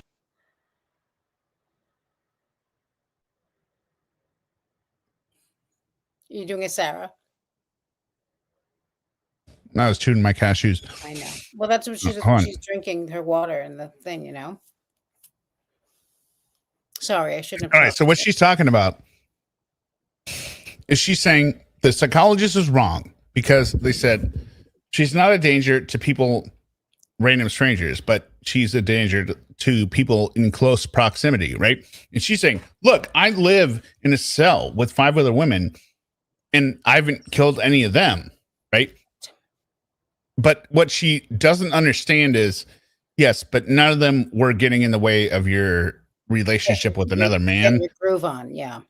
Yeah, I mean, none of them told you, hey, I would like to be your jail, but you got to go out and hire a contract killer to kill your kids in order to be with me, which she might do at that time. But she's saying, because I haven't attempted anything on these people's lives that I live with intimately, that means I am not a danger to those in my life. If there was anyone around with a dick who was interested in her, heads would have rolled already. She would have killed at least one person. I mean, it's kind of like the Chandler Halderson thing, right? Like you take something that is so minor, like such a minor inconvenience, and you escalate it to like 100. You do the worst thing possible. There's a lot of those. I mean, Joe Guy Jr., Chandler Halderson, and Grant Amato, they're all 3 almost exactly the same thing. They were about to get cut off. They felt that fear, and they just were like, well, there's only one way out of this. I would say I rank him as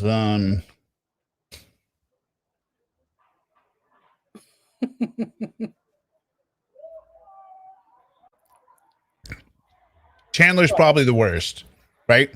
His parents were not threatening to cut him off. Yeah, he didn't graduate, right? But he can go do something else, and they can let him stay at home while he goes and works at the KFC or Chick-fil-A down the street, and then does something else, right?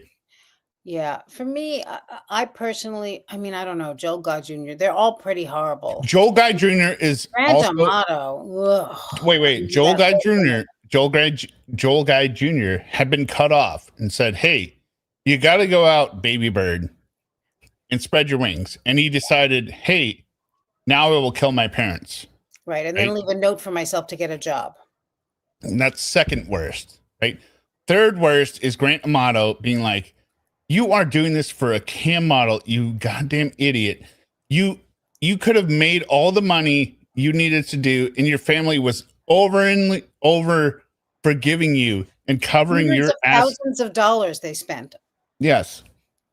And you decided, hey, I'm going to smoke them all. Yeah. And I'm an ugly idiot with an alien head. Yeah, with a fake girlfriend. An expensive fake girlfriend. I mean, I don't get the whole camp. I've never. I don't either.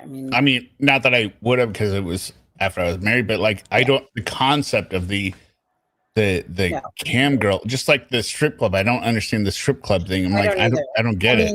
I don't either. You know, I mean, I just don't get it. But like conceptually, I could understand the escort conceptually. Like, oh, you're gonna have sex with this person. Right. You and I are saying the same thing. We're saying, yeah, exactly. Right. Either you fuck or what's the point? What is the point? What are you doing? Like, I don't get it. And it's expensive too. So why? And so many of those Forensic Files episodes, like they come down to like the guy that's like spending hundreds of thousands on like the stripper or whatever, right? They're like, like, oh, I'm gonna, Summer Cherry or Kristen. There's that one guy who had like claimed he had some like rubber gloves business or something, and then he was, yeah.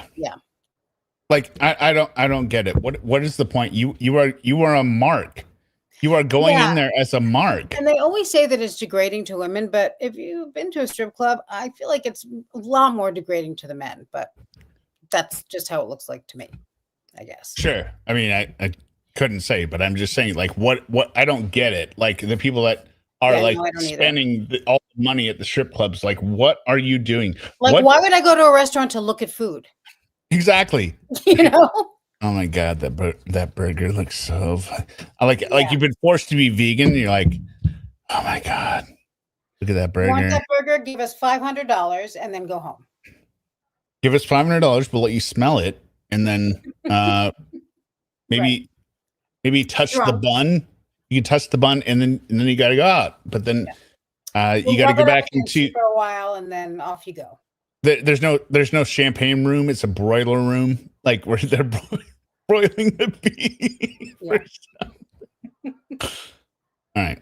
The reports that you received, the history shows that there's no violence, there's no predation, there's no anger, there's no DRs, there's no verbal assaults, there's no conflict. So clearly I don't have a problem living around intimates, if that's the word that you want to use. So I don't think that's true. I do think that I would.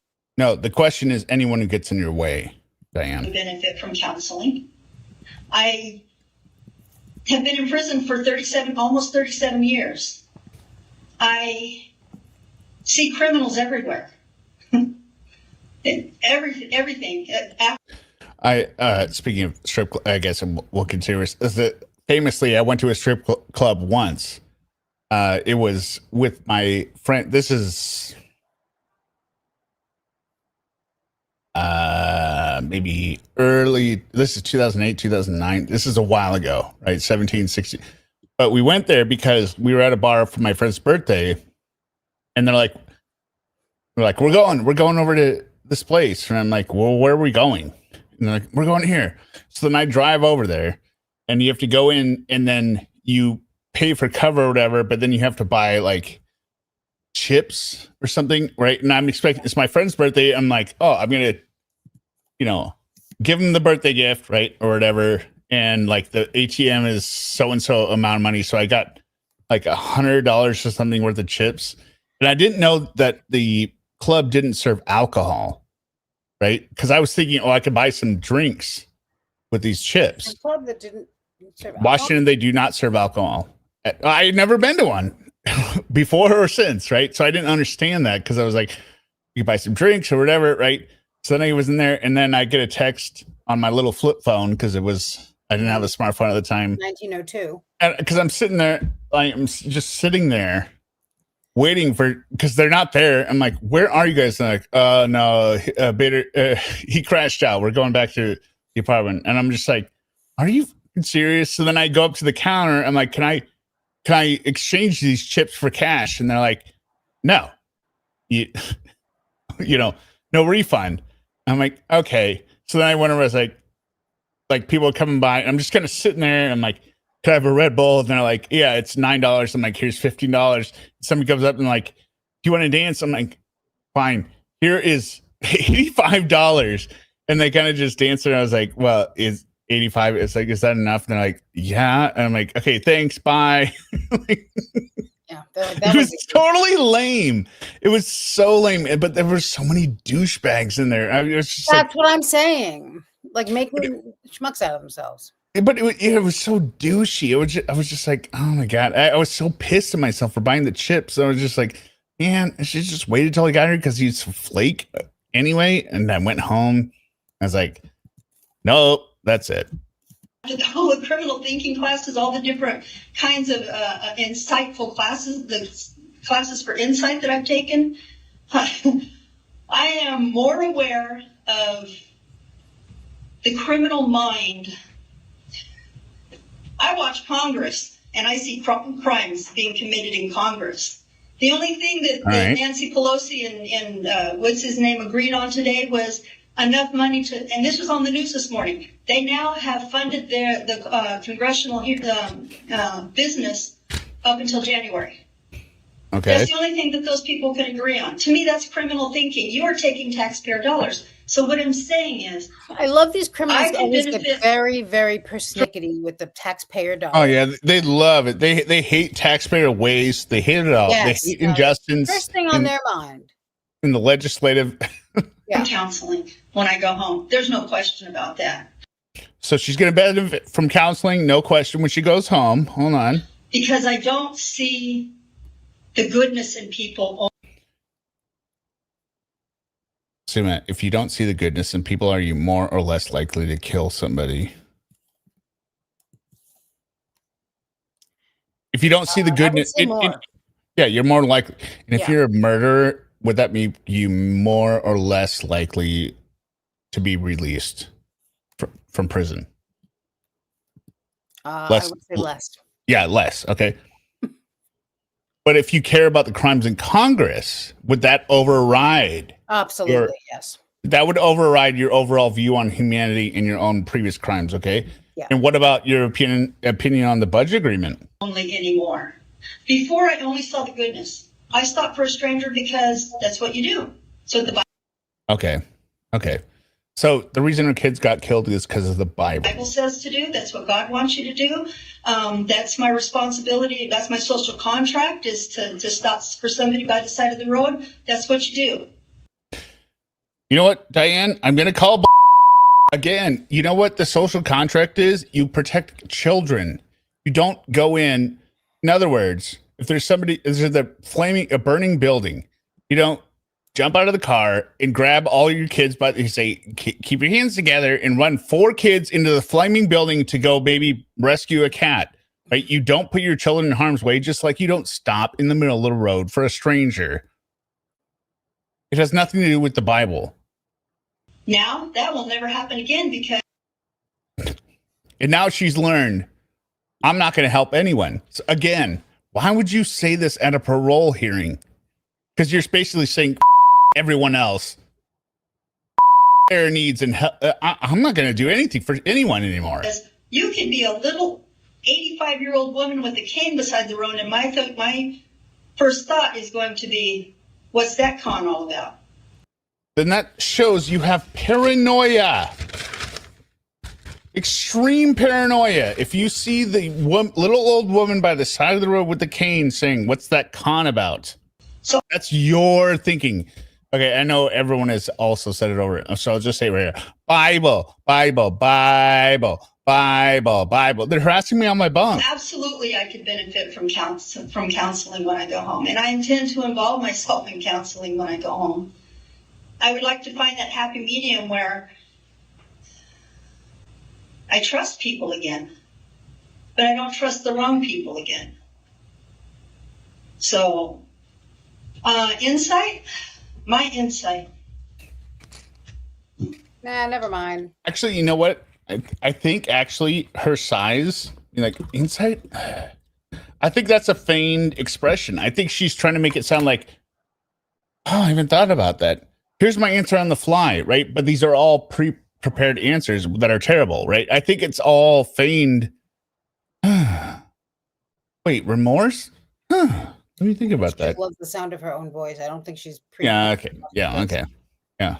No, right? I mean, no, she does. I don't know. I just can't believe these are planned, but it's possible.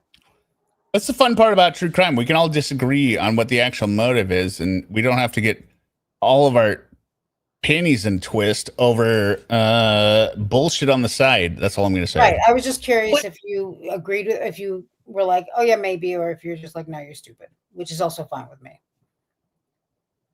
I don't remember. What are you saying? Fine. That's all right. That's even better. Let's move on. Okay. All right.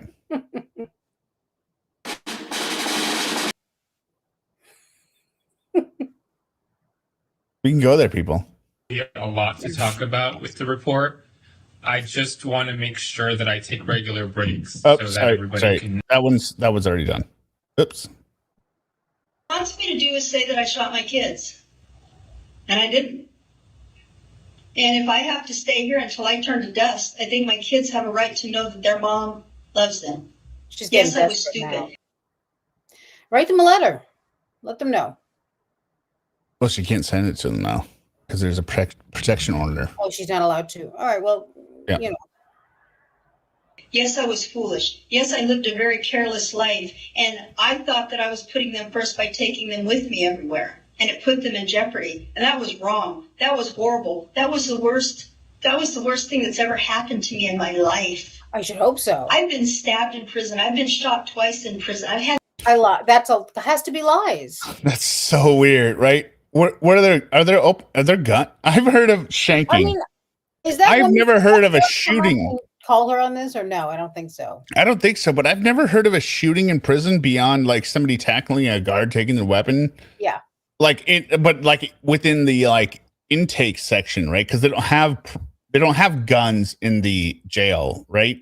I don't know. So, she managed to be shot twice and lived and stabbed.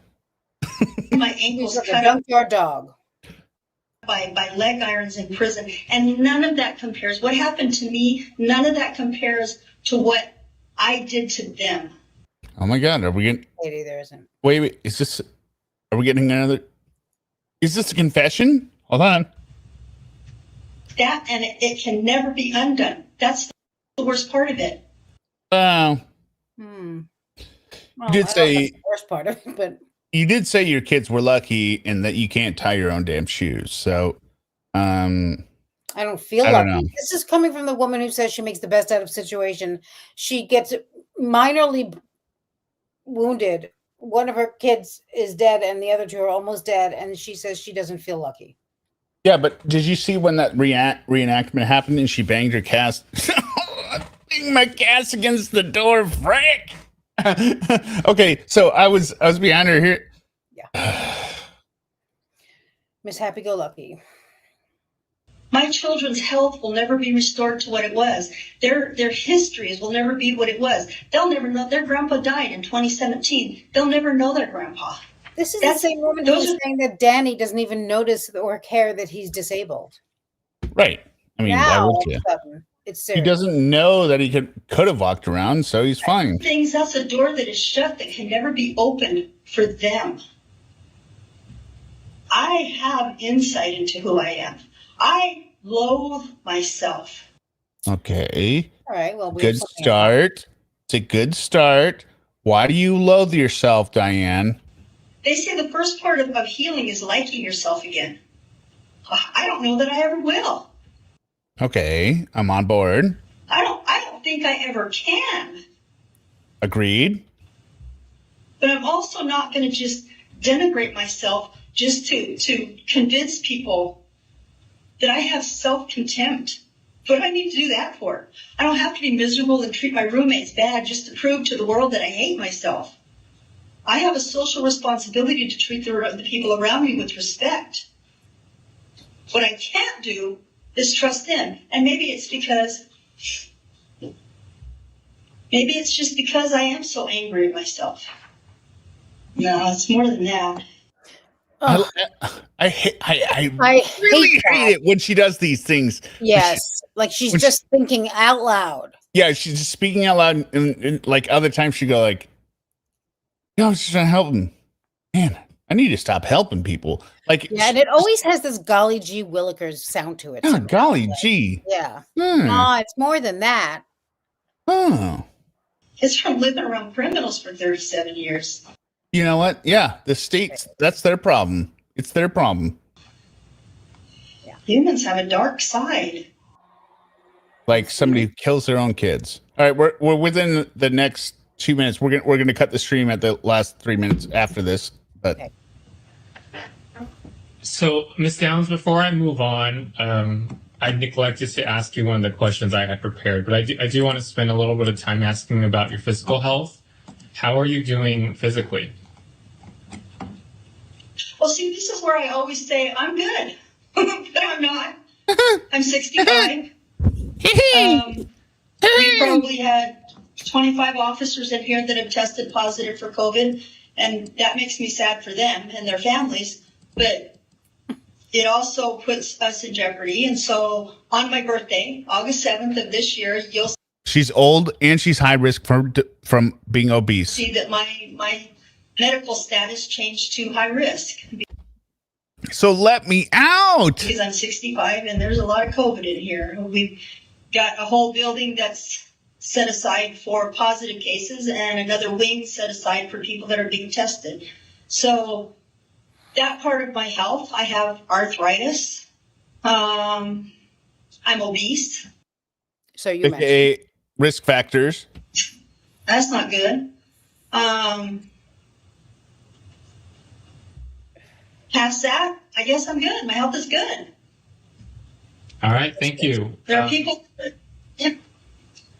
You can finish your thought if you Yeah, go ahead and finish your bullshit, Diane. would like. I was just going to say, there are people that are in way worse condition. There's people in wheelchairs. There's people with canes. And so when I look at them, I think, I'm good. I'm good. But if you're asking like from a doctor's point of view, yeah. Like a medical point of view? I'm getting there. All right.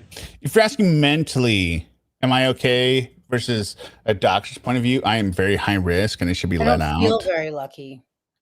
I don't feel very lucky. I couldn't tie my damn shoes for a month. All right, so we will pick this up tomorrow. Thank you, Seymour, for sticking with me, unlike the turncoat ExDerek. Well, you know I'm your ride or die.